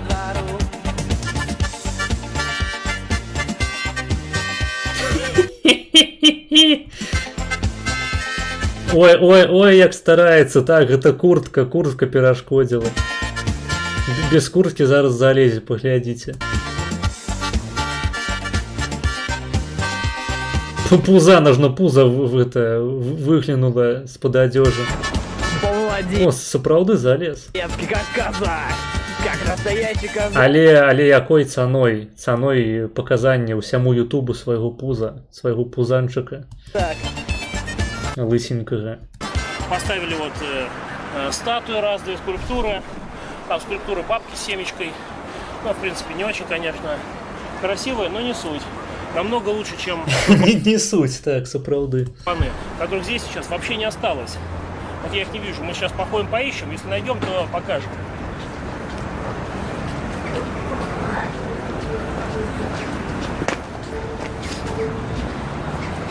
Хотелось бы Не, ну ён, конечно, быў сісян тады.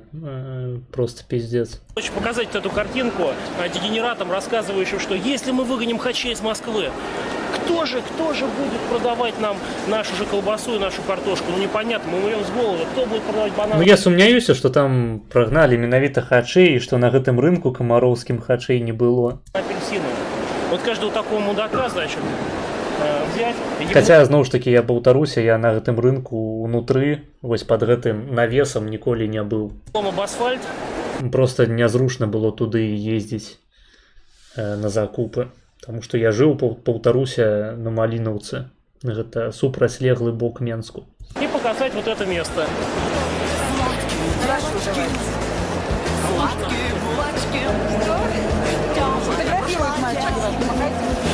Белая жанчына, ебать, вось гэта сапраўды дастапрыемнасць для прыезджага з Масквы.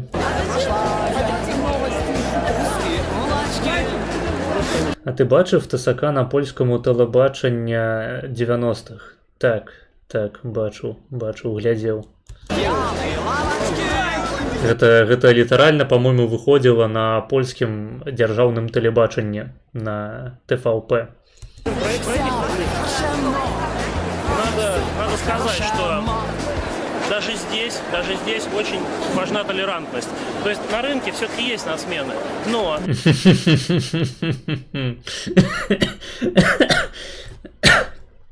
Пропаганда бацькаўскай Беларусі не задалася.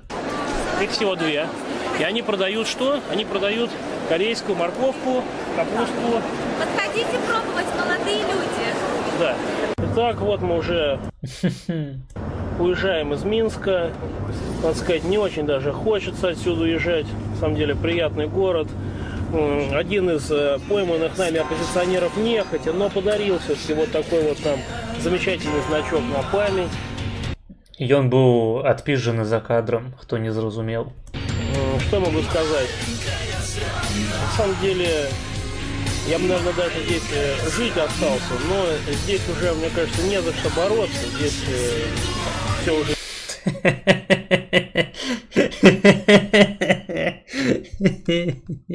сделано без нас. А жизнь — это борьба, и здесь, конечно, жить, наверное, было бы скучно. Так, до новых встреч. Так, ну матэрыял, канешне, васянскі. Ну малады тысак, гэта пиздец. Сісян, ватан. Але, ну, відос гэты мне ў першую чаргу быў цікавы. Збольшага, каб паглядзець на Менск, каб пакаментаваць Менск 2006 году, паглядзець на людзей, пабачыць, што значная частка архітэктуры, яна, якая была, такая і засталася на момант майго там перабывання. Ну, а тое, што тысак даёбваўся як дурачок да школьнікаў нейкіх, гэта яму прыгожага твару, нейкай добрай рэпутацыі не робіць, хаця, ну, зноў ж такі, нейкага неадэквату зусім ужо сюды не патрапіла на відэа. Ніхто не быў пізжаны, ніхто не быў неяк вылаўленыя з натоўпу, адведзеныя ў подваротню, адпізжаны. Да ўсіх даёбваліся ў публічных месцах. То бок, адзінае, што рэальна можна тысаку прэтэнзію паставіць, гэта тое, што ён выглядае як мент, і гэтыя маладыя людзі, школьнікі, яны хутчэй за ўсё тысака ўспрынялі за ціхара. І таму як бы пабайваліся. Гэта магло мець месца. А так, у прынцыпе, ну, досыць дурны контент маладога скіна.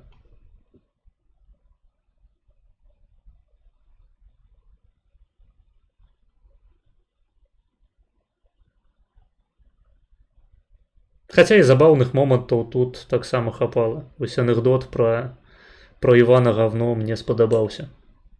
Так, ну дзякуй за відэа, паглядзелі мы яго. У мяне зноў баліць спіна, блядь, ахуенна.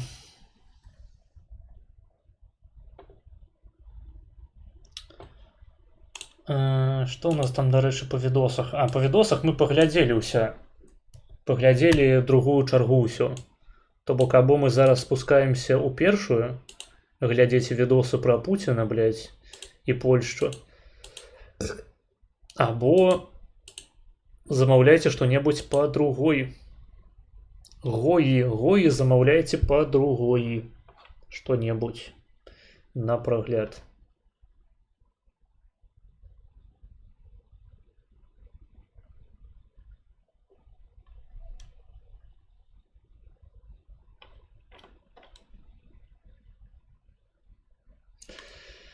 Давайте помидорова глянем. Замаўляйте, по ссылке в описании. Дарэчы, цікава, што гэта за канал такі Маргінез. Лукашенко заблукаў у Backrooms. Трэба будзе паглядзець. Вам таксама раю. Не ведаю, хто гэта, але відаць адразу, што контент якасны. Контент топавы. Я бы замовіў Цеслера. Ты не пізді ў чаце, а замаўляй. Таму што іначай мы будзем глядзець відосы з першай.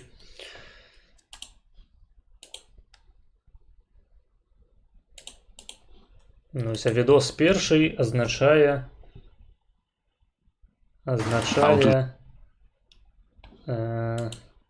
контент, карацей, з босакам. Як вы бачыце.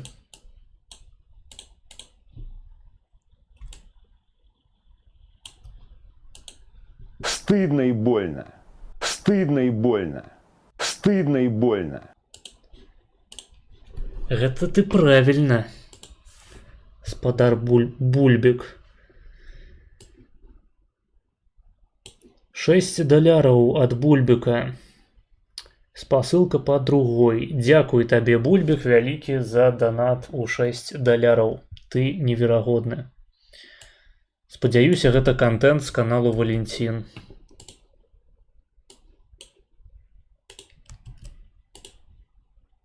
Не, гэта походу сапраўды грышарыкі. Походу сапраўды контенту завезлі. Слухайте, зараз кайфанем. Зараз будзе ахуительно. 6 доляраў, гэта у нас 30 хвілінаў. Круто, дзякуй, сапраўды топовый контент. Я, дарэчы, сёння паглядзеў один эпізод грышарыкаў. Не ведаю, ці ён будзе ўключаны ў гэтую подборку. Я глядзеў пра аўтамат пра аднарукага бандыта, карацей, глядзеў я сёння эпізод. Так.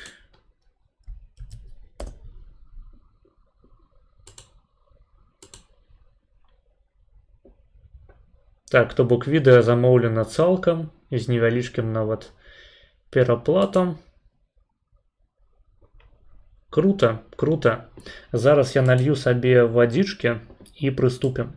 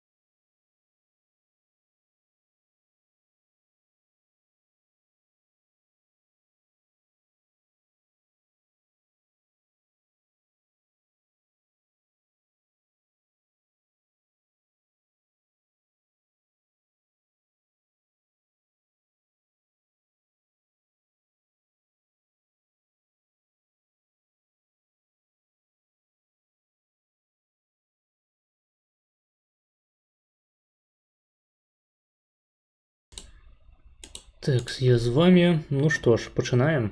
Пачынаем. А так, відэа з каналу Грешарики називається «Усі серії Грешариків в одному відео. Нова марафон збірка».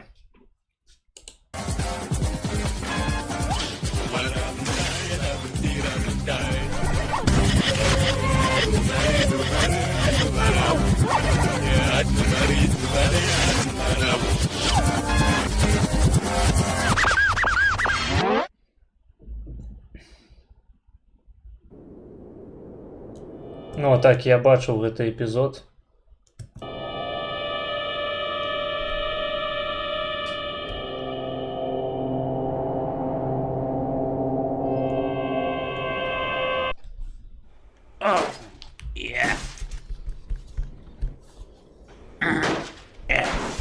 Ой, чем ты тут занимаешься?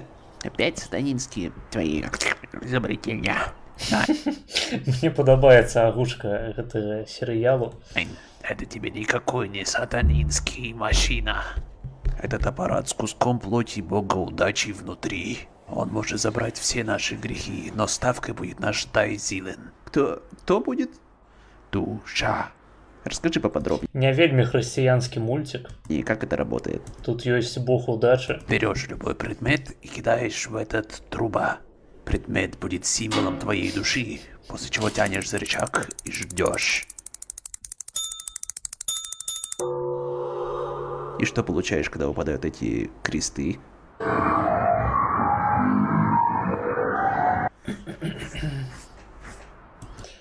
Так, запор.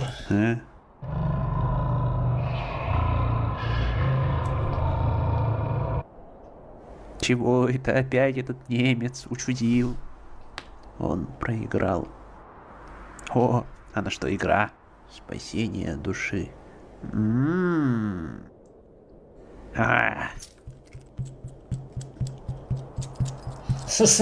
Блять, яшчэ мне падабаецца, што тут наогул няма ніякай музыкі, акрамя нейкага ціхенькага эмбіенту.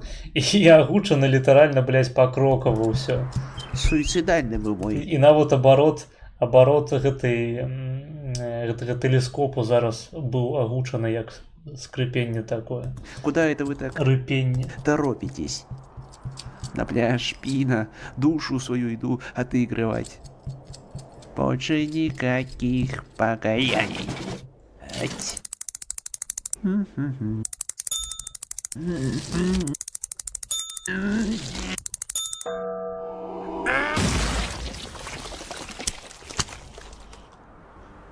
Вось прыкладна тое ж самае са мной адбываецца, калі я адыходжу па вады сабе наліць кожны раз.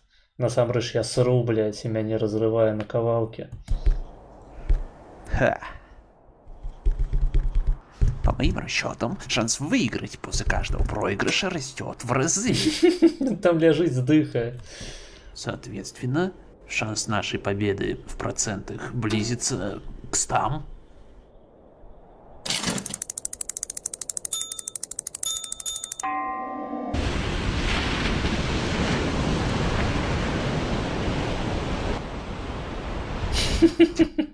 Теперь-то нам точно повезет. З якой жа стараннасцю гэта ўсё было намалявана.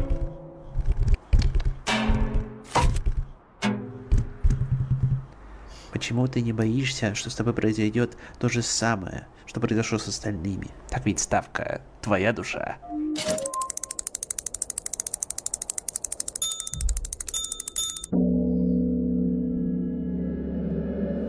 Грош.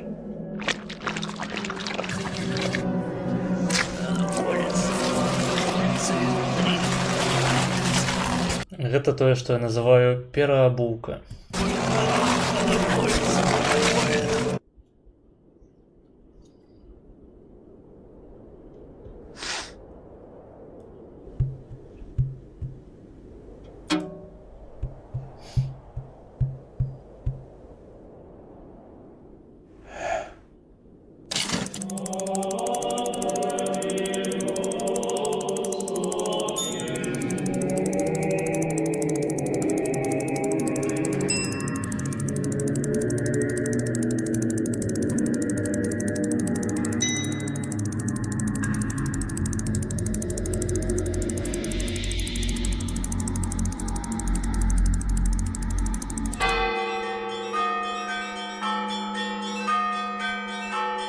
Ох уж гэтая гульня ў дыскордзе.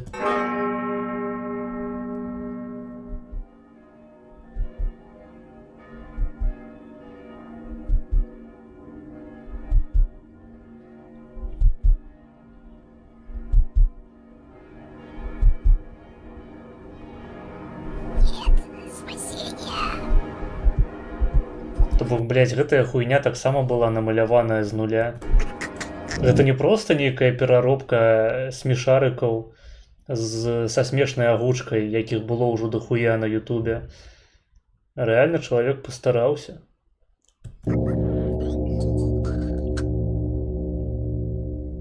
Надо что-то политическое или духовное. По-моему, вельмі духовно атрымліваецца пакуль што.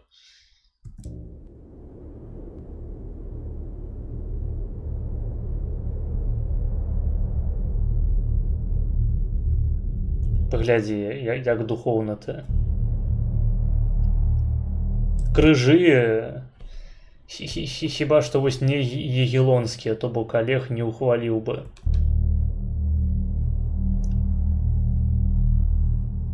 Польская машына нейкая. Вось так і выглядала асадніцтва і паланізацыя ў далёкія 20-е гады. Блядь, вось паглядзіце, яны ўсё гэта намалявалі. Ну ладно, там гэта хуйня. Вось гэта намалявалі. Вожыка, які рухаецца пры гэтым яшчэ. Вывернутыя вонкі. Анімацыя крутая. І, походу, рабіў гэта ўсё нейкі украінец. Тут усё апісанне і назвы па-украінску. Маніца нагадуе ці кріпіпасты ў ВК про Простоквашино. А я неяк не застаў, мне здаецца. Ну, прынамсі, мне ніколі не падабалася, то бок гэта ніколі не было зроблена на такім высокім узроўні. Гэта проста былі нейкія фоткі, дзе, тыпу, кот з Простоквашино, ці гэты дядзя Фёдор, і ў яго замест вачэй проста нейкія чорныя плямы. І на гэтым уся кріпіпаста, уся частка кріпіпасты скончылася. А тут творчы талент быў прыкладзены.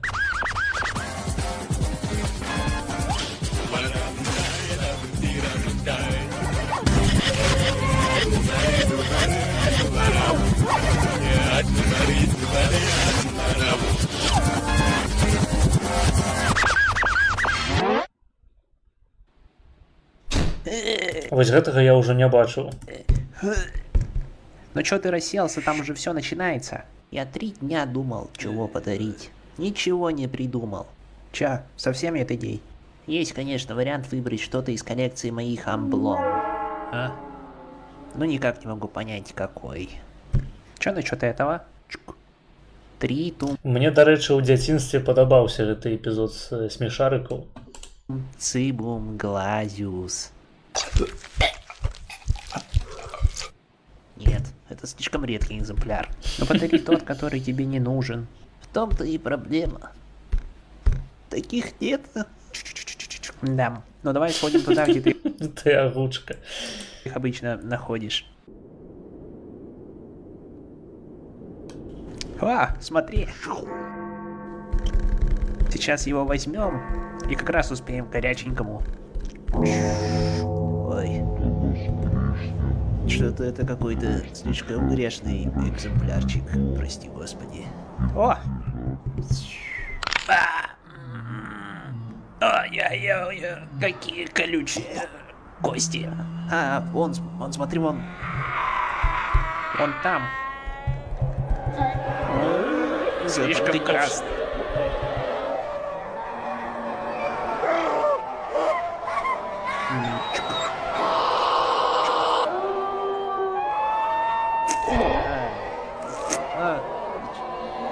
О.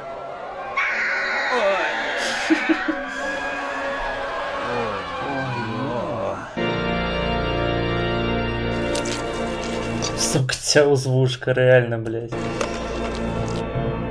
Основное, что тут есть, как бы, над чым можно погыкать. Ну, пакуль што анімацыя ў гэтым эпізодзе прасядае у параўнанні з папярэднім. Такая яна трошки лянотная. Просто чырвоныя кактусы. О, смотри, чьи-то следы. Тут, походу, кто-то был до нас. Мне кажется, это наши следы. Я не верю. Я не верю, что это наши следы. Мы же не могли потеряться. Это все из-за твоих чертовых кусков мяса. Ты не мог один из дома взять и потом отсюда такой же притарабанить. Эй! Давай, Не оставляй меня тут. О, еще чьи-то следы. Ой.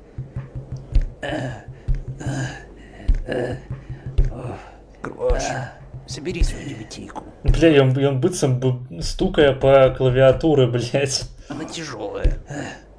Ну ты... Здесь он литерально стукая по клаве. Слабачок, конечно. На микрофон. Дай. Пожалуй. Чего-нибудь. В обломах есть питательные вещества. Что-то не видать эти куски мяса. О!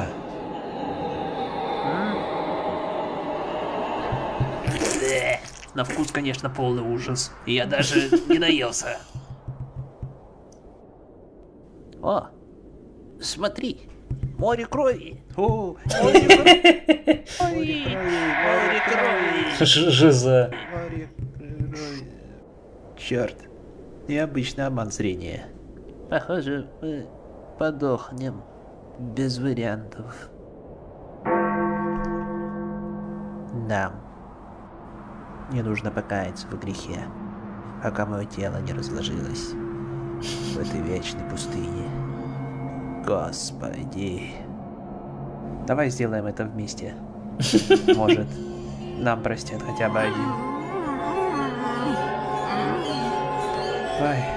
О, смотри, это же день рождения Нюши. Они уже жертвы приносят.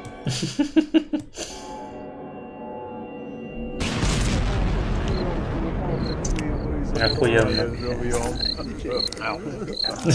Секунда.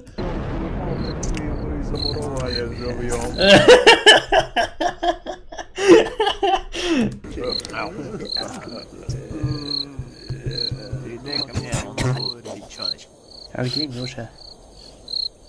А Нюша должна быть готова как раз таки к вашему приходу.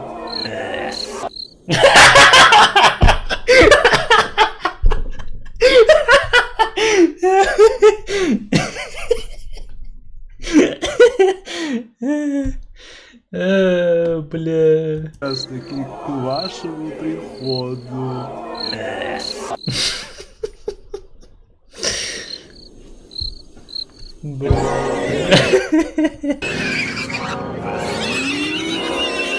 Бля, вы з гэтымі нагамі, там гэта было смешней яшчэ раз. А Нюша должна быть готова. Не-не-не. А где Нюша? А Нюша должна быть готова как раз таки к вашему приходу. Блять, гэта яшчэ так на секунду, блять. 25-й кадр ебаны.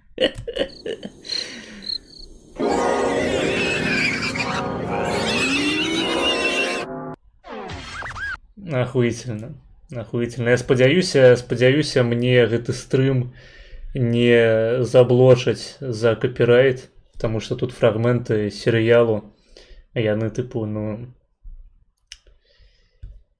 Не, ну з іншага боку, гэтаму Чаліксу ніхуя ніякіх клеймаў не прыляцела, я так бачу. Канал на амаль 9000 подписчикаў, 145к праглядаў. Будем спадзявацца, што на нас гэта таксама распаўсюдзіцца.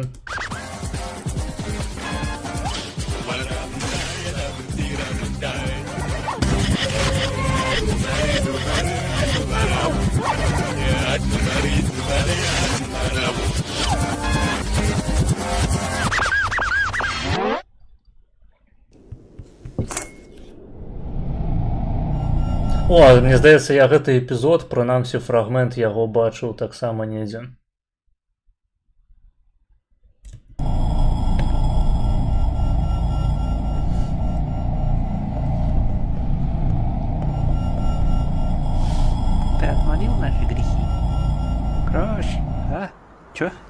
Что это? Вот, тотем для отмоления наших грехов. А как ты думаешь, Гэта што гэта, да? Это не звяртай увагі, гэта беларус. прокатит? Да, Южик, конечно, прокатит. Я окропил его кровью невинных. А ты уверен, что это хорошая идея? Это наш последний шанс, Ёжик. Ты же не хочешь в ад. Чё-то я не хочу. Ну вот. А, может, барашу нужна кровь? И вас черти носят. Я написал покаяний 47 штук. И все это ломало. І мяне ўсе яшчэ не выпусцілі з СІЗА. Конец времен уже совсем близко, а вы занимаетесь фиг пойми чем. А?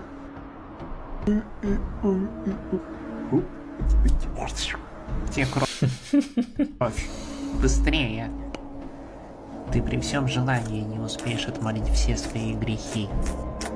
А мне кажется, что Бог все-таки вымысел. Безверие — наша слабость. О, об этом тоже надо покаяться. Ой, смотрите, солнышко выглянуло. Нет, Ёжик, это же кара небесная. Гэта круты момант. Я кідаў эдыт на канал, які з гэтага фрагменту пачынаецца. Гэта круто.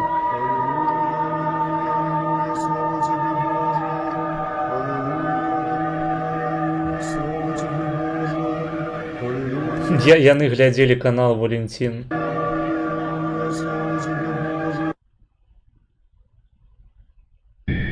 А вось, уласна кажучы, ён сам. Па вачах пазнаю.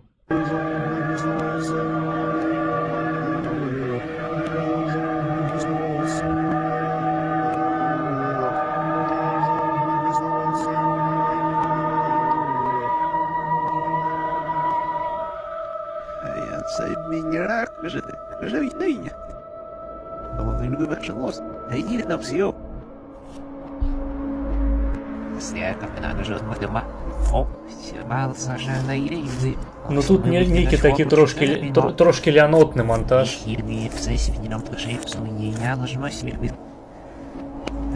Да у стылі Лінча, карацей. Пусціць. Хаця Лінч ён бы наадварот зрабіў. Дарэчы, вось трэба было імплементаваць як у Лінча, карацей, прымушаць актораў пиздзець фразы задам наперад, а потым пускаць гэта задам наперад зноў ж такі.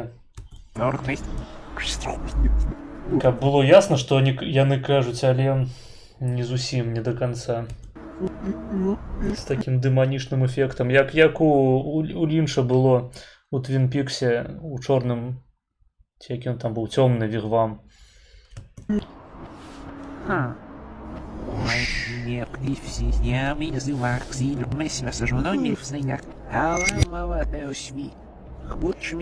гэта больш нагадвае гіфкі, дзе рускія ратуюць сваіх пабрацімаў. Ці пра тое, як чорнаскурыя бандыты вяртаюць грошы ў касу.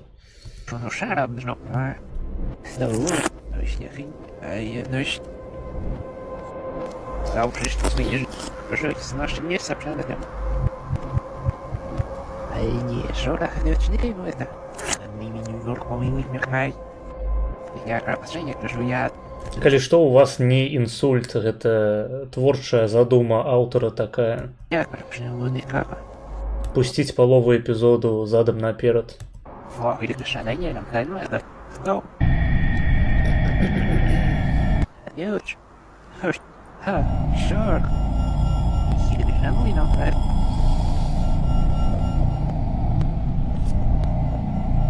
Ну, прынамсі, вожык з'ябаўся. Ужо добра.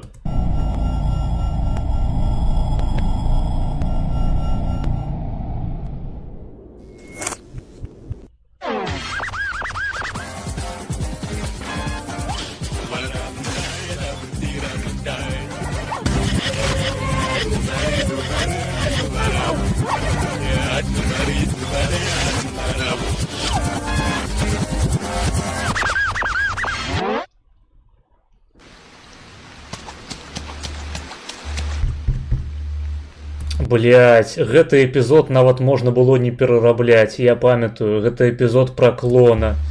Ён сам па сабе настолькі крыповы, што просто надрыстаць можна было цэлую, блядь, гару пакаянняў.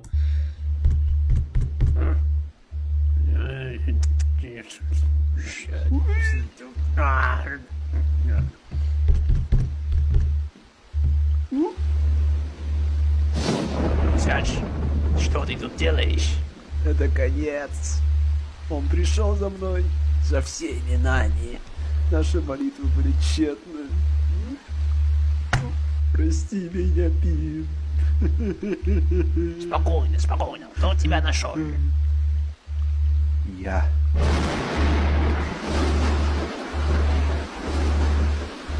Я никому не рассказываю. Пакуль што гэта крыпова за кошт таго, што арыгінальны эпізод быў крыповы. Но давным-давно мне пришлось пойти на сделку со своей совестью. В 1936 году нацисты репрессировали мою семью и сожгли родную деревню дотла. Так, окей. Гэтага не было ў арыгінальным эпізодзе. Для чего все, что я пытался сделать, так это вызволить своих родных из плена. Ради этого пришлось пожертвовать последним, моралью. Сдавшись в плен, я рассказал о своих познаниях физики. Осуждаю. После чего был заключен. Блять, осуждаю. Контракт, по которому... Осуждаю, лосяша. Моя семья была свободна. Понимая, какие ужасы я могу начать творить, я воспользовался нацистской машиной по дублированию души, чтобы все мои грехи разделялись на два, не осознавая, что я уже вошел во вкус. Кто же знал, что два гениальных мозга станут воплощать в 2 раза больше безумных идей? Мы проводили ритуалы, ставили опыты на детях, создавали оружие, нескончаемое число жертв, нескончаемое количество замученных людей. Но вскоре война была окончена, и я наконец-то мог воссоединиться со своей семьей и встать на путь очищения своей грешной души. Но идиллия длилась недолго. Двойнику не понравилось, что я предал нацистскую идеологию. Он совершал на меня покушение. Он следовал за мной по пятам, пока в один прекрасный день он не исчез. С тех самых пор я о нем ничего не слышал, пока сегодня он не объявился. Господи, за что мне все это? Не волновайся, мы с ним разберемся. Где он? У меня дома.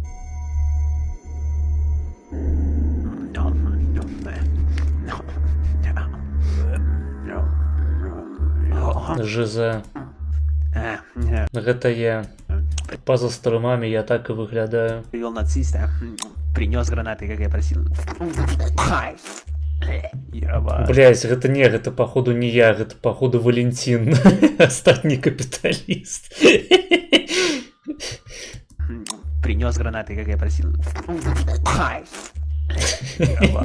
Вас просить, пожалуйста, съебан забитый. Битен, хуитен, будешь у нас, значит, будешь Адольф. Ну что, покажем людям, как его было при Третьем Рейхе. Во-первых, помни. Блять, литерально ты Саку Менску. Есть Адольф. Во-вторых, да мне похер, кто ты. О, нихуя себе музыка. Калі яе можно так назвать.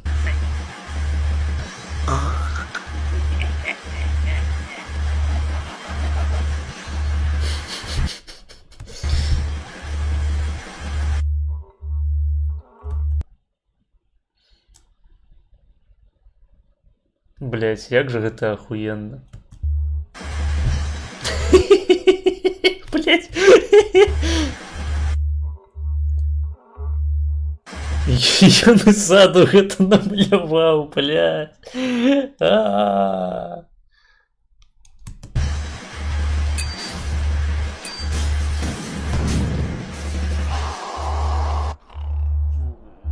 Жених приехал. Я больше не могу на это смотреть. Мне нужно отмолить наши грехи. В сумме это будет целая вечность. Вечность еще тут торчать из этого урода. Найн, у меня есть идея. Как сделать так, как будто его и вовсе не было. старый списанный советский военной армии подводный отказ, 50 килограмм тротила и встроенный детонатор на борту. Через 10 минут после отказа сделаем отрыв, и все распадется на атом, без каких-либо следов существования. Осталось Праца над гуком невероятная. засунуть его сюда. Кого засунуть? В меня?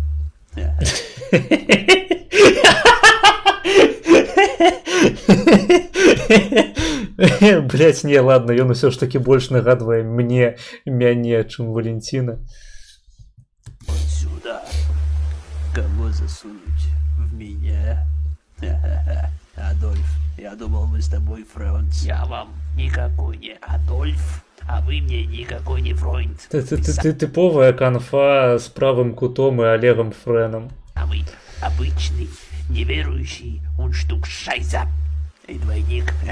Давай-ка сделаем ему Нюрнбергский процесс. Стой, хватит. Я давно изменился. Почему же ты не можешь? Прими Бога в свою душу и делай хорошие дела, после чего ты попадешь в рай с вечным блаженством.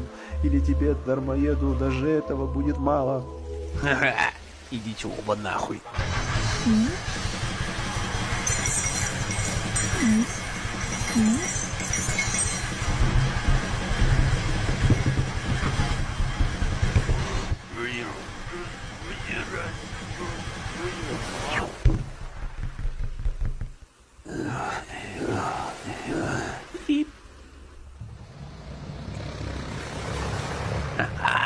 Auf Wiedersehen, ублюдок. Сказать честно, я бы все равно его сожрал первым.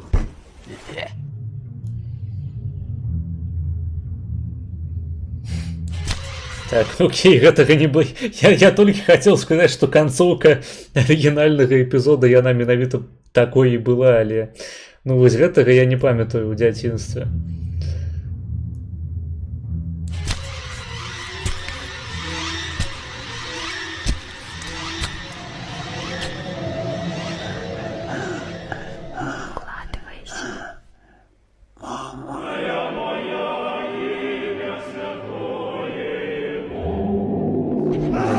Нихуя себе концовка. И там яшчэ выбух, блядь. Гэта было чэхаўскае ружо, рэальна выбух адбыўся.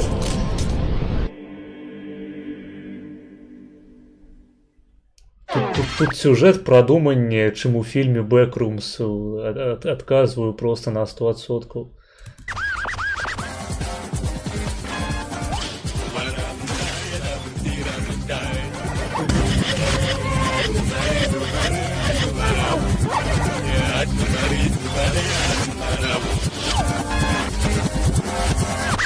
Поставім падабайку пакуль што. Дарэчы, хто яшчэ не праставіў падабайку на трансляцыю, займіцеся. Прыміце меры. Пастаўце падабаешкі і зарэпосціце, калі не шкада. Так вот. Итак, здравствуйте. Сегодня я веду репортаж тестировки... Блядь, гэта ж усё рабіў просто нейкі школьнік. Просто ну па голасе чутно. Аппарата МПП-012. Шкаляр. Магчыма, адзін з тых, да якога ты сак доебаўся ў папярэднім відосе. Моя задача изучить местность и выяснить исход событий этой вселенной. Процесс по переходу межпространств прошла успешно. Хочется начать с того, что в этой вселенной присутствует только черно-белый оттенок. Похоже, там вдали находится пустыня. Думаю, стоит сходить. Похоже, там что-то есть. Полагаю, это кактус. Но он почему-то красного цвета. Такое я встречаю впервые. Нужно взглянуть поближе. Совсем не похоже на кактус. Почему он красный? Он еще о чем-то шепчет. Аж мурашка похоже. Что же, идем дальше, полагаю. Это аудиокнига Соляры Салема. Еще я заметил, что на небе находится объект, который совсем не похож на Солнце. Разглядев, я заметил, что эта сфера будто покрыта какой-то плотью. Лучше закончить побыстрее. Итак, я дошел до какого-то дома. Знаете, Он чем-то похож на дом Кроша. Это Ромашковая долина. Бля, сколько с ним воспоминаний. Интересно, а у него осталась даже скамейка? Думаю, надо бы сходить и узнать. Что это? Похоже на крест. Что это вообще за кукла? Крош вряд ли бы такой смастерил.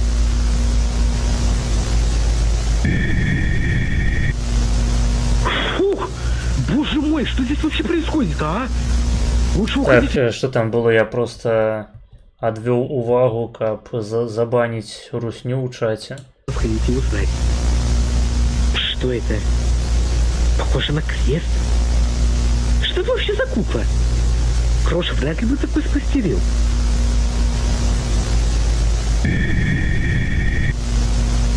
Фух! Боже мой, что здесь вообще происходит? Я не памятаю, это конкретно некий эпизод переробленный, ці просто з нуля свой был створаны. Ну такое себе. Да? Лучше уходите отсюда поскорей. Дом Бараша. Что же, надеюсь, хотя бы он хоть в порядке. Наповнені ми всі гріхами, дивимось на світ із небесного палацу. Стражданням моїм немає ніякого кінця, бо воно йде за всіма нами. Мені подобається поезія молодого Шевченки.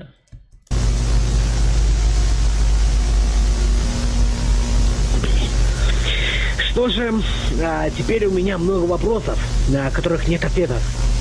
Меня пугает эта записка. Неужели кто-то заставляет их страдать? Нужно что-то с этим делать. Сейчас же я засекречу эту запись, и однажды я найду способ их спасения. А пока до скорых встреч. Ну так собі епізодик. На троечку. Никогда я не отвечу за свои грехи. Кто з вас?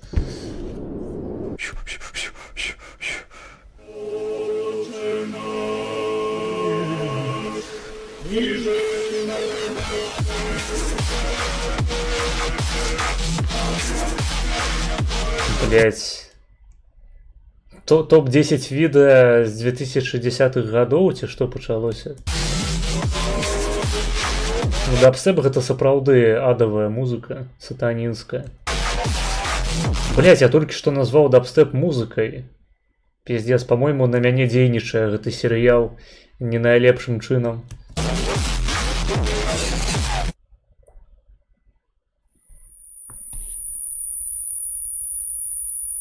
Жив. Жив. Он же может еще отмолить свои грехи. Давай. Вставай. Ты же знаешь, что есть только один способ. Снять с себя всю грешную плоть своего тела. А?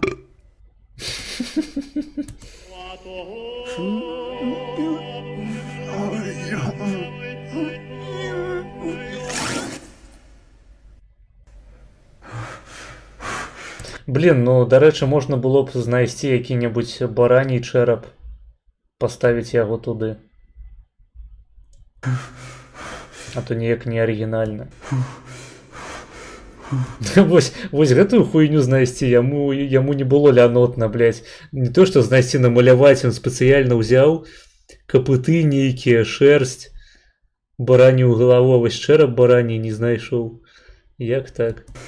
Ці гэта павінна сімвалізаваць, што насамрэч грышарыкі гэта людзі, замкнёныя ў целах жывёлаў, такім чынам яны адмальваюць свае грахі, дакананыя пры жыцці.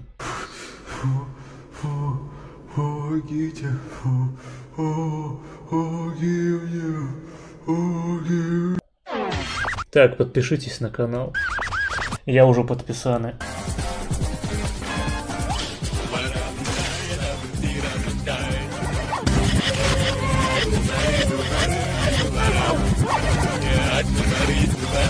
Еще видео будут или после этого баста? Мы будзем стрыміць яшчэ хвілінаў 50, таму можаце штосьці яшчэ замовіць. Або пойдзем у першую чаргу.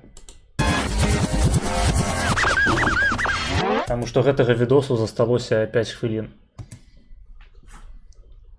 Так, посмотрим. Значит, грех про лужи, так.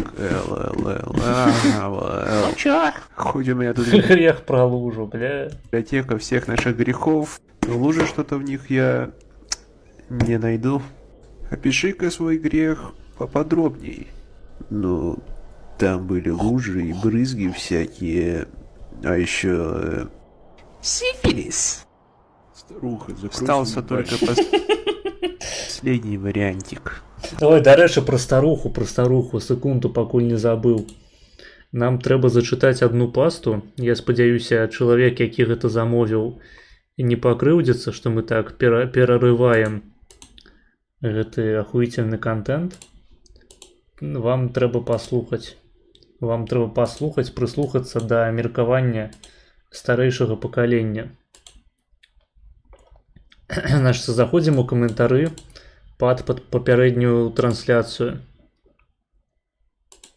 Сартуем каментары па апошніх, каб пабачыць гэтую пасту. І выводзім на экран. Гэта я разумею, блядь. Чалавек не саромецца сваіх грахоў. Вот, значится, некая бабка-срака з нікнеймом «Наша возьме» піша наступнае, і вам трэба гэта паслухаць. Маргнезь.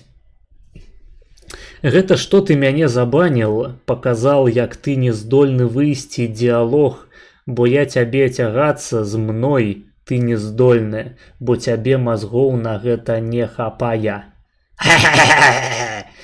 А гэта што пазняк вы хаўайт нашы дыяспары ў літвінскі дух, гэта нічого не значыць. І цыганы выхваюць іх дзяцей у цыганскі дух 10 000 гадоў, і што? У нях няма свая краіна. Гэта не значыць, што мы павінны ўзяць прыклад ад цыганаў. А довод, что нам не дадут никто создать вызволчвая армия, только показывает, что вы сразу сдались. Трэба прыконаваць еўрапейскай уладаў, каб далі нам дазвол на созданне вызволчвая армія, і ўсё будзе. Что секта ваша пазнякоўская, что секта офисная, вы аднолкавай псевдо у дужках демократы, что банецьи людзай, что вас крытыкуюць. Я ведаю, як такі сект, як ваша і офісная скончыцца. Вы ніколі не будзеце вяртацца ў Беларусь, і ваша дзяцей і ўнукаў не будуць вяртацца ў Беларусь. Утоц скончыце як расійская белая эміграцыі.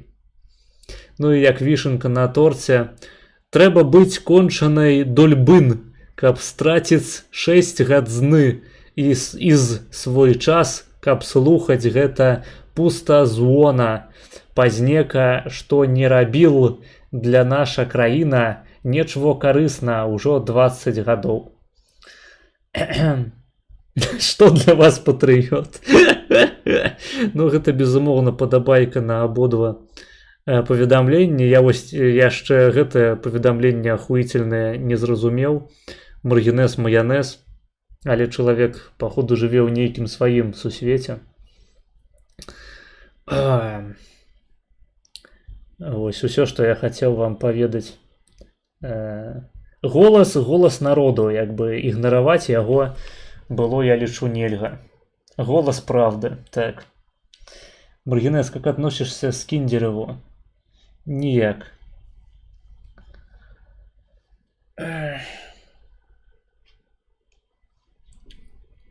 Так, глядзім далей. Онлайн-монастырь.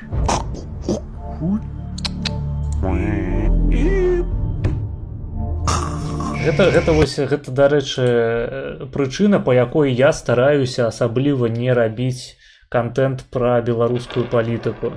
Контент пра беларускую палітыку, вось, нават звычайны нейкі стрым, які просто называецца незалежны стрым, які прысвечаны дню незалежнасці Беларусі. Абавязкова прыйдзе нейкая бабка-срака савецкая з велізарнай прэтэнзіяй да цябе, што ты ёй не распавядаеш ейныя ўласныя погляды.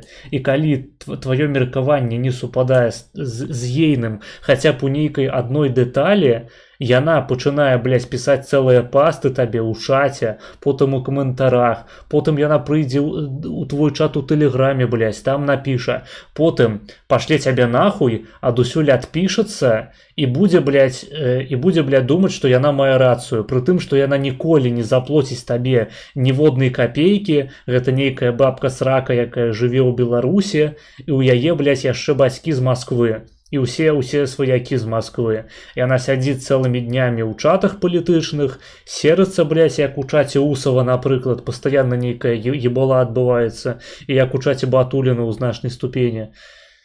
Просто, блядь, гэта ракавая аўдыторыя. Гэта аўдыторыя, якая ніколі не прынясе табе нічога, акрамя дадатковых нейкіх нерваў. Вось гэтая бабка-срака, яна прынамсі пісаць не ўмее, і гэта добрую міну ёй зрабіла, як бы, таму што мы можам пачытаць ейную пасту і пагыгыкаць, але частка з іх, яна ўмее пісаць, яна глядзіць палітычны контент просто 24/7. Менавіта вось гэтую гумку, блядь, палітычную, навіны нейкія ебаныя з нізкасортных каналаў, па тыпу таго, што там, не ведаю, у нас у Беларусі робяць гэтыя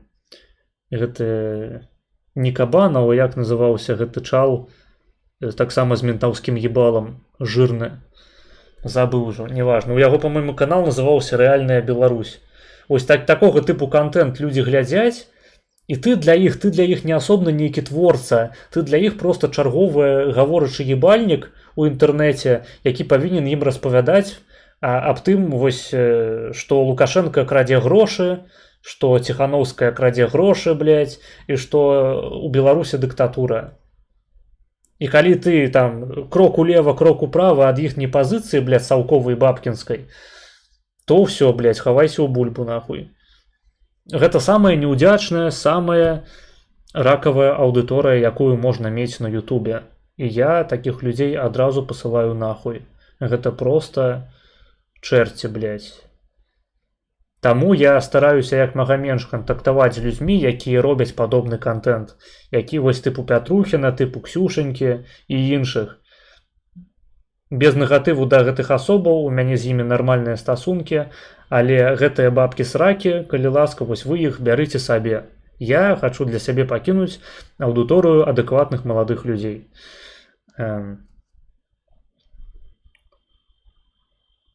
Вось, неяк так.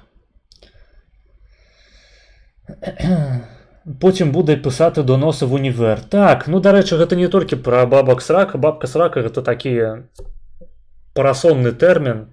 У значнай ступені гэта тычыцца і проста шизафрэнікаў, якія потым ходзяць па інтэрнэце. Калі ты іх назваў нейкім крыўдным словам, яны рэальна крыўдзяцца, і яны рэальна потым ходзяць па інтэрнэце, пішуць пра цябе ў кожным месцы, не могуць цябе забыць месяцамі, яны пішуць скаргі нейкія табе ва універсітэт, хаця да мяне ніякіх скаргаў яшчэ не дайшло.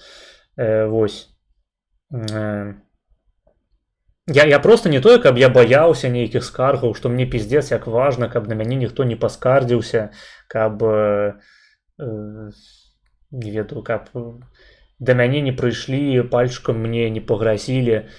Справа не ў гэтым нават, справа ў тым, што ты па выніку займаешся просто нейкім пастаянным срачам з людзьмі з 0 IQ, нейкімі агрэсіўнымі уебанамі,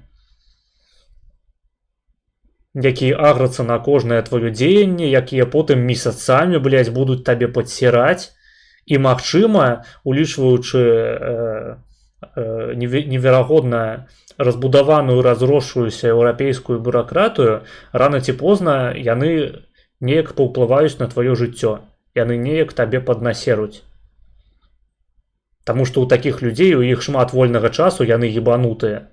І яны могуць гэты час марнаваць на тое, каб псаваць людзям іхняе жыцце. Вось таму я стараюся асабліва не кранацца гэтай купы лайна.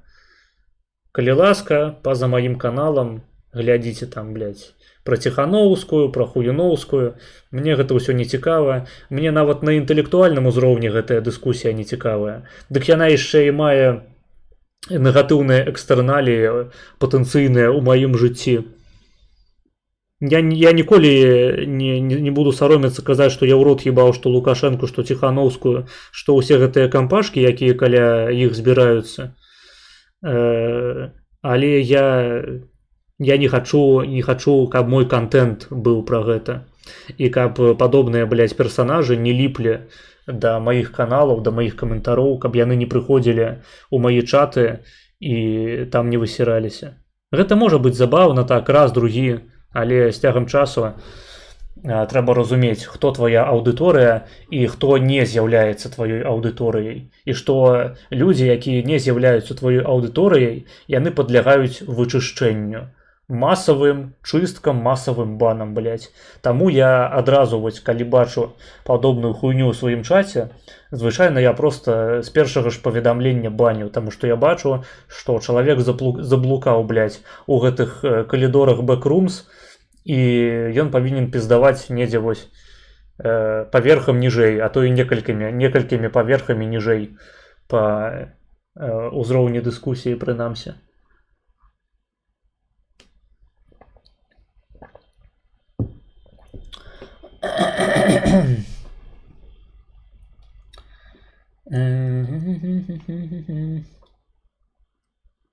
Это бабка срака БНФовка? Сумняюся. Яна хутчэй за ўсё адна з тых, што галасавала за Лукашэнку, але любіць распавядаць, што галасавала за Шушкевіча. Ведаем такі тыпаж. Она 6 ТВ Беларусь смотрит. Рады за яе.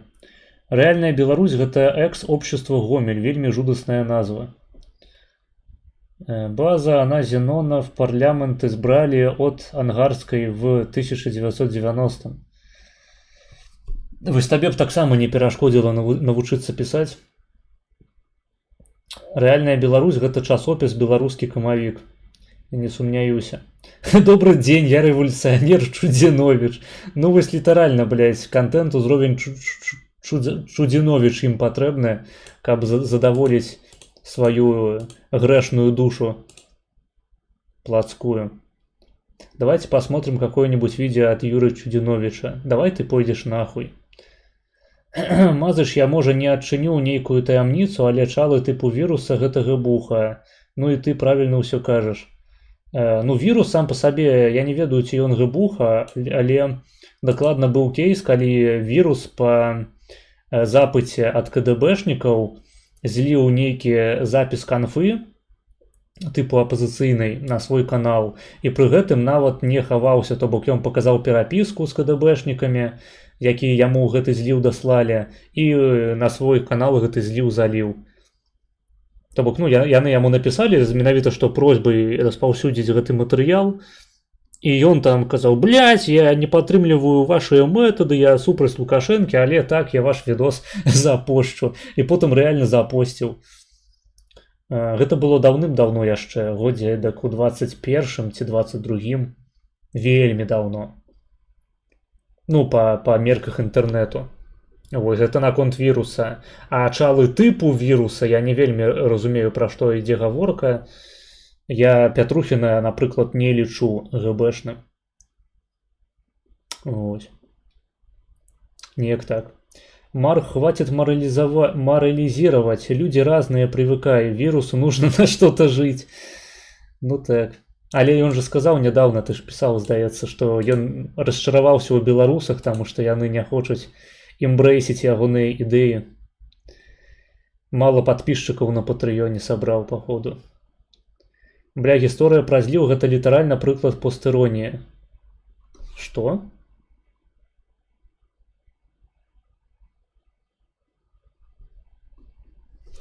Не ведаю, што там была за постыронія. Зліў быў рэальны. Зліў быў ад КДБшнікаў. Так, зараз я дайду пассаць. Чакайце.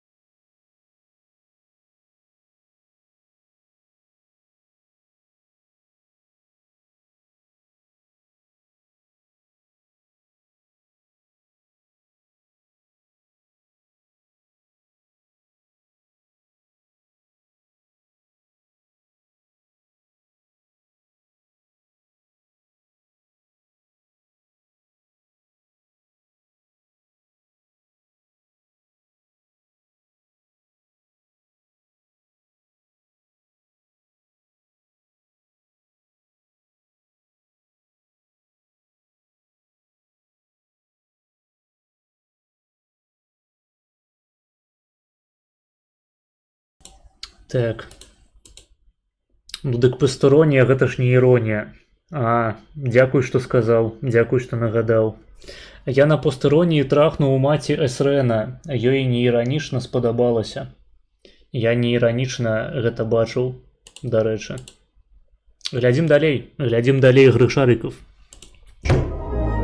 Итак, сейчас ты попадешь в онлайн-монастырь, где будешь переживать каждый свой грех, сосредоточься на том, который волнует тебя сильнее всего. Если вдруг сожаление будет невыносимо, молись как можно громче. Бля, я переживаю кожны свой грех, калі читаю каментары такие от бабок Салковых. American Truck говорил, что вирус гей. Мне похуй, блядь. Будь он хоть двойчы гей и трансуха. Гэта не тыя факты, якія вызначаюць маё стаўленне да чалавека.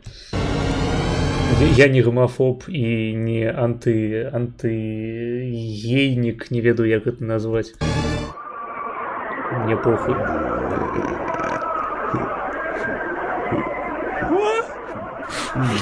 Блин, гэта тыя ж самыя вочы, магчыма, што былі ў таго раскрыжаванага.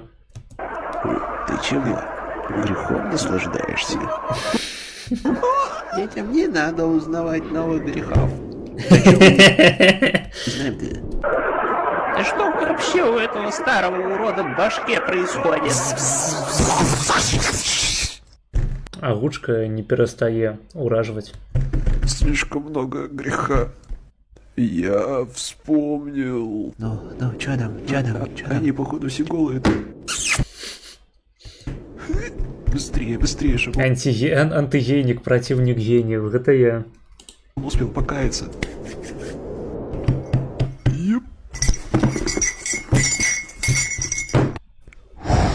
Я вспомнил, это я проливал лужи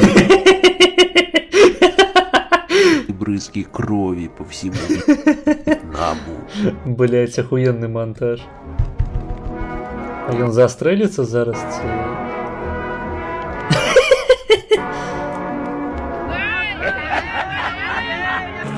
Осуждаю.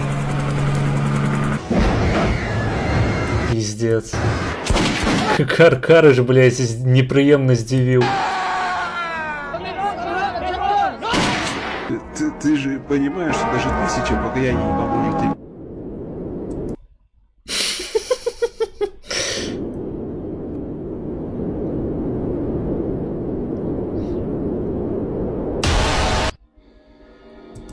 Охуительно.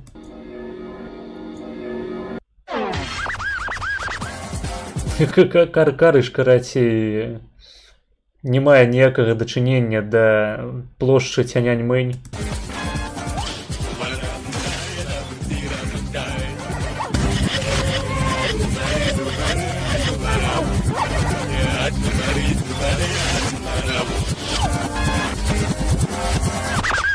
Каркарыч гэта той самы чалавек, які здзяйсняў аперацыю па раскідванні трупаў над камуністычнай кампучыяй. І гэтыя самыя трупы ён сам рабіў. Твой саркофаген для спасения от кары небесной и готов вовремя. Это просто замечательно, друг мой способный. У нас наконец-то появился шанс обмануть кару небесную и выйти из этого чистилища раз и навсегда. Ну шо, товарищи, по сырой печени да по коням? Лепей по сырому яйку. Бля, гэта аўдыо з Left 4 Dead. Калі ведьма недзе побач з'яўляецца. Каркарыч не памятае Валынь. Каркарыч это методолог Мацкевич. Готовьтесь выйти из этого цикла навсегда.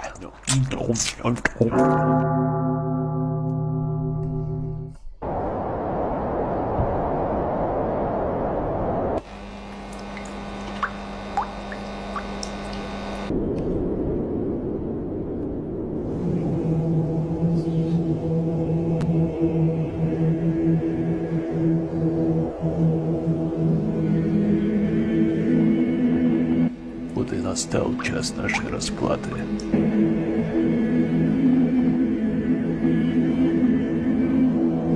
Господи, прости меня. Нам всем надо наружу, нам всем надо покаяться. Покаяться.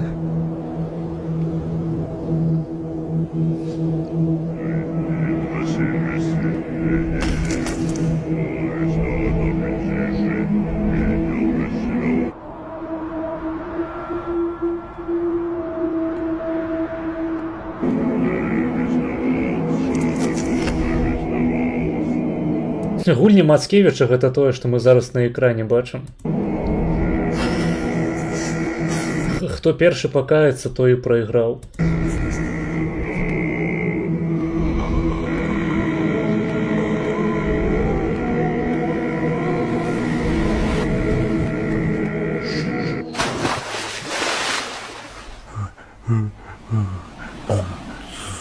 О, кровь. Ой, блядь, грешников.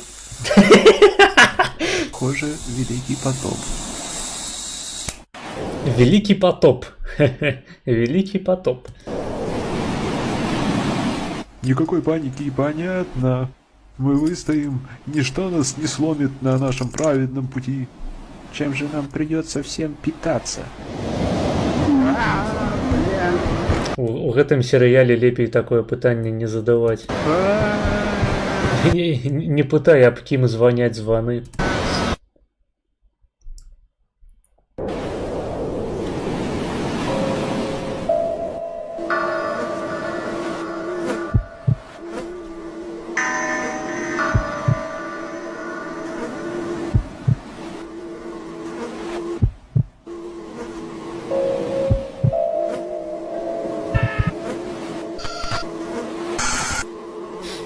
Блять.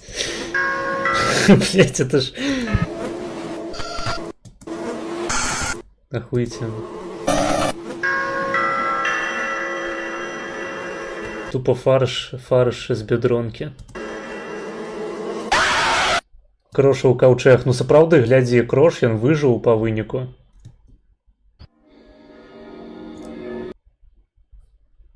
Але як бы у гэтым каўчэгу быў адзін нюанс.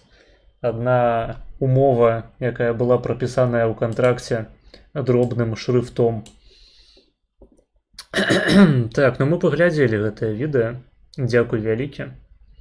Вельмі было сапраўды неблагое. Грышарыкі, топавы контент.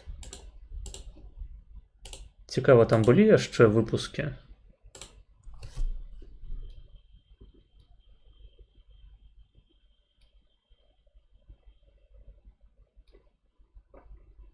Там былі яшчэ выпускі. Можаце замаўляць далей, тут дохуя. То бок тут выйшла падборка старых серыяў, і потым яшчэ раз, два... Не. А, ну так, 1, 2, 3, 4, 5, 6, 7, 8, 9. 9 серыяў яшчэ. Дахуішча. Тэкс. Ну а пакуль вы там думаеце, я думаю, мы запустим видос с першай чаргі. Там акурат няшмат заставалася. Вось. Опускаемся ў першую.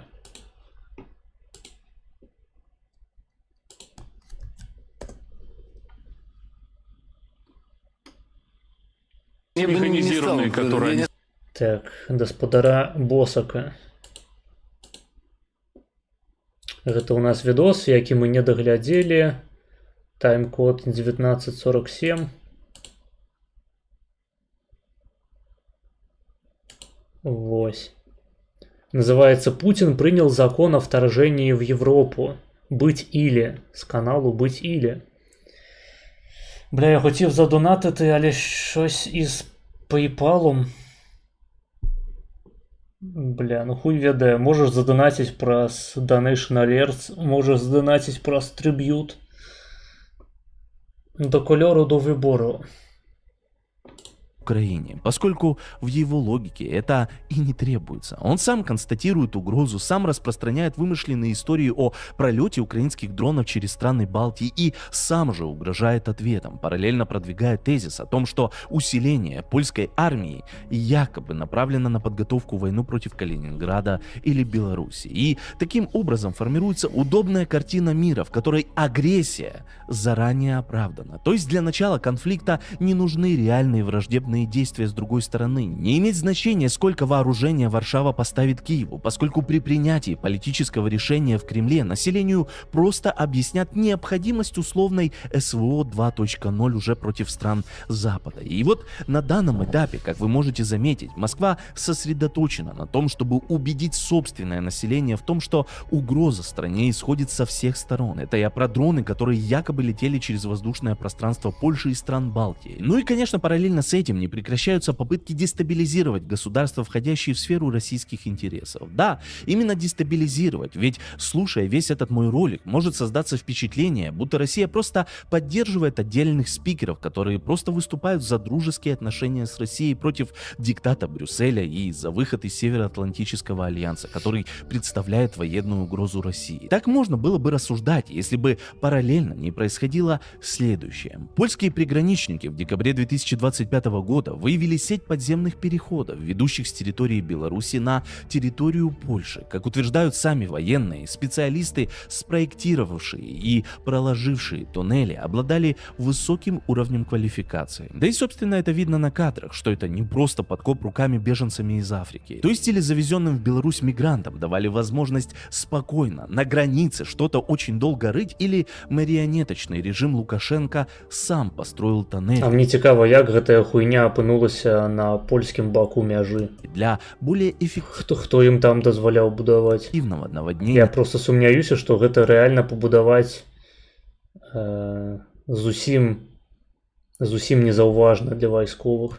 Польши беженцы. Потому что, ну, яно пабудавана, то бок гэта не так, што іх спалілі на нейкім этапе пабудовы, а рэальна яны здолелі пракласці гэтыя туннелі. І не просто адзін, а цэлую сетку. Аналитики сходятся во мнении, что это целенаправленная кампания Минска, или, давайте назвать вещи своими именами, Москвы по наводнению Польши мигрантами из стран Африки и Азии. То есть одной рукой Кремль спонсирует правых политиков, продвигает правые тезисы, а второй наводняет Польшу мигрантами, чтобы вызывать бурление в обществе. Ведь... Ну, гэта правда, гэта так і адбываецца, то бок ніколі не спансуюць нейкую одну канкрэтную радыкальную групоўку, яны хутчэй за ўсё спансуюць радыкальна левых, радыкальна правых, умоўна, і разам з тым дапамагаюць ладзіць гібридную вайну, закідваючы мігрантаў з Беларусі ў Польшу.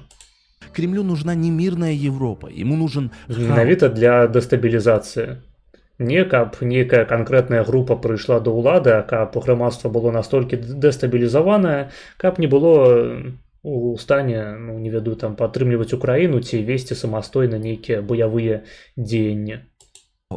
І на месца гэтага хаосу прыйшла Пражка са сваімі падваламі і ФСБшнікамі.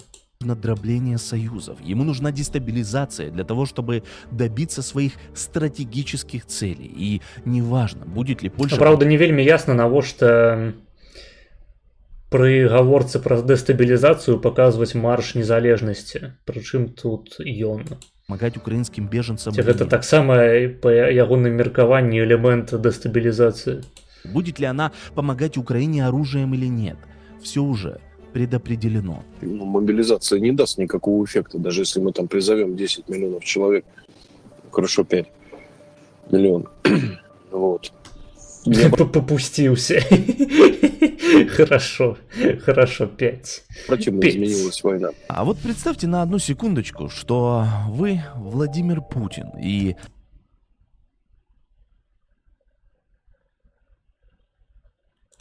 наблюдаете за тем, как развивается ситуация. Да, благодаря технологическому... Я гляджу на окно. Прогрессу Украина смогла достигнуть паритета со второй армией мира, и поэтому предпосылок к каскадному обрушению фронта у ВСУ не просматривается. А вот российская экономика все ощутимее испытывает последствия войны. Дефицит бюджета за первые 3 месяца уже превышает показатели за весь прошлый год. Фиксируется замедление экономики. Дефицит пенсионного фонда по итогам 2025 года вырос в 3,5 раза, а темпы набора контрактников реально снижаются. Украина тем временем поставила на поток производства дронов, с помощью которых системно наносит удар. Уявите, что вы 500 и сидите у яме и вам дают пешево. Я думаю, у чатерсам и уявлять не треба. По бюджетообразующей инфраструктуре. НПЗ, НПС, нефтеналивным терминалам уже применяют крылатые ракеты и заявляют о подготовке. Стыдно и больно. Стыдно и больно. Так, я так разумею, PayPal запрацаваў.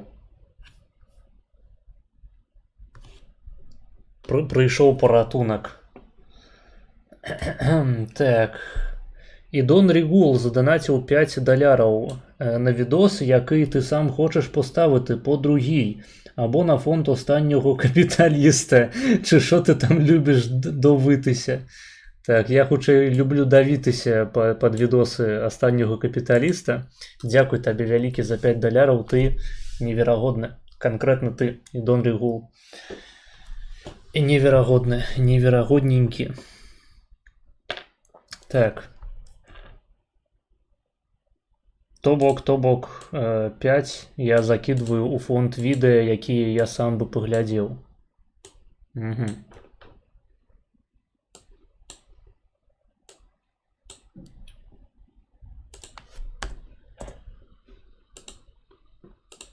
Колькі гэта? 25 хвілінаў па другой калі. Трэба знайсці які-небудзь відосик, які... Мабыць, мы сёння не даглядзім яго, але прынамсі пачнем. У другую чаргу. Толькі запишу яшчэ тайм-код. 23:32. Каб потым даглядзець. 23:32. Так. 25 хвілінаў, кажаш, так? Зараз пошукаем. До 03 сидим. 03... Что ты маешь на увазе? До 3 годины? Не, нам засталося хвилинов 15. 15 пострымить. Так.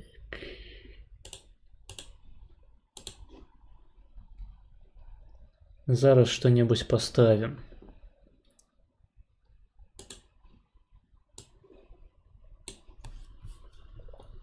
Что тут такое было цікавое за апошняга?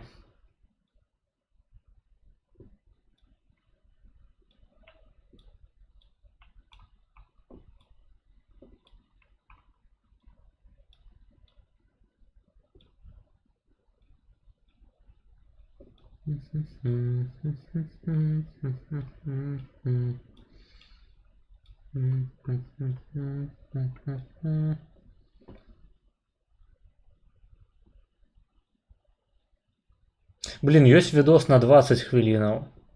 Можна яго паставіць. І тады застанецца нават. Грашарыкі. Правильно, не лайка, падабайка. Давай я тебе забаню, а? Як тебе такая ідэя? Жыве Беларусь, прывітанне з Польшчы, пакідаю лайк і падпіску. Дзякуй, дзякуй. Вітаю на канале. Неяк сёння шмат людзей новых у чаце і падпіскі ляцяць.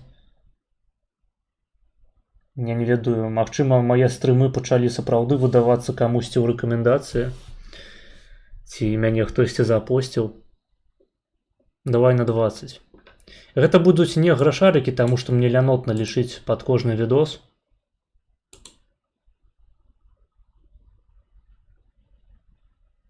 Я не ведаю, што гэта за канал, але мне вельмі хацелася паглядзець гэтае відэа.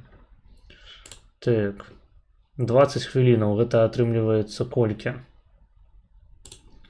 У грошах. Так. Занясем. Калі цалкам яго глядзець,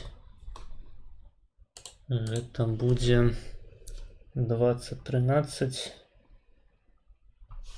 то бок 2 плюс так 10-60 и на 13 202 на 2 204 404. Добра. І застаецца яшчэ трошки. Ой, блядь. Во, 0,96 застаецца яшчэ ў банку.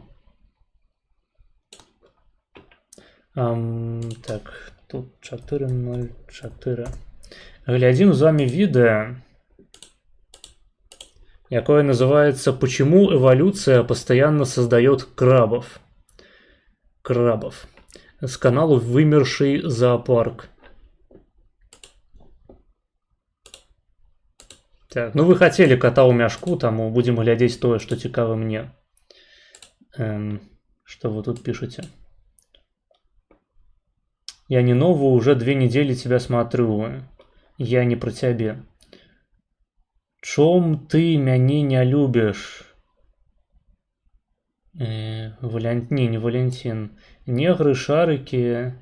Валентин гэта китаец, нег жые кшыве. Ай, блядь. Вось таких, як ты, таксама хочацца баніць перыядычна. Вы незабаўныя, вы пішаце просто нейкі спам, блядь. У гэтым няма гумару, у гэтым няма інтэлекту. Вы просто прыходзіце паклоунічаць. Так. Ну, карацей, глядзім. В 2017 году эколог, изучающий поведение животных, Марк Лейдер задокументировал весьма странное поведение пальмовых воров на небольшом острове в Индийском океане. Он установил камеры, чтобы лучше понять, как они добывают пищу, и однажды глубокой ночью одна из камер засняла нечто неожиданное. Пальмовый вор забирался на дерево. Да, именно забирался. Добравшись до невысокой ветки, где спала Алуша, морская птица, он медленно вытянул клешни, крепко схватил ее за крыло и... хруст. Одним движением сломал птице крыло, после чего та рухнула вниз. Блин, вось ён докладно не клопотится про свои грехи. Алуша пыталась сопротивляться, но это было примерно как драться с живым танком. Рак-отшельник даже не дрогнул и принялся методично колотить добычу, пока та не перестала двигаться. Ебать. И всего через 20 минут на место подтянулись еще 5 его кровожадных приятелей. К утру от... Не ў гуморы сёння ён. Блядь, чал, ты кожны стрым прыходзіш і пішаш «Слава крыві, крывічы наперад, ура!» Гэта перастала быць смешным. Даўным, блядь, даўно. Прыдумай што-небудзь новенькае. Птица не осталась Гэта як Hello World, які прыходзіць кожны стрым, блядь, сказаць петрухінцы на месцы. Як быццам гэта робіць шмат сэнсу. Чего? И когда я говорю ничего... Так, я стаміўся, вось мы стрымім 6-ю гадзіну, амаль конец стрыму, и тут вы прыходзіце, блядь, со своей тупой хуйнёй. Я имею в виду, ее полностью съели. Позже Лейдер обследовал соседние острова и обнаружил не менее мрачную закономерность. Там, где плотность пальмовых воров была высокой, практически отсутствовали морские птицы, гнездящиеся на земле. Зато на единственном соседнем острове, где этих ракообразных не было вовсе, такие птицы спокойно вели гнезда прямо на земле, как им и положено. Получается, целое сообщество морских птиц было буквально вытеснено, а точнее локально уничтожено членистоногими. Ах да, кстати, пальмовые воры технически вообще... Ён, блядь, выглядае як жывёліна, якая могла бы человека, блядь, вынішчыць папуляцыю. вообще не крабы. Да, название оказалось довольно Прынамсі малога якога-небудзь разъебать проблем бы не склала. обманчивым. И самое интересное, они далеко даже не единственные. На удивление, много животных, которых мы по привычке называем крабами, с точки зрения систематики, вовсе ими не являются. Они просто очень похожи. Камчатские крабы — не настоящие крабы. Это раки-отшельники, которые в какой-то момент отказались от раковины. Фарфоровые крабы тоже нет, они ближе к приземистым омарам. Волосатый каменный краб, цепляющийся за скалы юга Австралии и действительно покрытый шерстью, увы, тоже не краб. И пальмовые воры — это ходячие ночные кошмары. Как Блин, дарэчы, я памятаю, на заалёгі яшчэ праходзілі калісьці нейкага ракавіднага, ракаабразнага, который большую частку жыцця ўяўляе сабой такі грыбападобны міцэлій. І ён робіцца паразітам на іншых крабах, на іншых ракаабразных. І адзінае, што выдае ў ім ракаабразная, гэта ягоная лічыначная стадыя лярвальная. Яна там тыпова ракаабразная. Але цела ягонае гэта проста нейкі міцэлій. Уже выяснили. Тоже Які паражае іншых ракаабразных. Я, правда, забыл, як называется уже. Но самое странное даже не в том, что они не крабы. Дело в том, что они даже не являются их близкими родственниками. Это совершенно разные эволюционные линии ракообразных, которые независимо друг от друга пришли к практически одному и тому же строению тела, хотя начинали с совершенно разных таксономических групп.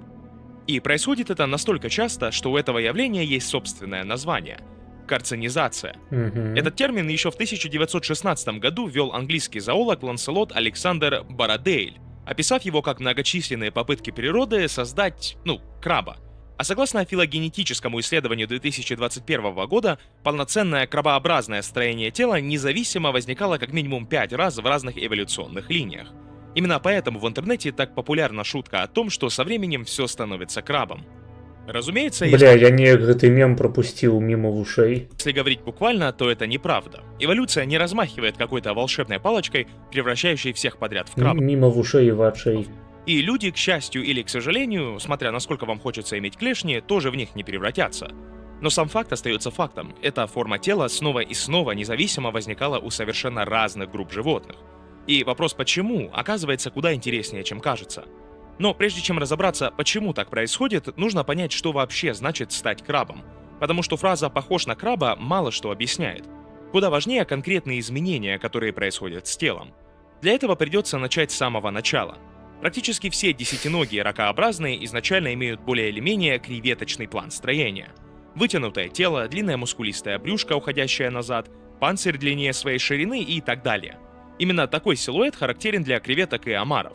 И самое главное здесь — это хвост. Он не скрыт под телом, а остается длинным, свободным и очень полезным. Гэта, дарэчы, не хвост ніхуя. Я не ведаю, чаму ён так яго называе. Гэта не хвост, блядь, гэта брушка. Аўтар каналу Заолег, дакладна.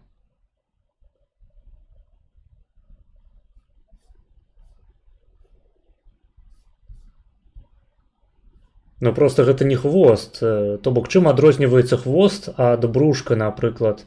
Галоўнае адрозненне заключаецца ў тым, што тут на канцы гэтага у двухкосці хваста знаходзіцца анальная адтуліна, анус. Там скончваецца стрававальная сістэма. Там какі вылазяць адтуль. А калі мы кажам пра хвасты у пазваночных хвасты, сапраўдныя хвасты, гэта працяг пазваночніку. І анусы знаходзяцца пад хвастом, не на ягоным кончыку. Асноўная прычына. И омары... Основное адрозненне. И креветки... Это ніякі не хвост, блядь. Используют его для так называемой коридоидной реакции бегства. Они резко подгибают брюшко и буквально выстреливают... Так, брюшка, это не хвост. Но хвостом можно хіба что вось гэтую апошнюю лопасть назвать. Следуют назад сквозь воду, словно живой гидроцикл. Способ быстрый и весьма эффективный. Вот только с точки зрения хищника, этот длинный мясистый хвост, словно огромная табличка с надписью «Схвати меня». Чтобы превратиться в нечто крабоподобное, Нямка. весь этот план строения должен измениться сразу в нескольких направлениях. Верхний панцирь становится шире и более плоским. Отдельные Блин, гэта літаральна я. пластинки на нижней стороне тела срастаются в единый широкий Гэта не толькі пра карцінізацыю, гэта яшчэ відос пра скуфізацыю, насамрэч.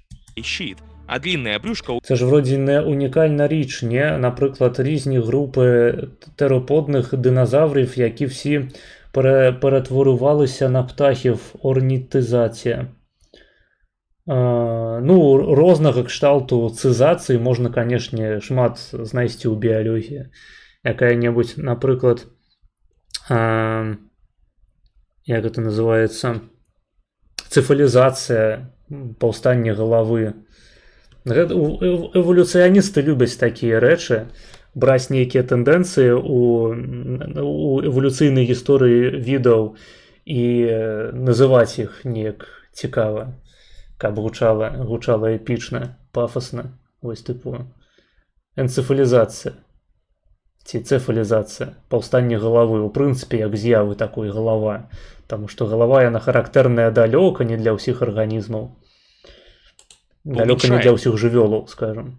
загибается вперед и поджимается под тело. И что интересно, именно для этого процесса существует отдельный научный термин – брахіурізація. Вось, бачиш, тут дохуя такого. Гэтым уся зоология полнится. По сути, это просто означает, что во время метаморфоза брюшко загибается вперед. Запомните этот момент, скоро мы к нему вернемся, потому что генетический механизм, стоящий за брахиуризацией, оказывается куда интереснее, чем может показаться на первый взгляд. По сути, именно в нем и кроется главный секрет превращения в краба. Но перед этим небольшое таксономическое уточнение. Нас интересуют две крупные группы ракообразных. Первая – брахиура или настоящие крабы. Они произошли от одной эволюционной линии и сохранили этот тип строения, что, собственно, и дало название брахиуризации. Вторая – анамура. Огромная группа, куда входят раки-отшельники, камчатские крабы, фарфоровые крабы, приземистые, омары, песчаные крабы и множество других весьма своеобразных личностей. Самый простой способ отличить их вживую – посчитать ходильные ноги. У настоящих крабов впереди одна пара клешней и 4 пары ходильных ног сзади. А вот у многих крабоподобных анамур тоже есть одна пара клешней, но заметны лишь 3 пары ходильных ног, потому что четвертая уменьшилась и спрятана под панцирем, где в основном используется для очистки жабр. Казалось бы, мелочь, но именно она показывает, насколько обманчива внешность. Камчатский краб и краб Данджинесса, да, это действительно его официальное название, выглядят как близкие родственники, но на самом деле их разделяют сотни миллионов лет независимой Блин, мне подобается гэты арт. эволюции. Проще говоря, они друг другу гораздо более дальние родственники, чем человек любому современному млекопитающему. Но вернемся к главным героям – крабам. Ну, не совсем крабам, тем, которые крабы только по названию и внешности. В общем, вы поняли. Самый впечатляющий пример... Блять, яшчэ одна пачвара морская, называется морский павук. Загуглите гэтую хуйню, просто охуеть. Это пиздец. Вось самый цікавы, насамрэч, самый цікавы раздел зоологии – гэта зоология беспазваночных. Таму што такой разнастайнасці формаў сяродневоднай групы пазваночных жывёлаў вы не сустрэнеце ніколі. Гэта яшчэ і проста найлепшы матэрыял для ваших ночных жахаў. Истории камчатские крабы. Да, я уже говорил, что это не настоящие крабы, но привыкайте, это придется слышать еще не раз. Вы разумеете, павуки есть морские, нахуй. Блять. На самом деле, это потомки раков-отшельников, которые в какой-то момент решили стать немного самостоятельнее. Более 100 миллионов лет разные линии раков-отшельников жили в пустых раковинах брюхоногих моллюсков, и все их тело приспособилось именно к такому образу жизни. Одна клешня крупнее другой, чтобы затыкать вход в раковину условно пробкой. Мягкое, не покрытое известковым панцирем брюшко идеальное для закручивания внутри спиральных раковин, а максимальные размеры напрямую ограничены тем, насколько большую пустую раковину удастся найти на морском дне. Получается, вся жизнь рака-отшельника – это бесконечные поиски нового дома. Но переломным моментом стало исследование 1992 года, показавшее, что камчатские крабы филогенетически находятся внутри рода Пагурус, то есть среди раков-отшельников. Практически все последующие молекулярные исследования подтвердили именно такое происхождение. Судя по всему, естественный отбор постепенно начал отдавать предпочтение особям. Так а вони справжні павуки, чи це така назва, як морський огірок? Яны, по-моему, наогул особная группа. Зараз, секунду. По-моему, яны, блядь... Я просто давненько не чытаў на гэтую тэму нічога.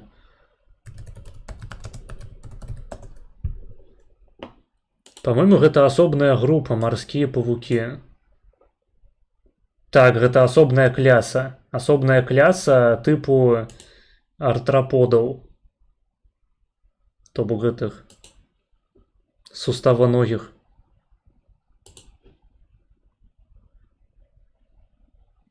Членистоногих. Суставоногие. Не у Тарашкевицкой Википедии яны называются суставоногие. Вот. Челясоногие. Блять, это я не жартую, это реальная их неофициальная назва. Челясоногие. Карацей, артропода. Вось, і марскія павукі гэта асобная кляса у рамках тыпу артрапода. Гэта не павукі, разумееш? Але яны знешне падобныя. Выглядае жахліва.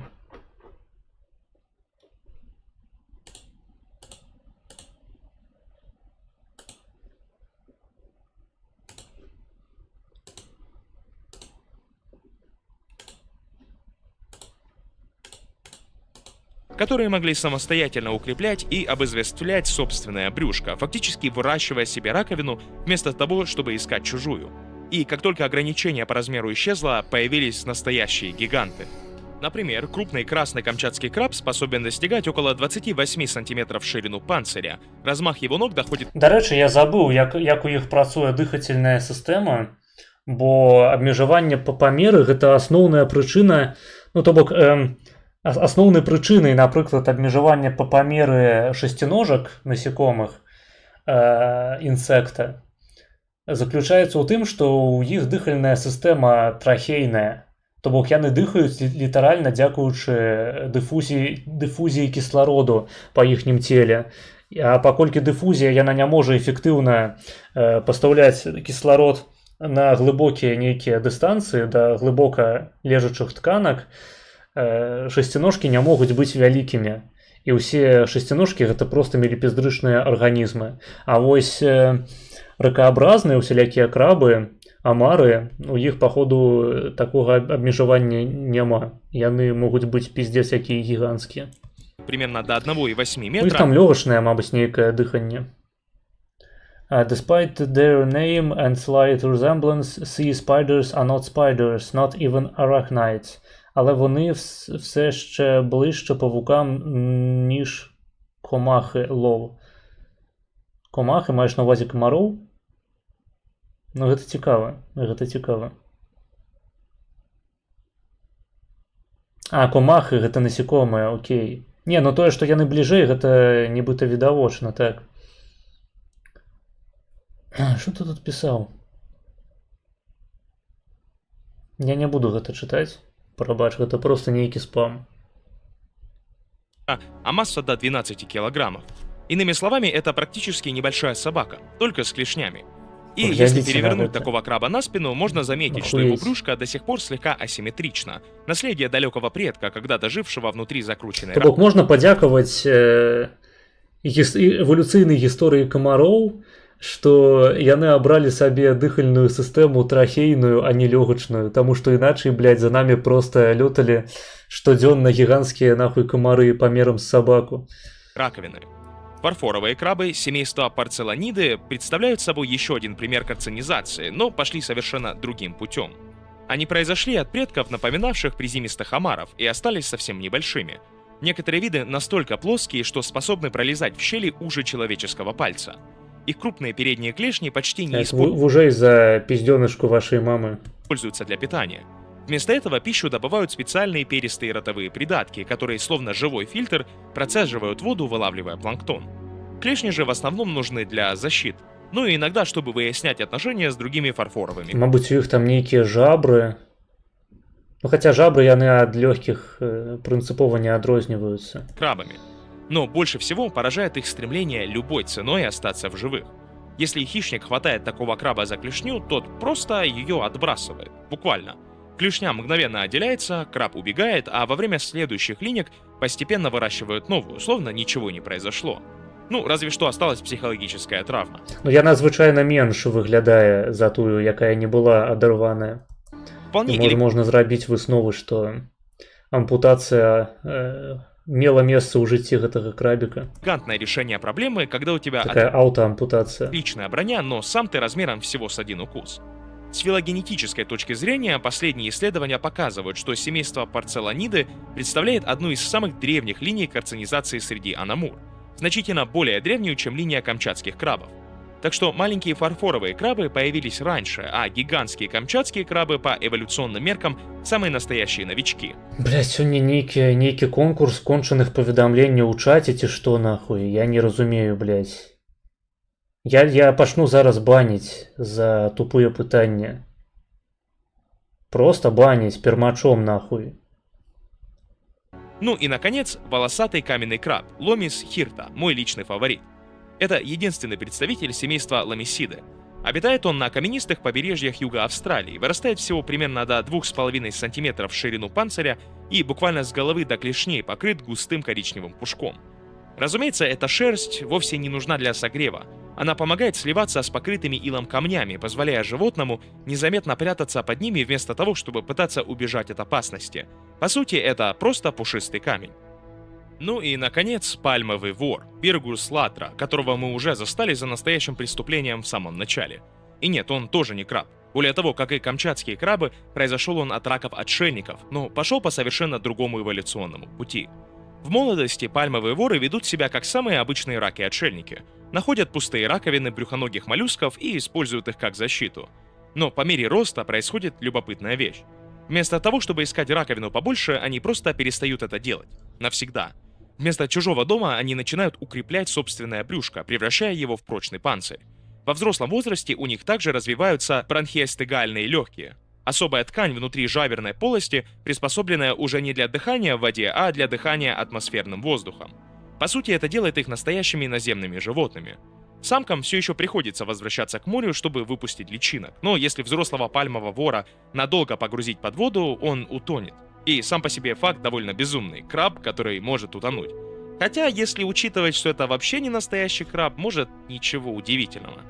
Впрочем, он не единственный любитель суши. Среди настоящих крабов тоже есть виды, практически отказавшиеся от жизни в воде. Но сейчас не об этом. Я так разумею, он некий ядовитый. Честно говоря, пальмовый вор, пожалуй, самый безумный краб из всех.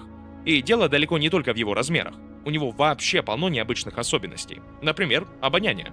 Исследование 2005 года показало, что обонятельная система пальмового вора практически не похожа на таковую у других ракообразных.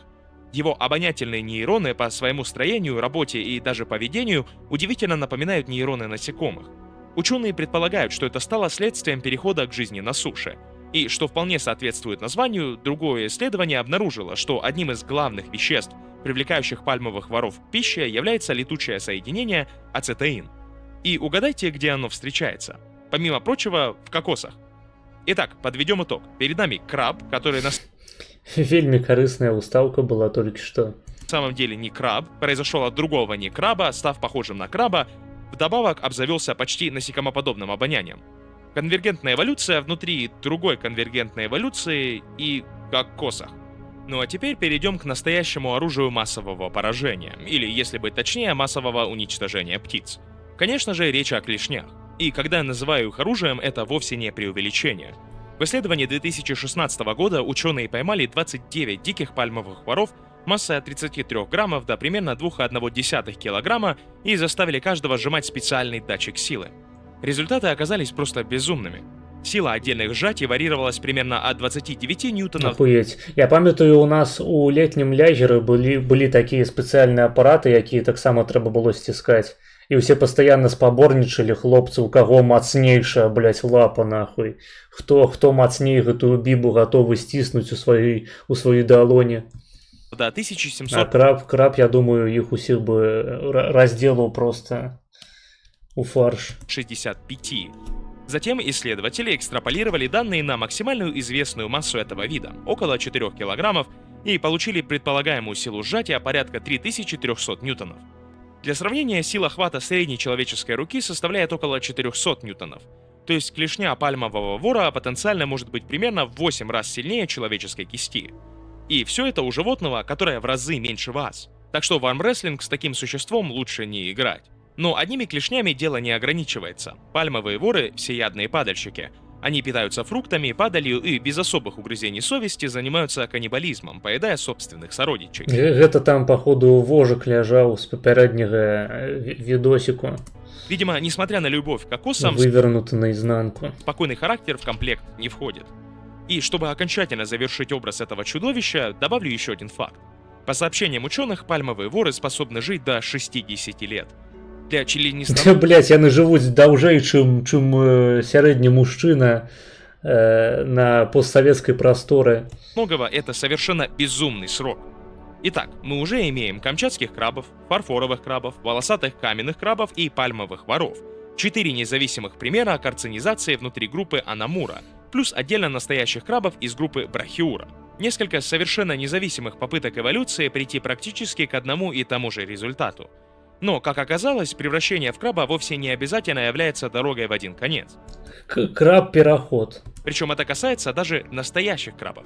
Возьмем, например, лягушачьих крабов. Не ведаю, як вы, але я по гендеры краб.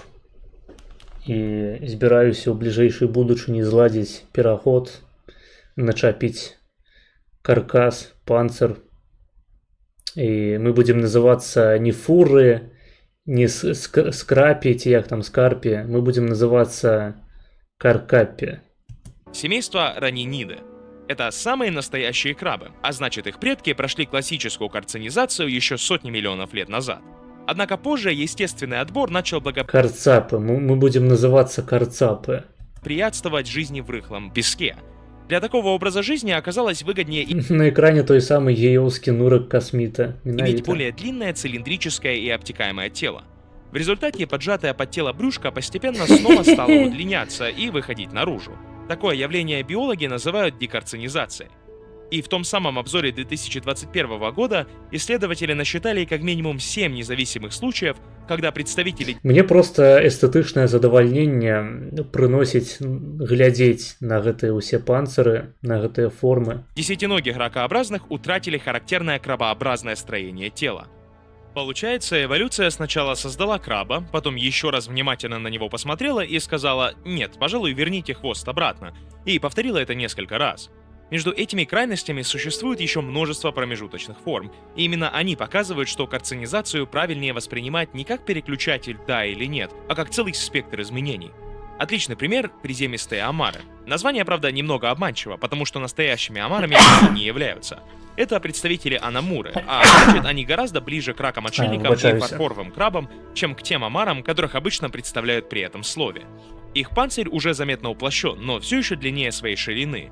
Клешни зачастую непропорционально длинные, почти карикатурные, а брюшко лишь частично подогнуто под тело. Выглядят они так, словно кто-то начал собирать краба, но бросил работу примерно на середине. И, судя по всему, краб из бэкрумс. Для их образа жизни этого оказалось вполне достаточно. Кстати, о разных образах жизни. Крабоподобное строение тела – это настоящий швейцарский нож эволюции. Оно подходит практически для всего. На одном конце находятся горошинковые крабы из семейства пинотериды, вырастающие меньше 1 сантиметра и проводящие почти всю жизнь внутри устриц, двустворчатых моллюсков и мидий. На другом – японский краб-паук, Macroheira kempferi, размах ног которого достигает примерно 3,7 метра. Это крупнейший размах конечностей среди всех современных так само страшная хуйня членистоногих. Есть еще крабы-привидения, которые, несмотря на свои скромные размеры, способны разгоняться по пляжу до 2,1 метра в секунду. Более того, исследования показали, что свойства их мышц и особенности метнулся кабанчиком, як то кажуть, перед движением удивительно напоминают таковые у млекопитающих. Честно говоря, я никогда не думал, что мне вообще придется произносить такую фразу про краба. Ну и, конечно, пальмовый вор, про краб, который, как мы уже выяснили, посмотрел на океан и сказал «нет, спасибо», а потом на курицу, и вот это ему показалось интересным. Так что крабоподобная форма явно не предназначена для какой-то одной конкретной задачи. Ля-ля, поглядите, рассеялся, ля. Подобная форма явно тупо отдыхаем. Не предназначенная для какой-то одной конкретной задачи. Возникает вопрос, почему же она настолько универсальна? Ответ в основном сводится к механике. Во-первых, широкое и плоское тело обеспечивает низкий центр тяжести, благодаря чему животное гораздо устойчивее на неровной поверхности, например, в приливно-отливной зоне. Во-вторых, именно такая форма позволяет крабам двигаться боком. Они способны мгновенно уходить влево или вправо, тогда как большинство их хищников атакуют преимущественно вперед. Ну и, конечно, поджатая брюшко устраняет одну из самых уязвимых частей тела. Хищник попросту не может схватить краба за хвост, потому что хватать уже нечего. Интересно, что первые настоящие крабы появились еще в юрском периоде, если судить по самым ранним ископаемым находкам. Однако большинство современных линий активно диверсифицировались значительно позже, примерно 145-66 миллионов лет назад. Палеонтологи называют этот этап меловой революцией крабов, и он совпадает с гораздо более масштабным событием – мезозойской морской революцией. В это время морские хищники начали обзаводиться более мощными челюстями, специализированными приспособлениями для сверления и дробления раковин, а также более эффективными способами раскалывать и перемалывать твердую добычу. Разумеется, вместе с усилением хищников возрастало и давление на их жертв. В результате миллионы лет морские экосистемы представляли собой настоящую гонку вооружения. Стала ли именно эта революция причиной стремительного разнообразия крабов, однозначно сказать сложно. Но учитывая, что сами крабы тоже входят в число животных, способных эффективно раскалывать раковины, между этими событиями явно существует определенная связь. Именно в этот период ископаемая летопись дарит нам одних из самых странных крабов, которых только знала Земля. Например, Калихимера перплекса, найденная в меловых породах Колумбии и описанная в 2019 году. Ее прозвали утконосом мира крабов, потому что она сочетала типичное крабоподобное тело с огромными, ничем не защищенными фасеточными глазами и плавательными ногами вместо привычных ходильных. И все это помещалось Фасеточные, нихуя себе. в тело размером примерно с крупную монету. Исследование 2022 года подробно изучило ее глаза и показало, что относительно размеров тела они были просто гигантскими и очень быстро росли в процессе развития. Классические признаки активного зрительного хищника. Теперь мы примерно понимаем, что такое карцинизация, когда она происходила и почему могла оказаться настолько успешной. Но остается последний вопрос. Как именно это происходит? Что вообще позволяет настолько разным эволюционным линиям снова и снова приходить практически к одной и той же форме тела? И возможно ли это когда-нибудь у человека? Спрашиваю, конечно же, исключительно для друга. Любопытно, что исследование китайского мохнаторукого краба Eriocheir sinensis проследило активность генов именно в тот момент метаморфоза, когда брюшко впервые начинает загибаться под тело. Оказалось, что именно в этот момент снижается активность некоторых генов, в частности SCR и ANTP. Это так называемые HOX-гены, семейство генов, которое определяет общий план строения тела. Так, HOX-гены, блядь, это літаральна тэмы, якія мы штудыравалі вось у гэтым семестры, які я скончыў на нейрабіялогіі развіцця. То бок гэта гены, якія вызначаюць яны вызначаюць сегментацыю цела і ў прынцыпе якая частка цела будзе як выглядаць канкрэтна, у якім месцы яна будзе, наколькі яна будзе падобная на суседнія часткі і гэтак далей. Бок частка з іх проста забяспечвае сегментацыю, частка канкрэтную спецыялізацыю, частка там падваення сегментаў, іхную парную структуру і гэтак далей. Во время развития. Ну там літаральна там хаця б мінімум просто вызначыць пярэднюю і заднюю частку цела. Гэта таксама HOX-гены. Не HOX-гены, так, а HOX. Работают как главные архитекторы организма, указывая каждому сегменту тела, морфогены так званые, чем именно ему предстоит стать.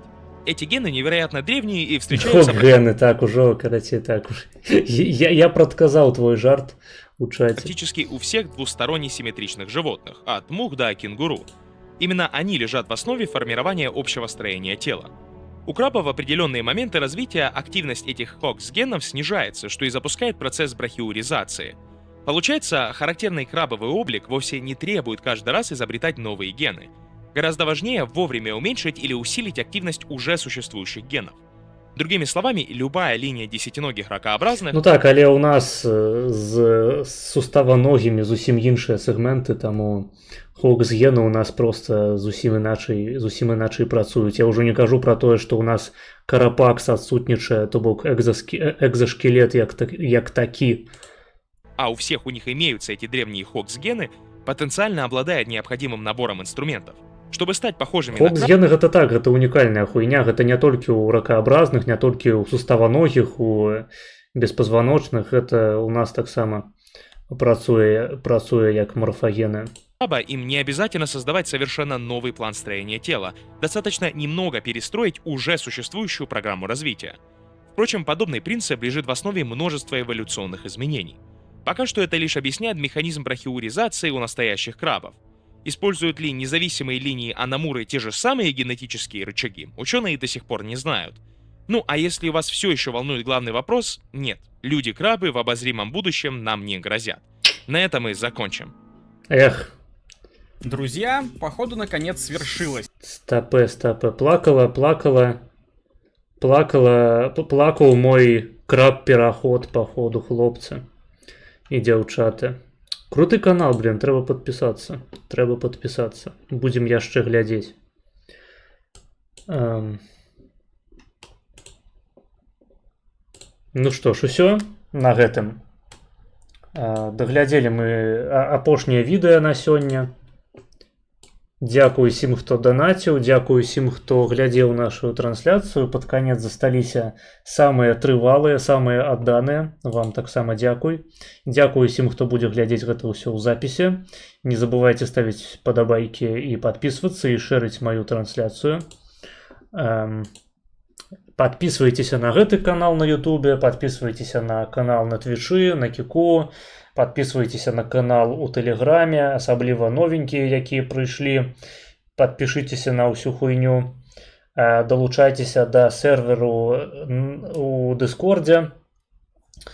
Мы там перыядычна сядзем у войсах усе разам, нават людзі, якія ў конфы прыходзяць на стрым, то бок медыйныя асобы. И абсолютно бесплатно можете там законтачиться. Подписывайтесь на мою инсту, на X, только берите под увагу, что я экстремист. И коли вам небяспечна на мяне подписываться, то лепей не подписывайтесь. Ну, гэта зараз беларусам паведамленне было. Потому что я экстремист у Беларусі.